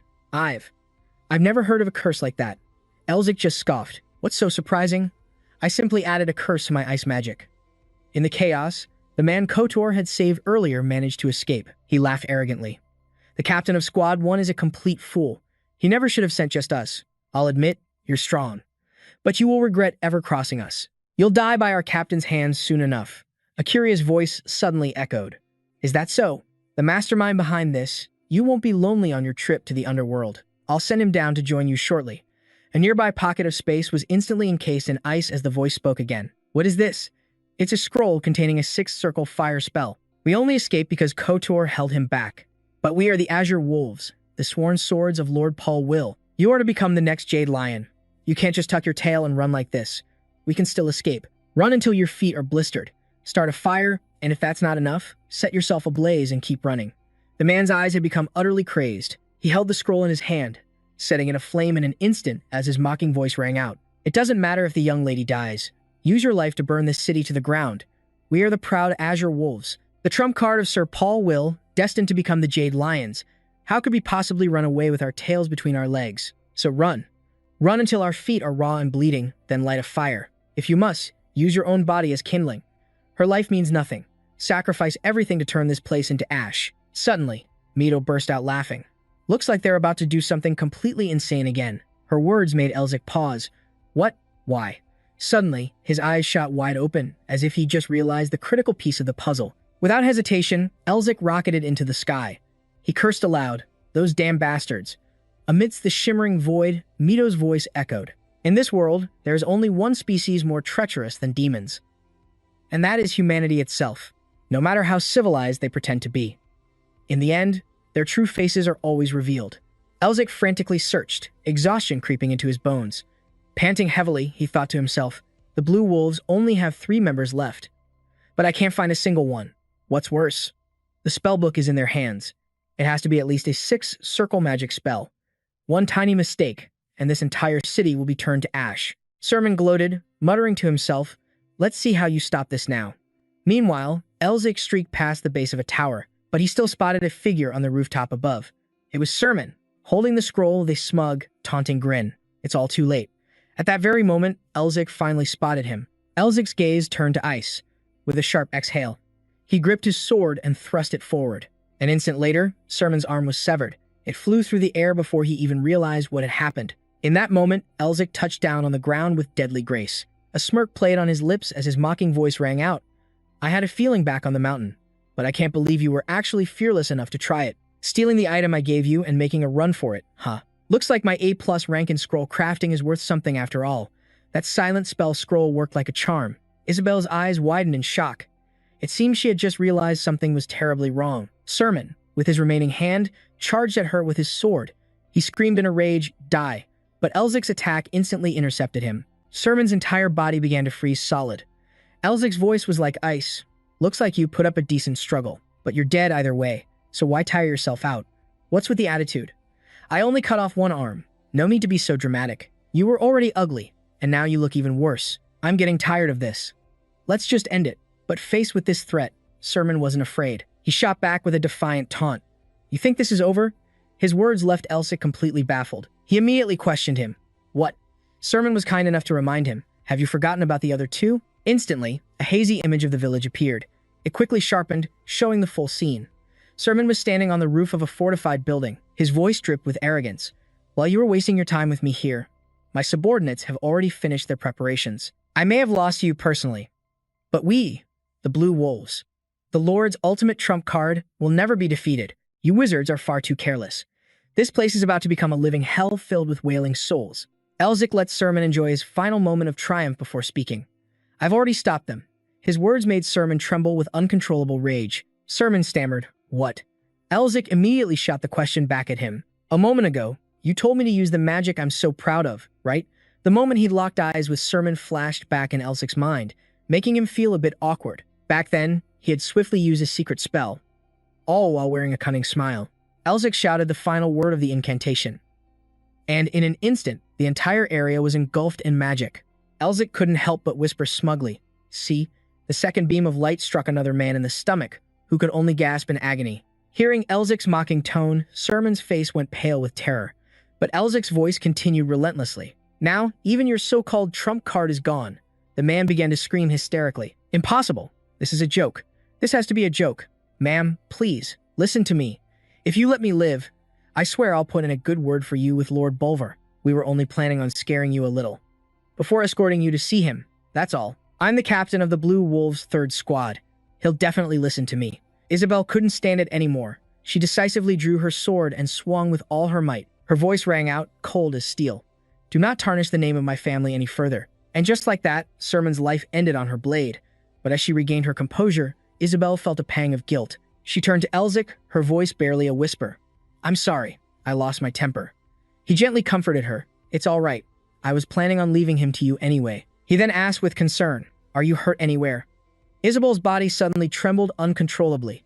She stammered, I'm fine. Elzik quickly reached out a hand to steady her. Your body is probably in shock. Just give it a moment. Suddenly, she gave a contented smile, her voice growing stronger. Elzik? He answered softly, I'm here. Right after, Isabel made a plea. Could you spare the life of one of the Blue Wolves? I never would have believed it. The knights from my own family never wanted to obey someone as talentless as me. Even if they respected me, it was only because I am the daughter of the Blue Lion. That's all it ever was. As for the Blue Wolves, sometimes they'd show me some courtesy, but that was it.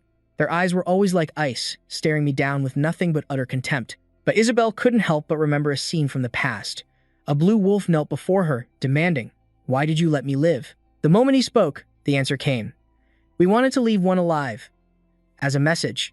And now, those very same blue wolves cower in fear of me. She issued a silent command. Tell my uncle he will never become the Blue Lion. Of course, it was Rick they truly feared. Isabel quickly turned, needing to escape this place. Behind her, Ellie waved goodbye. She thought to herself, if only I had that kind of power. No, I have to get stronger. What good is wallowing in self-pity? To gain true power, I must cast off this weakness. Suddenly, Elzik broke the silence. Where will you go now? A brilliant smile lit up Isabel's face. I'm going to Koi. My father is preparing for our future there. He seemed surprised. You intend to expand your influence? She didn't hesitate. Yes, I will call on the old allies who owe my father a debt. Elzik's voice was filled with admiration. A wise decision. No one would dare approach the territory of the Blue Lion. Isabel's expression grew heavy. Yes, because the Blue Lion is there. But if my father doesn't wake up, it will be an impossible battle. If Rick helped us, perhaps. But a lion cannot be involved with a sorcerer. The thoughts swirled endlessly in Isabel's mind. Besides, I already owe Rick far too much. I can't rely on him any longer. It's time to say goodbye. Just then, Elzik held out a stack of papers to her. Take this. Her curiosity piqued. She asked, What is this? Some kind of document? Elzik's sincere voice echoed in the quiet space. Forgive my forwardness, but I heard the Blue Lion's illness resembles a stagnation sickness. I don't know if this will help, but it's the cure. His expression seemed to shatter her composure. She cried out, What? Nearby, by a crumbling wall, Elzik was treating an injured man. The man grimaced in pain. What are you talking about? Another man sitting beside him scoffed, stagnation, sickness, but Elzik ignored their words, remaining completely focused on healing the wounds. He suddenly rose to his feet and declared, Allow me to introduce myself. The formal gesture left Isabel slightly bewildered. She could only repeat, Introduce yourself? As Elzik raised his hand, a brilliant light enveloped his entire body. He stated calmly, My name is Elzik Melvinger. Of the Melvinger clan, the Starlight Duke. Starlight. That is the title bestowed upon the head of Melvinger, the Star Knight Magic King. A title granted after his great victory over the demon tribe, a symbol of his radiant courage on the battlefield. A title is just a title, but his name alone was enough to become a symbol of glory, the Starlight Magic King. As the bearded man's wounds fully closed, Isabel slowly found her voice. You mean the one who's been in a coma in the Royal Magic Hospital? Before she could finish, Ellie, standing opposite her, gave a gentle smile. He explained calmly, I cannot reveal all the details, but yes, I was once afflicted with a stagnation sickness. Instantly, she pulled out the papers he had given her, her voice laced with disbelief. Before she could form the question, Elzik continued, What you're holding is the very cure that healed me. The Blue Lion's condition seems similar to mine. Perhaps this can be of some use. Don't you wish to avenge the past? It would be a shame if the Blue Lion couldn't witness that day. In that moment, Isabel was frozen in place. Her lips trembled, but no words came out. A single tear rolled down her cheek, her voice choked with emotion. How? How can I ever repay such a kindness? Elle gently patted her head. Don't worry about it. I'll simply ask for the favor back one day. They stood there in a comfortable silence. Ellie's gaze on Isabel was filled with warmth, and a happy smile slowly bloomed on her face. Suddenly, Isabel's expression darkened. A cunning smile played on her lips as she probed. Then, to begin my repayment. This time I will. Ah, no. Lord Ellie, would you like me to help you become a hero? Meanwhile, in another place, a scene of absolute chaos unfolded. A panicked voice yelled out, "Make way for the patient." Another shouted, "Hey, get over here and help." A familiar voice cut through the noise. Is it really okay to reveal your identity like that? The words made Ellie pause. That man, Pow, will use any means necessary to find me. I killed so many of his blue wolves. He is undoubtedly a man who despises losing. Furthermore, my magic is unique. The moment I cause a stir at the academy, my identity will be exposed. Seeing his expression, Mito spoke in a mocking tone. Then you better prepare for the show. You're going to be exposed anyway. The people waved joyfully toward him. This sight only strengthened Ellic's resolve. Helping the Blue Lion was a crucial first step toward the revival of the Melvinger clan. Mfit suddenly chimed in, praising him. Not only did you build a massive reputation, you've also laid a solid foundation for the future. I thought you were just a powerful mage, but it turns out you're a cunning strategist, too. Just then, a woman holding her child spoke up, her voice full of regret. You're leaving already? Why can't you stay a little longer? Ellic could only offer a strained, polite smile in return. No, I've imposed on you all for far too long. It's time I return to my own path. She gently touched her child's innocent face, her voice overflowing with gratitude. Thank you, sir. If you hadn't destroyed those villains, perhaps we would have. Suddenly, a familiar voice cut through the crowd, grabbing his attention. You have endured so much. I don't know how I can ever repay you. He replied with a hint of exhaustion. Why do you look so guilty? I already told you, I was simply doing my duty. Sen formally introduced himself.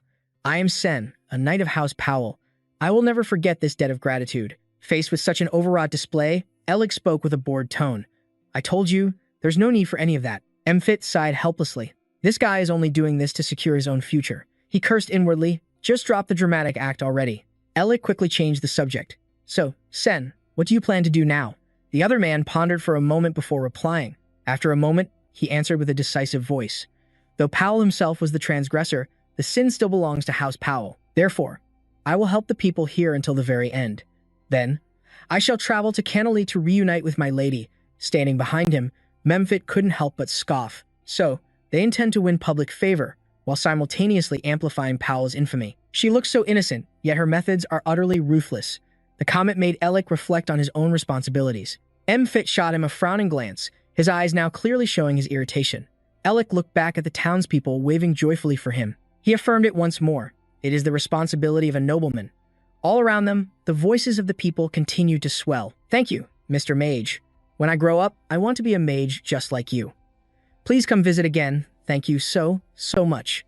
Mfit looked at their smiling faces and hesitated for a second. Responsibility, my foot. That's just a convenient excuse. Ellic departed, feeling satisfied.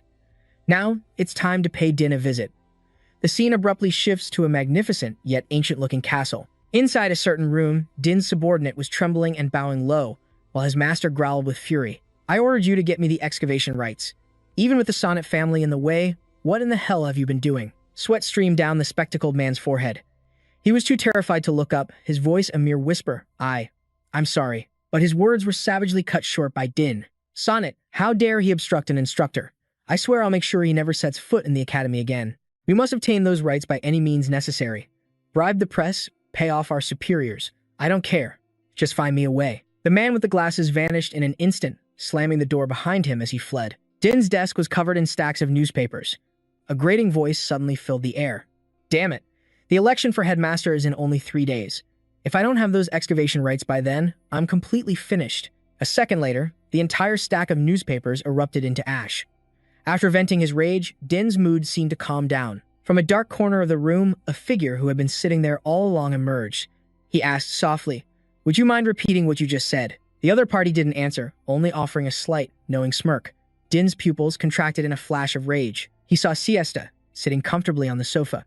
A domineering smile spread across his face as he spoke. So, you finally decided to cooperate? Ellic had annihilated the blue wolves sent by Powell, protecting the city. After the problem was resolved, Ellic revealed his identity to Isabel. He gave her the cure for her mana blockage, and they decided to go their separate ways.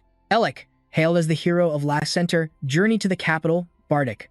But what awaited him there was not just a hero's welcome. In the darkened room, Din asked Siesta coldly, "You're going to make me headmaster? How exactly do you plan on arranging my promotion?" He glanced at him and calmly replied, "The preparations are all complete. All I need is your consent. Have you made your final decision about cooperating with us?" Din was still full of doubt. "How can you accomplish something that even we couldn't do?" Faced with this question, Siesta smirked. "Since you don't seem to trust us, it appears we have nothing left to discuss. After all, Din, you aren't the only candidate for headmaster." Din's expression changed in an instant. In a low tone, he conceded, "I trust you." "Then what do you want?" Siesta's lips curled into a mocking smile. "It's simple. Your support." "Surely that's a small price to pay, Din, compared to what you stand to gain, isn't it?" Principal Din's voice cut through the silence. "Is that all?" A sinister smile twisted his lips. "That is more than enough." His image flickered like static before fading away completely. Meanwhile, the story of Elzik had already set the capital ablaze with gossip and discussion. "Hey, did you hear?" "Hear what?" "You know that small city, Last Center. I heard the Blue Lion family recently stirred up a massive storm over there. Just for some internal feud? It's not like those brutes ever cared about us common folks when they start throwing their weight around. You don't know the half of it. This time, people died and homes were burned to the ground. It was pure evil. But then a single mage appeared and wiped out every last one of those bastards." "What? A mage?" The other man chimed in. "I heard that from now on, he'll be known as the hero of Last Center." Movito scoffed from his comfortable spot. "Ever since we set foot in the capital, you're all we've heard about. People really go wild for these hero stories," Elzik thought. "Why are you even bringing it up?" But all he said was, "I just wanted to fill my stomach since it's been so long." I told her to keep this quiet, but she insisted on making a huge scene. He remembered meeting Isabel on the battlefield, where she had asked, "Do you want me to turn you into a hero?" Elzik had asked back, shocked, "What do you mean?" A smirk played on her lips as she explained, "There's nothing more effective than a heroic tale to win the public's favor. I guarantee this will help you. That kind of fame will be an incredible asset down the line. Of course," she added, "it also gives me a solid foothold to put pressure on my dear uncle." Snapping back to the present, Elzik finally understood her true meaning. "This is supposed to help me? Is this really what you call help, my lady?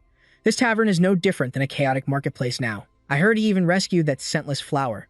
"You mean the Blue Lion's daughter who was almost the crown princess? Have you all heard about the hero of Lost Center?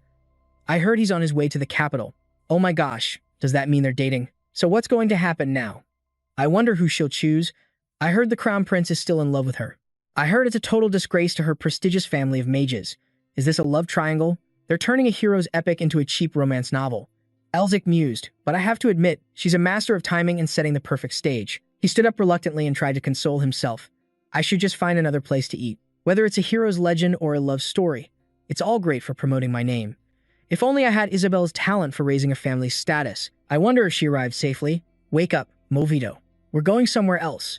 Suddenly, a person screamed, "He's here!" Without a word, Sun unleashed a powerful punch straight for Elzik. A shockwave of mana erupted around them. The crowd yelled, "What was that? Is a fight breaking out? No way. Could that bastard Pal Will dare to cause trouble here in the capital?" Another person shouted, "Everyone, get back." The dust cloud began to settle. It revealed the figure of Sun, his fist flying toward Elzik. He dodged with ease, recognizing the familiar aura. This mana's signature. Sun's face darkened as he growled, "You dare dodge me?" A smirk crept onto Elzik's face as he recognized his old friend. He let out a playful taunt. "Well, it's been a while, hasn't it? But don't you think you're taking this little joke a bit too far?" Sun didn't stop, his fist flaring with even greater mana. "Do you have any idea how much hell I had to go through because of you? If you had a shred of conscience, you would have come to the capital to make amends and let me hit you at least once. Don't you think so? You damn traitor you call a friend." The dust finally cleared completely. Elzik raised a hand to reassure the onlookers. My, look who it is. My wonderfully adorable friend, Sun." At that moment, everyone realized the truth. What the hell? It was just a friendly greeting. But Sun was anything but happy. "You son of a bitch." The two of them sat down at a table to talk. Sun fumed, "Please, after having to clean up your mess, what more can I expect from someone as morally bankrupt as you?" Movito leaned toward Elzik with a grin. "I'm starting to like this friend of yours." Meanwhile, Elzik fired back without hesitation. "If I'm so beyond redemption, why don't you buy me a beer?" The question only made him angrier. "You have a prestigious family backing you now and you're still trying to leech off me?" Sun sighed, warning. This is the last time. Sun was still suspicious. "You damn bastard. What exactly is your relationship with the Blue Lion's daughter? Elzik felt a bit awkward at the offer of beer. Huh? It's nothing, really. Sun waved over his server while saying, "It's fine, put it on my tab." Elzik tried to explain about Isabel. "We don't have that kind of relationship." Sun put on a worldly air. "You can't fool me that easily. We'd like an iced tea, a steak, and one bacon carbonara." Elzik just looked at him and gave a weary smile. That bastard, he thought. He must have sensed the change in my mana, but he hasn't asked a single question. He's just waiting for me to confess everything myself. Sun propped his chin on his hand, a look of disgust on his face. "Why are you making such a serious face?" Mito, sitting beside him, chimed in. "He's right. That expression of yours is seriously creepy." Sun then gestured toward the feast on the table. "The food is here, so eat before it gets cold." "And what do you mean, creepy?" "Haven't you heard all the compliments I've been getting lately?" Sun retorted. "You still owe me for that punch, you know. But setting that aside, are you sure this whole act we're staging based on your letter is really going to work? What if you end up losing everything because of this? Don't worry about it. Only two things matter to me right now. Dragging that bastard Bears who tried to kill me down to hell, and ensuring the glorious revival of the Melvinger family. And I plan to make both happen at the exact same time." Sun couldn't argue with that resolve. "Fine. I'll keep preparing what you asked for." But then, Elzik's gaze turned sharp as steel. "My older sister also suffered terribly because of that incident." At that, Sun's expression grew grim. "Damn it, this is bad. Your family of witches must have heard those rumors by now." Elzik looked intrigued. "Witches? You mean?" "Faza." A shiver ran down Sun's spine. "That's the one. When that dragon-obsessed maniac hears those rumors, she's going to go absolutely berserk." At that very moment, within the castle of Sun's witch clan, the atmosphere was anything but peaceful. He thought to himself, our entire plan is about to fall apart. Faza's ice-cold voice broke the silence. "Has the promotion order been delivered to the academy?" Hanabi answered, his voice trembling. "Yes. It was sent to Dinby Dish at the Elemental Magic Institute." Faza hissed, seething with anger. "How could he let this happen? Prepare to leave for the academy at once. Hanabi, give me a quick report." Just yesterday, the papers were filled with nothing but slander against that scoundrel, but now it's all changed. He stammered. For some reason, every newspaper is printing the same story. Dinby Dick, recipient of the promotion, has reclaimed his wings. Headmaster appointment postponed. The Nimeter family announces support for the promotion. Pressure mounts on the House of Hasagam. Reading the headlines, Faza's voice became dangerously low. "Even if the Hasagam family pressures us, Father will never let this stand." "What about Sun?" Hanabi replied. "The young master has not yet made any specific response." Faza trembled with rage.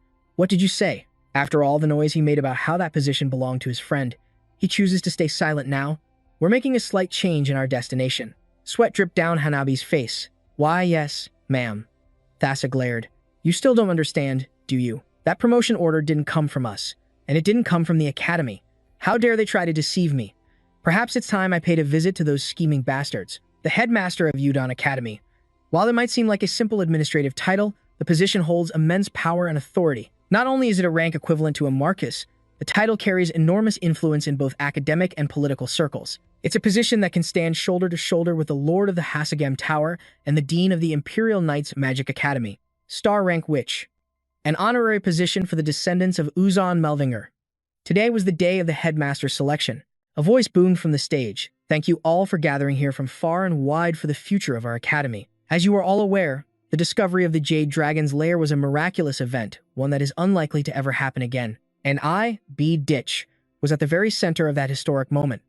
If you choose me, I will establish a system to ensure we can continue to make such phenomenal discoveries." From high above, a figure watched B. Ditch with utter contempt. He acts like he already owns the place. The other candidates aren't even here yet, and he's already started. Sun sat with his arms crossed, a note of worry in his voice. "Elzik, can our guy really handle this alone? Director B. Ditch's approval rating is already sky high. I know you have a meticulous plan, but his supporters have been bribed. They won't listen to reason. You'll have to make your voice heard tomorrow." Sun simply said, "Let them do whatever they want." Meanwhile, Siesta couldn't stop praising the candidate. "A magnificent speech." Headmaster Din smiled coyly. "I haven't even been selected yet. Why are you heaping such praise upon me?" "I will do as you wish, Siesta. There's no need to worry. The other candidates are speaking now. We can talk later." Siesta looked pleased. "Very well, I'll place my trust in you." But in his mind, Din had other plans. "That's right. I'll become headmaster without any trouble at all. I never had any intention of helping you from the start. Soon, I will stand as an equal to the Lord of the Hasagam Tower. Why did you think I would ever help a powerless group like the CSA? Once I become headmaster, crushing all of you will be as easy as flipping my hand." At that moment, Siesta's lips curved into a knowing smirk. Below in the audience, Sun remains silent, watching everything unfold. Candidate B ditch speech has now concluded. The voting will commence shortly, so please take your seats.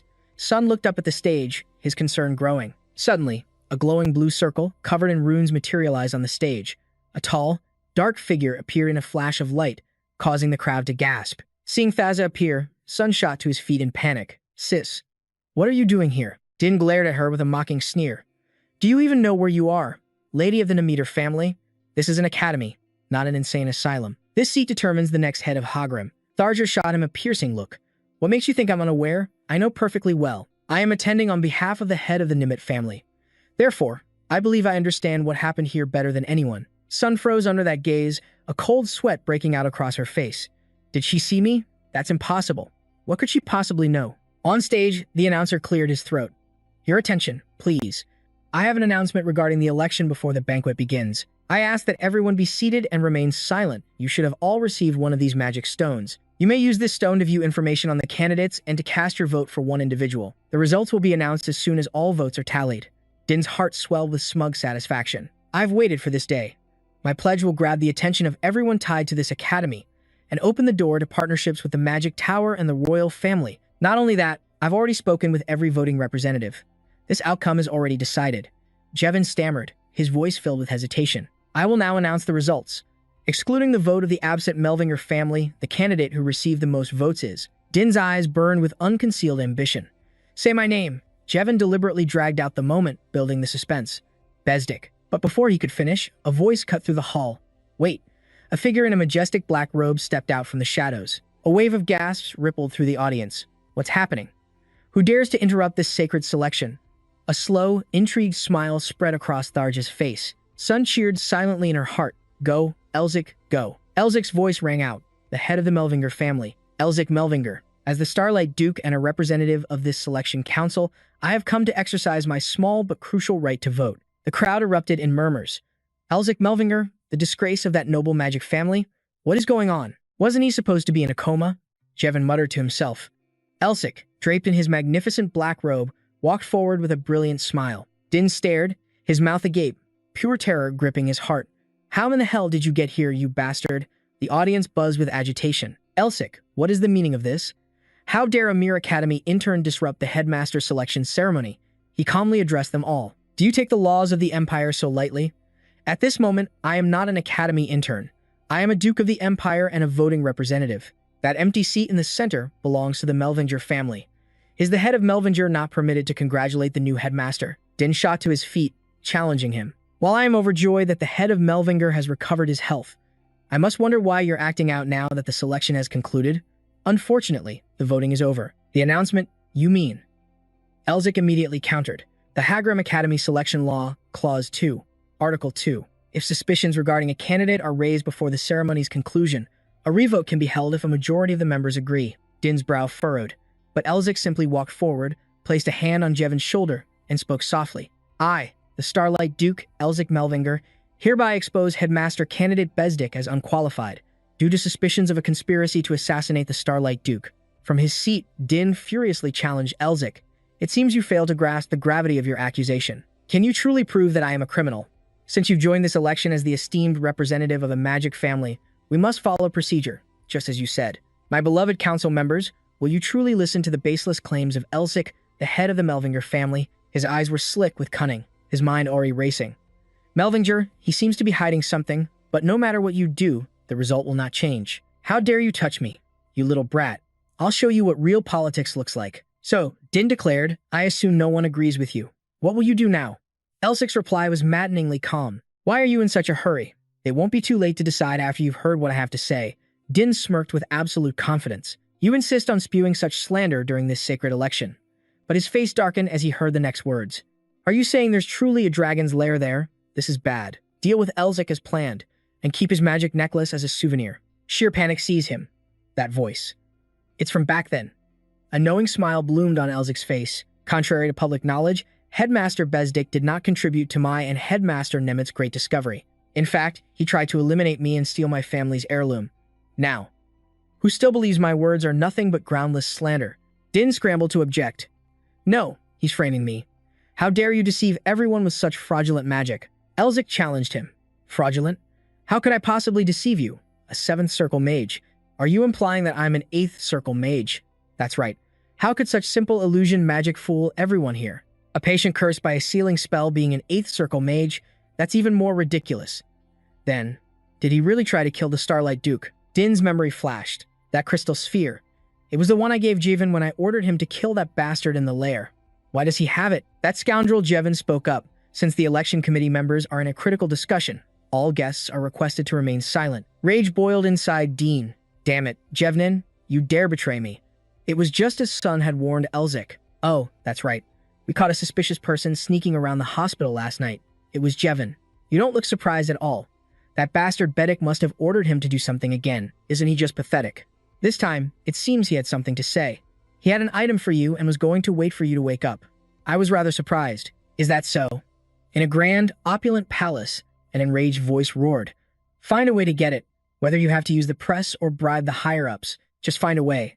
Those bastards are getting on my last nerve, including that useless piece of trash, Jevin. Jevin trembled in fear, gritting his teeth. He scurried away in a hurry. Elzik just smiled and waved, having already prepared his refusal. Luckily, Jevin had secured a piece of evidence. Of course, the proof I already possessed was more than enough to completely destroy Bedik, but this just makes things even easier. Still, why would Jevin record the conversation as a precaution? Perhaps he knew his life was on the line in that den of vipers. The words spoken sent Dean into a panic.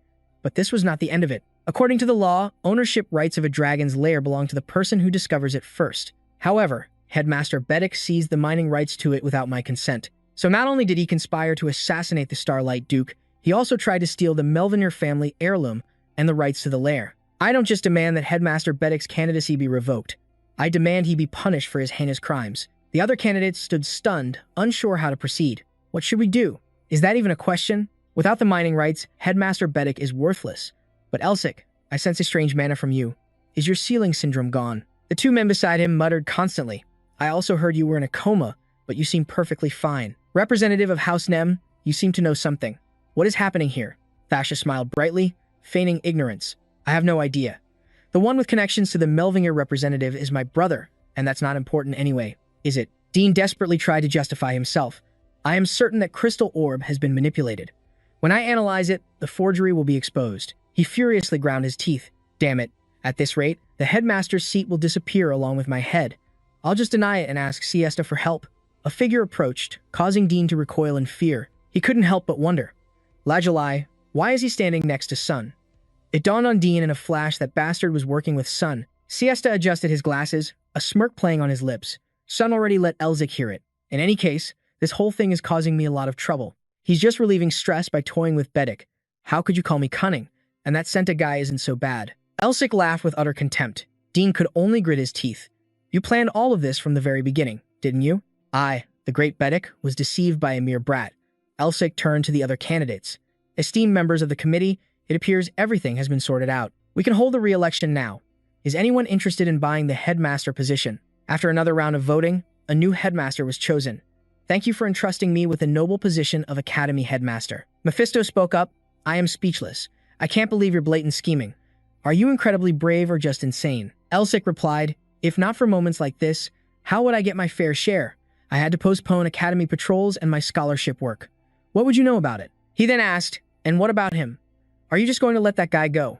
He looks completely humiliated. Oh, you mean the bald guy. Dean walked away with heavy steps. My apologies.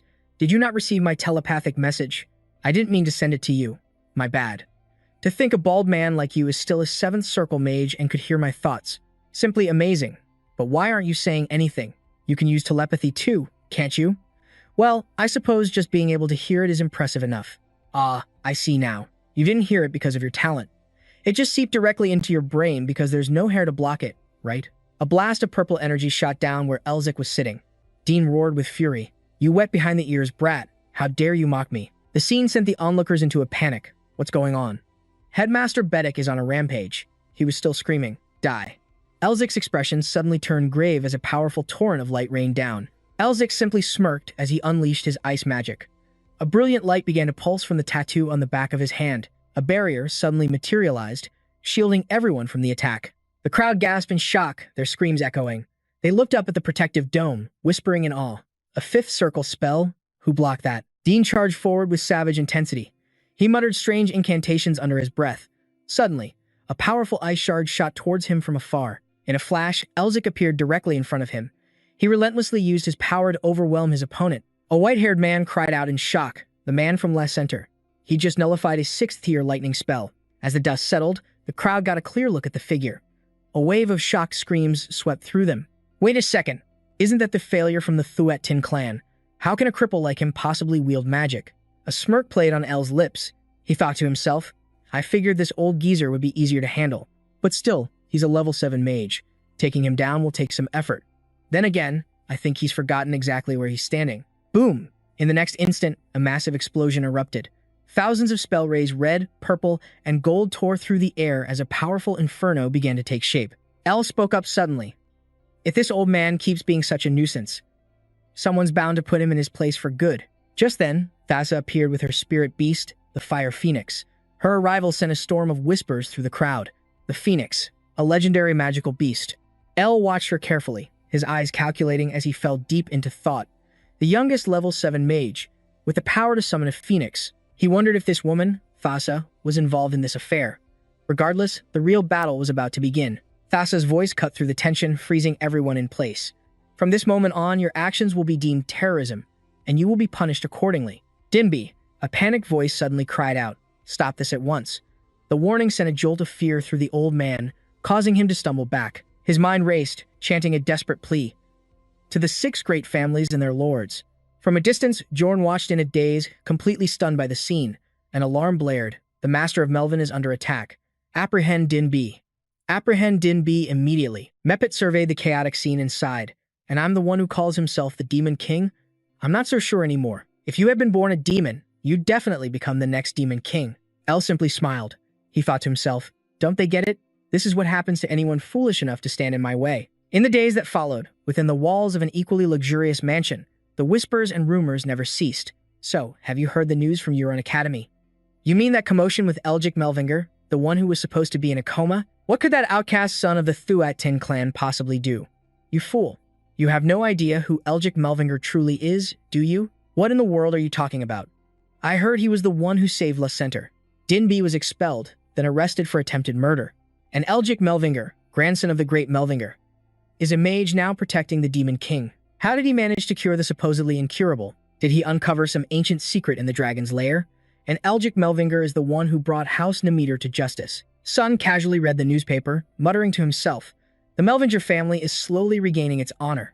A hero emerges from the one they all mocked. My ass. Why am I the one reading this garbage to you? The person across from him quickly made an excuse. Hey, I'm a patient here. The spot where old man Dinby hit me still aches. A swarm of reporters had surrounded the Nemeter family estate. They clamored endlessly, please, let us see Sir Elgic Melvinger. House Nemeter, open the gates. The public has a right to know. Hearing the noise, Sun snapped at his friend. You damn faker. You're just good at playing the hero. Can't you see how much trouble my guards are going through? El sat up and stretched, lamenting dramatically. Those reporters should know the truth about this fraud. Sun couldn't help but grumble in response. You pulled a few cheap tricks, and now you're a living legend. Seriously, where did you learn to do all that? El replied, you think I've just been messing around these past few months, back in La Center, with the young lady of the Great Lion House. He trailed off, suddenly going silent. El whispered, you don't need to know. Sun cleared his throat. More importantly, you're not planning on causing any more trouble, are you? Hearing this, El just gave a casual shrug. Who knows? Sun pressed on. I don't know what you're scheming, but put it on hold. My father wants to have dinner with you. Sun's father was named Geometer. He is one of the world's few level 9 mages, an archmage of immense power and the head of House Nemeter, leader of the Magic Tower. Even his own grandfather wanted to take the man as a disciple. The man was a genius among geniuses.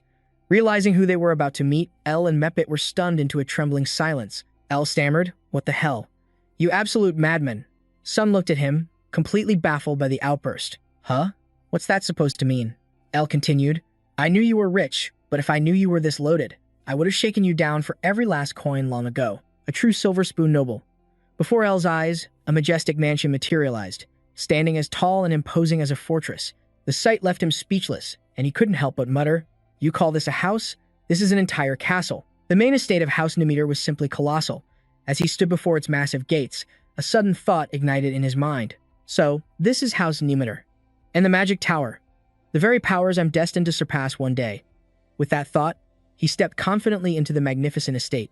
As Sun led the way for Elsic, he suddenly blurted out, "Oh, that's right. Is your sister coming too?" Hearing that, Elsic instinctively shot back.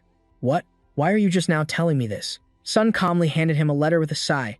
"Do you have any idea how hectic my life has been lately, all because of you? You should have contacted her sooner." Elsic grabbed the letter. It read, "To my dearest little brother, Elsic, I heard you're planning to visit the Nemet family's domain." Elsic carefully read every word as the evening sun began to fade. "Don't cause them any trouble before I arrive, and prepare yourself. If you try to run, you're dead meat." An image of his sister hauling a massive bag somewhere flashed in his mind. The words sent a chill down his spine. Elsic was utterly terrified. He whispered to himself, "It's over. I'm a dead man." Amphic could only watch helplessly and sigh. It seems there's another demon lord among the Melvins that we didn't know about. One who makes a man worse than Satan tremble in fear. Sun also chimed in, scolding him. "She's practically an angel as long as you don't cause trouble. Did you already forget she worked herself to the bone just so you could get into the academy?" Amphic immediately piled on. "I knew it. You're the problem here." Elsic, still unable to calm his nerves, spoke in a hushed tone. "Of course, I'm grateful to her. Incredibly grateful. But if you saw her true nature, you would never dare say things like that." Sun quickly cut him off. "Come on now, your sister is a saint compared to mine. Do you really think that damn old hag got the nickname witch for no reason? Ha ha." Her personality became rotten to the core after everyone started calling her a genius. You can't even consider her human anymore. Thassa cleared her throat. "I believe I already said I'd give you a proper beating, didn't I? If you were that eager to get hit, you should have just told me." A split second later, a massive CROCK echoed throughout the area. With Thassa now leading them, Elsic spoke up from behind. "Thanks for your help during the headmaster election." Then he turned to tease his friend. "It's time to grow up, son." Sun's face was already swollen. He shot back, annoyed. "I don't want to hear that from you of all people." Meanwhile, Thassa, walking ahead, replied softly, "It was nothing. You could have handled everything on your own, am I right?" Sun relentlessly interrogated her. "But why would a stubborn old hag like you do something like that? Don't tell me you're interested in Elsic." Thassa, wasting no time, delivered a chilling warning. "Was that last hit too light for you? Are you really going to act like this in front of my friend?" Thassa retorted without missing a beat. "Oh please, who was it that lied to me first?" Just then, Elsic saw something in the distance that made him stop dead in his tracks. Meanwhile, Sun continued his tour guide monologue. "Once we pass through this misty forest sanctuary, we can get to where our father is staying. It's rigged with traps, so don't let your guard down. Follow us closely and carefully." Thassa suddenly spun around, her expression serious. This place is incredibly difficult to escape, even for a sixth circle mage. It was only then that they noticed Elsic was completely gone. Sun called out his name, confused. "Elsic?" Elsic was panicking, lost in an abyss of pure darkness. He began to call out, his voice filled with fear. "What is this? Sun, Thassa, where did you go?" With no other choice, Elsic ran desperately toward a sliver of light in the distance. His weak voice echoed in the void. "Where did that monstrous M-Fit run off to? He's completely useless when you actually need him. Where am I?" An image of a colossal eye appeared beneath his feet, threatening to devour everything. A storm of chaotic thoughts flooded his mind. Magic of this magnitude. Is the Nemet family truly this powerful? All of the elements are filling this space. Some are violent, others are gentle. Some are razor sharp, and others are painfully dense. They all feel like completely different magical elements, with no common ground between them. And yet, they are all harmonized at a single point, unified by the element of wind. I don't know what this place is, but I feel that if I could just study it, I could make its power my own. Suddenly, a deep, ominous voice rumbled. "You're observing something quite interesting, boy." The voice made Elsic freeze instantly. He frantically scanned his surroundings, his mind racing. "Is someone watching me?" The voice, belonging to Odin, continued. "Do you even understand what you're looking at? Or are you simply staring at it, completely ignorant?" Elzic's eyes darted back and forth in terror. He realized that while he was lost, snooping on someone else's magic without permission was a crime punishable by death. If this person can control space itself, they have to be at least a seventh circle archmage. What should I do? Suddenly, the mysterious being let out a deep, amused laugh. "Haha, did you not hear me? I am certain you reacted. Are you deaf, boy?" Elsic remained perfectly still, his mind working at lightning speed. "Hold on. Objectively, this is the Nemet siblings' fault for not guiding me properly. So I have no reason to be interrogated. I'll just play dumb and find my own way out of this labyrinth." The old man's voice echoed once more, as a colossal shadow began to form at Elzic's feet. "Oh, Are you thinking of ignoring this old man and running away? I can practically hear the gears turning in your head from here. Wasting no time, Elsic cast a spell of concealment and vanished into thin air. The old man appeared instantly, pondering. I can't see inside this maze. Did he use my own mist against me to hide? You left us too soon. But it seems you've left behind quite an interesting child. Sheer terror had completely taken hold of Elsic. He was lost in a spiral of desperate thoughts. If it weren't for that elder, I would have deciphered it by now. But staying here any longer is a death sentence. Suddenly, he froze, sensing a sinister shift in the air. His opponent was casting his own magic, swiftly exposing Elsic's hiding spot. The elder's voice dripped with arrogance. Leaving so soon? Things were just starting to get interesting. You coveted something that wasn't yours, so you must pay the price. No? Meanwhile, outside, Sun was sick with worry for Elsic. He pleaded with Thaisa. What do we do now, sister? We have to tell father. Then, a voice boomed from behind them. The Azure Mist True Palace has been opened. The speaker was none other than their father. The head of the Nemeth family demanded. What in the world happened here? Sun could only stammer in response. Guy raised his voice in blame. Did you not guide him properly? Sun haltingly recounted everything to him. He vanished before we even stepped through the entrance. Hearing this, their father was puzzled. He disappeared before even entering the True Palace? It seems like Granduncle had a hand in this. Sun voiced his suspicion. Why would great-grandfather do that? Hearing this, Guy quickly made an excuse. His illness. It must have taken a turn for the worse. Gripped by fear, Sun suddenly shouted. We can't just stand here and watch. He is an honored guest of the Nemeth family. If something terrible happens to him. But before Sun could finish, Thassa cut in with a teasing tone. You're so adorable. Confused, Sun could only ask. What? She then replied with a calm smile. To think he could make my little brother, a boy who's indifferent even to his own family, worry this much about him. The Starlight Duke of this generation. Now I'm even more curious. Her words hit a nerve, and Sun snapped back in frustration. Who the hell said I was worried? Guy chimed in. Well, I'm quite curious, too. Face's sharp gaze quickly scanned the area. Guy then spoke his thoughts aloud, the new Lord of Melvinger. Elsewhere, a look of pure panic washed over Elsic's face as Guy's voice continued to echo around him. Just how skilled is this prestigious family of mages, who stand on par with the Magic Tower? A massive explosion erupted. Elsic silently cursed Murpheton and that damned old man. Why is every old geezer around me completely insane? Elsic deployed a protective shield. Calm down. I need to assess the situation. The mana here isn't a single attribute. But the Nemeth family's specialty is wind magic. In other words, he's using the wind attribute to perfectly mimic other attributes. A scorching wind carrying the fire attribute is turning moisture to steam, and a gentle breeze gathers it to create this mist. Then, a cold wind with the ice attribute freezes the mist, while a powerful gale weaves through it, locking everything in place. Elsic gritted his teeth. If that old man can control wind with such mastery, creating a storm would be nothing to him. Did he even form this mountain out of wind? Although, it doesn't seem like he actually intends to hurt me. But since he started this fight, I have no choice but to finish deciphering what I started. I sense this back in La Center, too. Other than my ice magic, all my other attributes are incredibly weak. I'll use his own method against him, and change the flow of mana and wind with my own ice magic. If I go deeper, rearranging the mana connections, soul speed, and seals to reduce waste. At that moment, his opponent sensed something was terribly wrong, just as Elsic prepared his counterattack. Instantly, a brilliant light flared, enveloping everything. Doesn't this mean I can use other attributes through my ice magic? Elsic stood his ground, waiting for the wind magic to strike. He unleashed his most powerful ice magic. The very next second, a massive explosion rocked the space to its core. The entire area was consumed by an overwhelming light. On Elsic's arm, a strange seal began to materialize. He absorbed the surrounding energy, then unleashed it as a counterattack. A dark aura swirled around him, but it was quickly vaporized by the intense light. An unexpected voice called out his family name. Melvinger. Elsic stood there, radiating an aura of pure confidence. His sudden appearance left everyone completely stunned. Both Sun and Thassa cried out his name. Elsic. A spell of the sixth circle should take at least 24 hours to break free from. Before he could finish, Thassa cut him off. Even I would need 40 minutes. But you only took 46, Mephisto exclaimed in disbelief. Not only that, the rank of his Sinister Ring's seal had climbed to 5 stars. That was high-tier magic that could impress even me. But he didn't just decipher it. He stole the spell and evolved it this far. Elsic stepped forward, asking why everyone was looking at him that way. Isn't anyone going to ask if I'm okay after nearly dying? Just then, footsteps approached. Perfect timing. Guy was completely stunned. I should have gone to the new headmaster's selection ceremony, he thought. I only heard a few days ago that your mana blockage was cured, but you're already a sixth circle mage. The Nemeter sisters began to whisper among themselves. A sixth circle mage? Is that for real, Elzik? Has my record been shattered by my little brother's friend? Guy stepped forward and extended a hand to greet Elzik. He spoke first. Forgive my late introduction. I am Elzik Melvinger. The other man quickly replied, I am Guy, head of the Nemeter family. Please forgive me for what you've just endured. I apologize that you were caught up in such a terrible incident.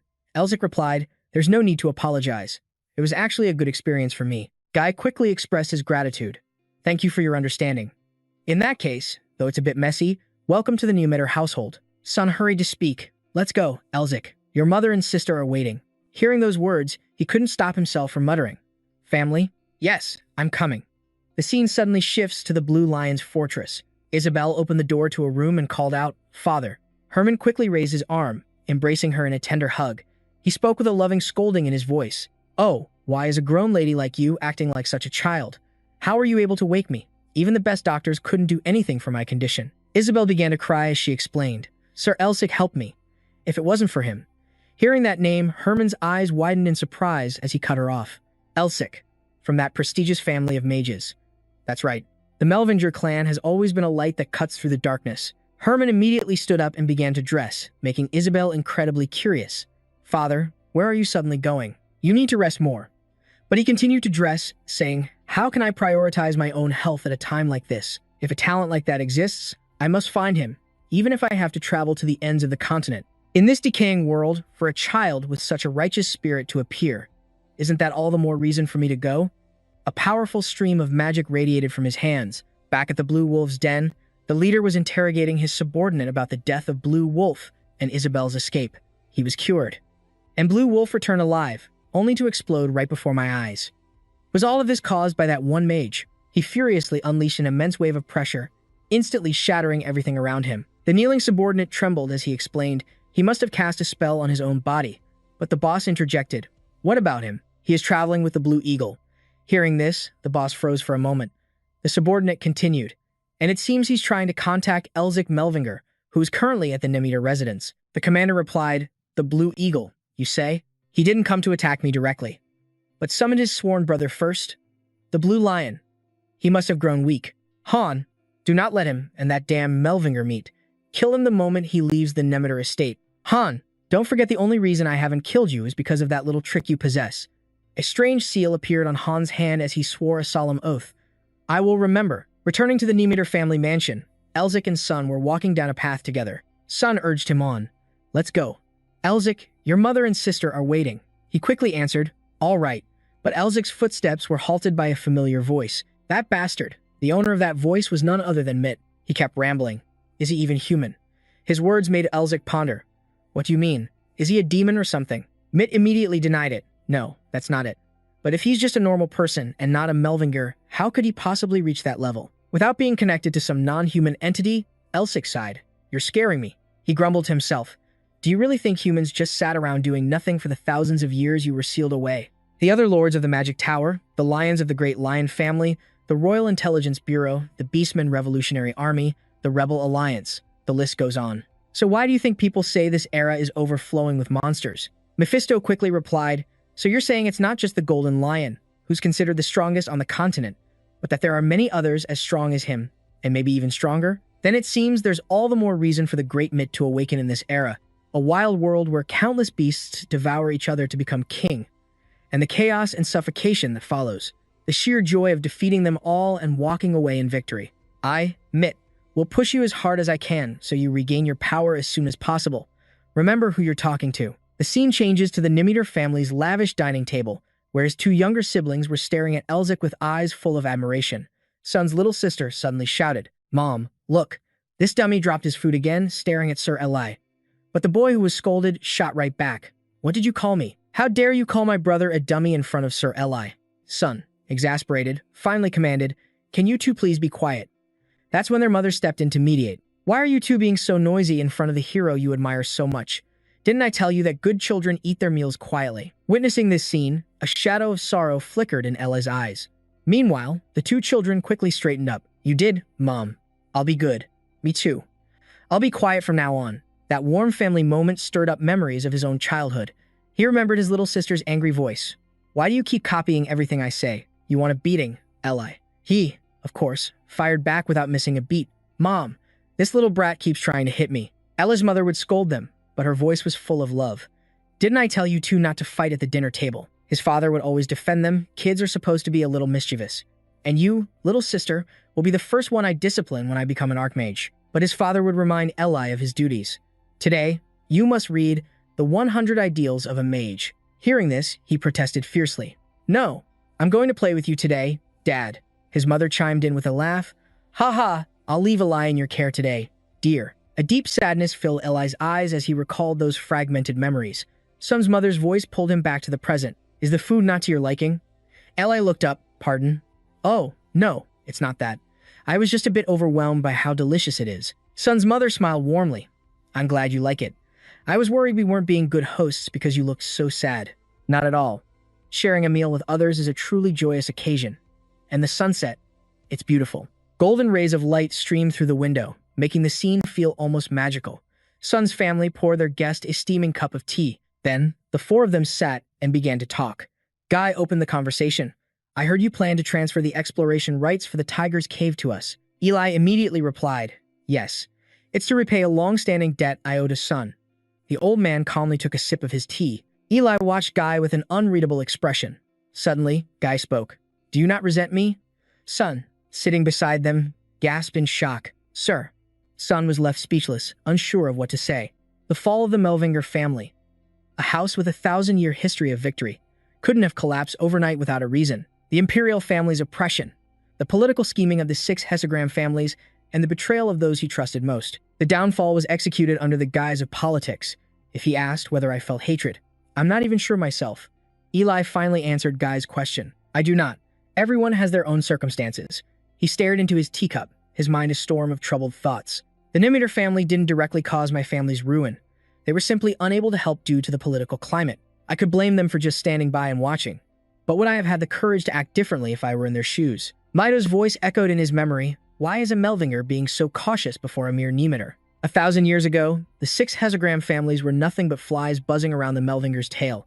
And since you are both family heads, you are of equal rank. Eli had answered him then. Well, pride doesn't exactly put food on the table. And it wasn't his fault. Despite what Eli said, the truth was that the Melvinger family had lost its power long ago. Mido continued, that's a surprising take for someone who lives for power. Is there a reason you've come all this way? Eli recalled what he told Mido. Even though this is my friend's home, it's also a place I must one day surpass. I have to confirm the caliber of their mages, and what kind of man their patriarch is. Back in the present, Guy declared, tell me what you desire. Eli's eyes instantly sharpened. Guy continued, the Nimeter family will lend the Melvinger family its full support. Both Son and Eli were stunned into silence. Eli asked again, pardon? The patriarch then reassured him. Don't trouble yourself over it. Consider it payment for the exploration rights and a gift to my son's friend. Mido's cynical voice returned to his thoughts. Oh, he's a cunning one. Is he trying to use this chance to get close to you? Or is he truly helping the struggling Melvinger family? Eli already had his answer. This is good for me. My foundation will be much stronger with the Nimeter family backing me. But I'm sure the other Hexagram members and their factions will try to pressure the Nimeter family for supporting me. Why would he risk potential losses to help the weakened Melvinger house? I have no idea what he's thinking. Eli took the initiative and spoke, Patriarch. As a hand reached out, a sudden explosion rocked the room. Yet, no one in the room showed any fear. They simply watched in silence as a brilliant light erupted from the doorway. What in the world? Eli thought. What kind of madman would attack the home of the Nimeter Patriarch? A pair of feet slowly stepped forward. Instantly, the world plunged into darkness, and a voice like a call from the abyss echoed out. You. That single word sent a jolt of terror through Eli. As the figure pointed a finger forward, he thought in disbelief. It can't be, not him. Meanwhile, the mysterious figure stood with overwhelming authority, only his blazing red eyes visible as he commanded in a low growl, become my disciple. Alec once heard Shin say his father's generosity was legendary. Hundreds lived in the main house, not as vassals, but as esteemed guests. But the Nimet family's true power lay with its loyal council of elders and the monsters they commanded. The moment the masked man entered, the guards stiffened. Elder, this is the master's study. Such disrespect is forbidden. Withdraw at once. The masked figure slowly raised a hand, preparing to lower his hood. This was the head of the Elder Council, the Grand Master who had trained every mage in the Namek clan. A wrinkled, ancient face emerged into the light. It was the infamous Ogten, The instant he appeared, Elik sized him up. He's strong, possibly even stronger than Guy Nemeth. Ogden narrowed his eyes, offering a slow, insincere apology. Oh my, this old man has been far too hasty. You have my apologies. The family head? Guy simply looked up, light glinting off his glasses. He calmly replied, "It is of no concern." He was far more interested in what brought Ogden here. The old master raised a heavily bandaged hand and pointed it straight at Elik. His demand was absolute. I will take him as my disciple. Guy's gaze shifted to Elik. Are you referring to the one beside Shin? He is one of the 4 dukes of the empire. Duke Melvinger. I imagine making him your disciple will be quite difficult. Then, Guy's eyes locked onto Elik. Duke Melvinger. When Elik didn't answer, he called out his full name. Elik Melvinger. Elik stepped forward until he stood before Ogden, offering a respectful bow. Greetings, Great Master Ogden, head of the Nemeth family's Council of Elders. Behind him, Maeve gasped at the gesture. Thesa whispered his name, her voice trembling with fear. Shin, however, was just bewildered. What in the world are you doing? Ogden scoffed, amused that he had been recognized. But Elik shot back with a defiant smirk. How could I not recognize the great elder of the Nemeth clan? He bowed his head slightly, his voice dripping with sarcasm. My late pretend father spoke of you often before his death. He always said that if our family had a pillar of strength such as yourself, it would never have collapsed so easily. Ogden denied any connection to his father, but Elik just waved it off. That's understandable. After all, a man of your fame couldn't possibly know everyone. You have a sharp tongue, Ogden remarked. Elik's reply left Shin and Thaza speechless. Isn't that the very reason you want me as your disciple? I'll take that as a compliment, then. Thank you. Ogden was relentless. Now that you know who I am, this is simple. Become my student. But Elik just smiled, feigning unworthiness. I am not worthy of such a high honor. I must ask that you withdraw your offer. Ogden trembled with rising anger. Have you not already been taught my azure mist art? Still, Elik brazenly refused. That was merely something I happened upon during my escape. Please, you must understand. So you stole my magic without permission. Ogden roared. Elik immediately cut him off. And another thing, weren't you the one who made things difficult for me first? The elder gritted his teeth in pure fury. Just as Elik began to say, so please, Ogden completely snapped, screaming, silence. He shot into the air, and the entire chamber was flooded with a magical radiance. Guy barely glanced up as Ogden's voice thundered from above. You will learn to listen to your elders. Elik stared, mouth agape, as Ogden scoffed at his defiance. The light erupting from behind the old master grew blindingly bright. Elik glanced up at the ceiling, his mind reeling. Is that the night sky? Sparkling stars seemed to twinkle above, confusing his senses. No, it's too white for that. In a flash, Ogden appeared at his side, striking the back of his neck. Teleportation? Elik thought in a panic, but he quickly realized it was something else entirely. The elder's hair fell across his face, but his eyes burned with the light of a sun. The truth dawned on him. This was pure physical movement, a level of speed no mage should ever be able to achieve. Ogden seized Elik's coat, yanking him backward. Maeve and the others were completely blinded by the light, unable to see a thing. The light converged into a single point, carrying Ogden's arrogant declaration. You belong to me. Then, the light vanished. Everyone looked around, their faces etched with worry. Thassa furiously rounded on Shin, screaming, Hey, what's wrong with you? Why did you just stand there while he was taken? But Shin just calmly asked a question in return. Sis, do you still not understand what kind of person Elik is? That maniac is going to be the death of me. Hearing this, she could only stare, confused. What? Because it had all been an act. Elsewhere, a man's voice was filled with admiration, a faint smile on his lips. You've left me speechless yet again. It seems I have another successor in the making. Do you truly have the nerve to choose that old monster as your master? No, that's not right. Perhaps. You've chosen him as a new pawn. In the vast darkness, only a tiny orb of light remained. Elik's eyes slowly fluttered open, his pupils reflecting a familiar silhouette. He wasn't the least bit surprised by who stood before him. Ogden stared down, his eyes glowing fiercely as he spoke. You are awake. A scream ripped from his throat as he scrambled backward. Small explosions erupted before his very eyes, and he had no idea what was happening. He threw a hand down to steady himself, but found only empty air. His entire body lurched over the edge of a chasm as one question screamed in his mind. Where am I? Far below, a faint light pulsed from the bottomless pit. Ogden shot his heavily bandaged hand out, gripping the young man's collar in a vice-like hold. The old master yanked him back, his voice a stern warning. He'd come too close to losing his first disciple in all his 90 years. Elsik gritted his teeth. His plan to manipulate the old master had backfired spectacularly.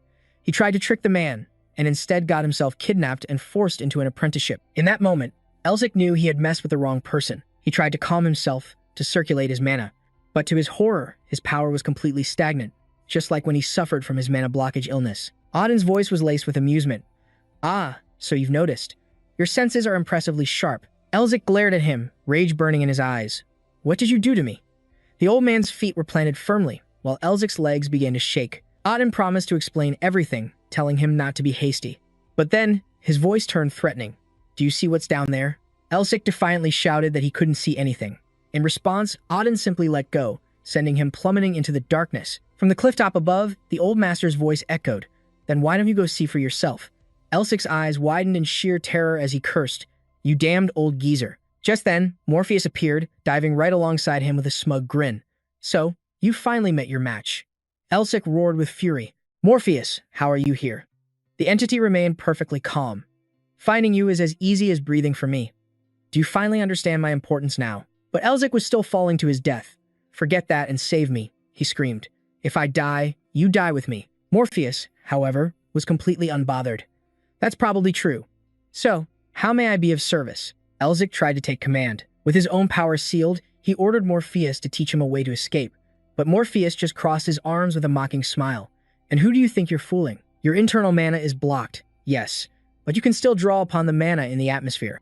As soon as he heard those words, Elzik instinctively kicked against the air. The tattoo on his hand flared with light as he snapped into a ready stance. He prepared to use the flow technique to stop his fall, even as the taunting continued from above. "Can't you just fall for it once?" All around them, small pebbles started to rain down, followed by larger and larger boulders. The entire cliff face began to crumble, avalanching into the deep abyss. Elzik hit the ground hard, catching himself with one hand. He let out a pained groan, realizing the seal on his power had almost been a death sentence. The feeling was identical to his old mana blockage. That aside, where in the world am I? I've memorized the map of the entire continent, but there's no place like this. It feels like the Blue Rain Palace. And then, as he looked around, it dawned on him. The Blue Rain Palace wasn't just like this place. It was a part of it. From the cliff high above, Aten watched. The boy's mana had been sealed, yet he had harnessed the ambient energy in the air to cast a spell. "It seems I've chosen quite a talented one." Down below, Elzik was seething. "I almost died. Why did you do that?" "You said you wanted me as a disciple." The old man explained calmly, "And I still do. But I will not be teaching you the arts of the Nemeth family. As you pointed out, I cannot teach you my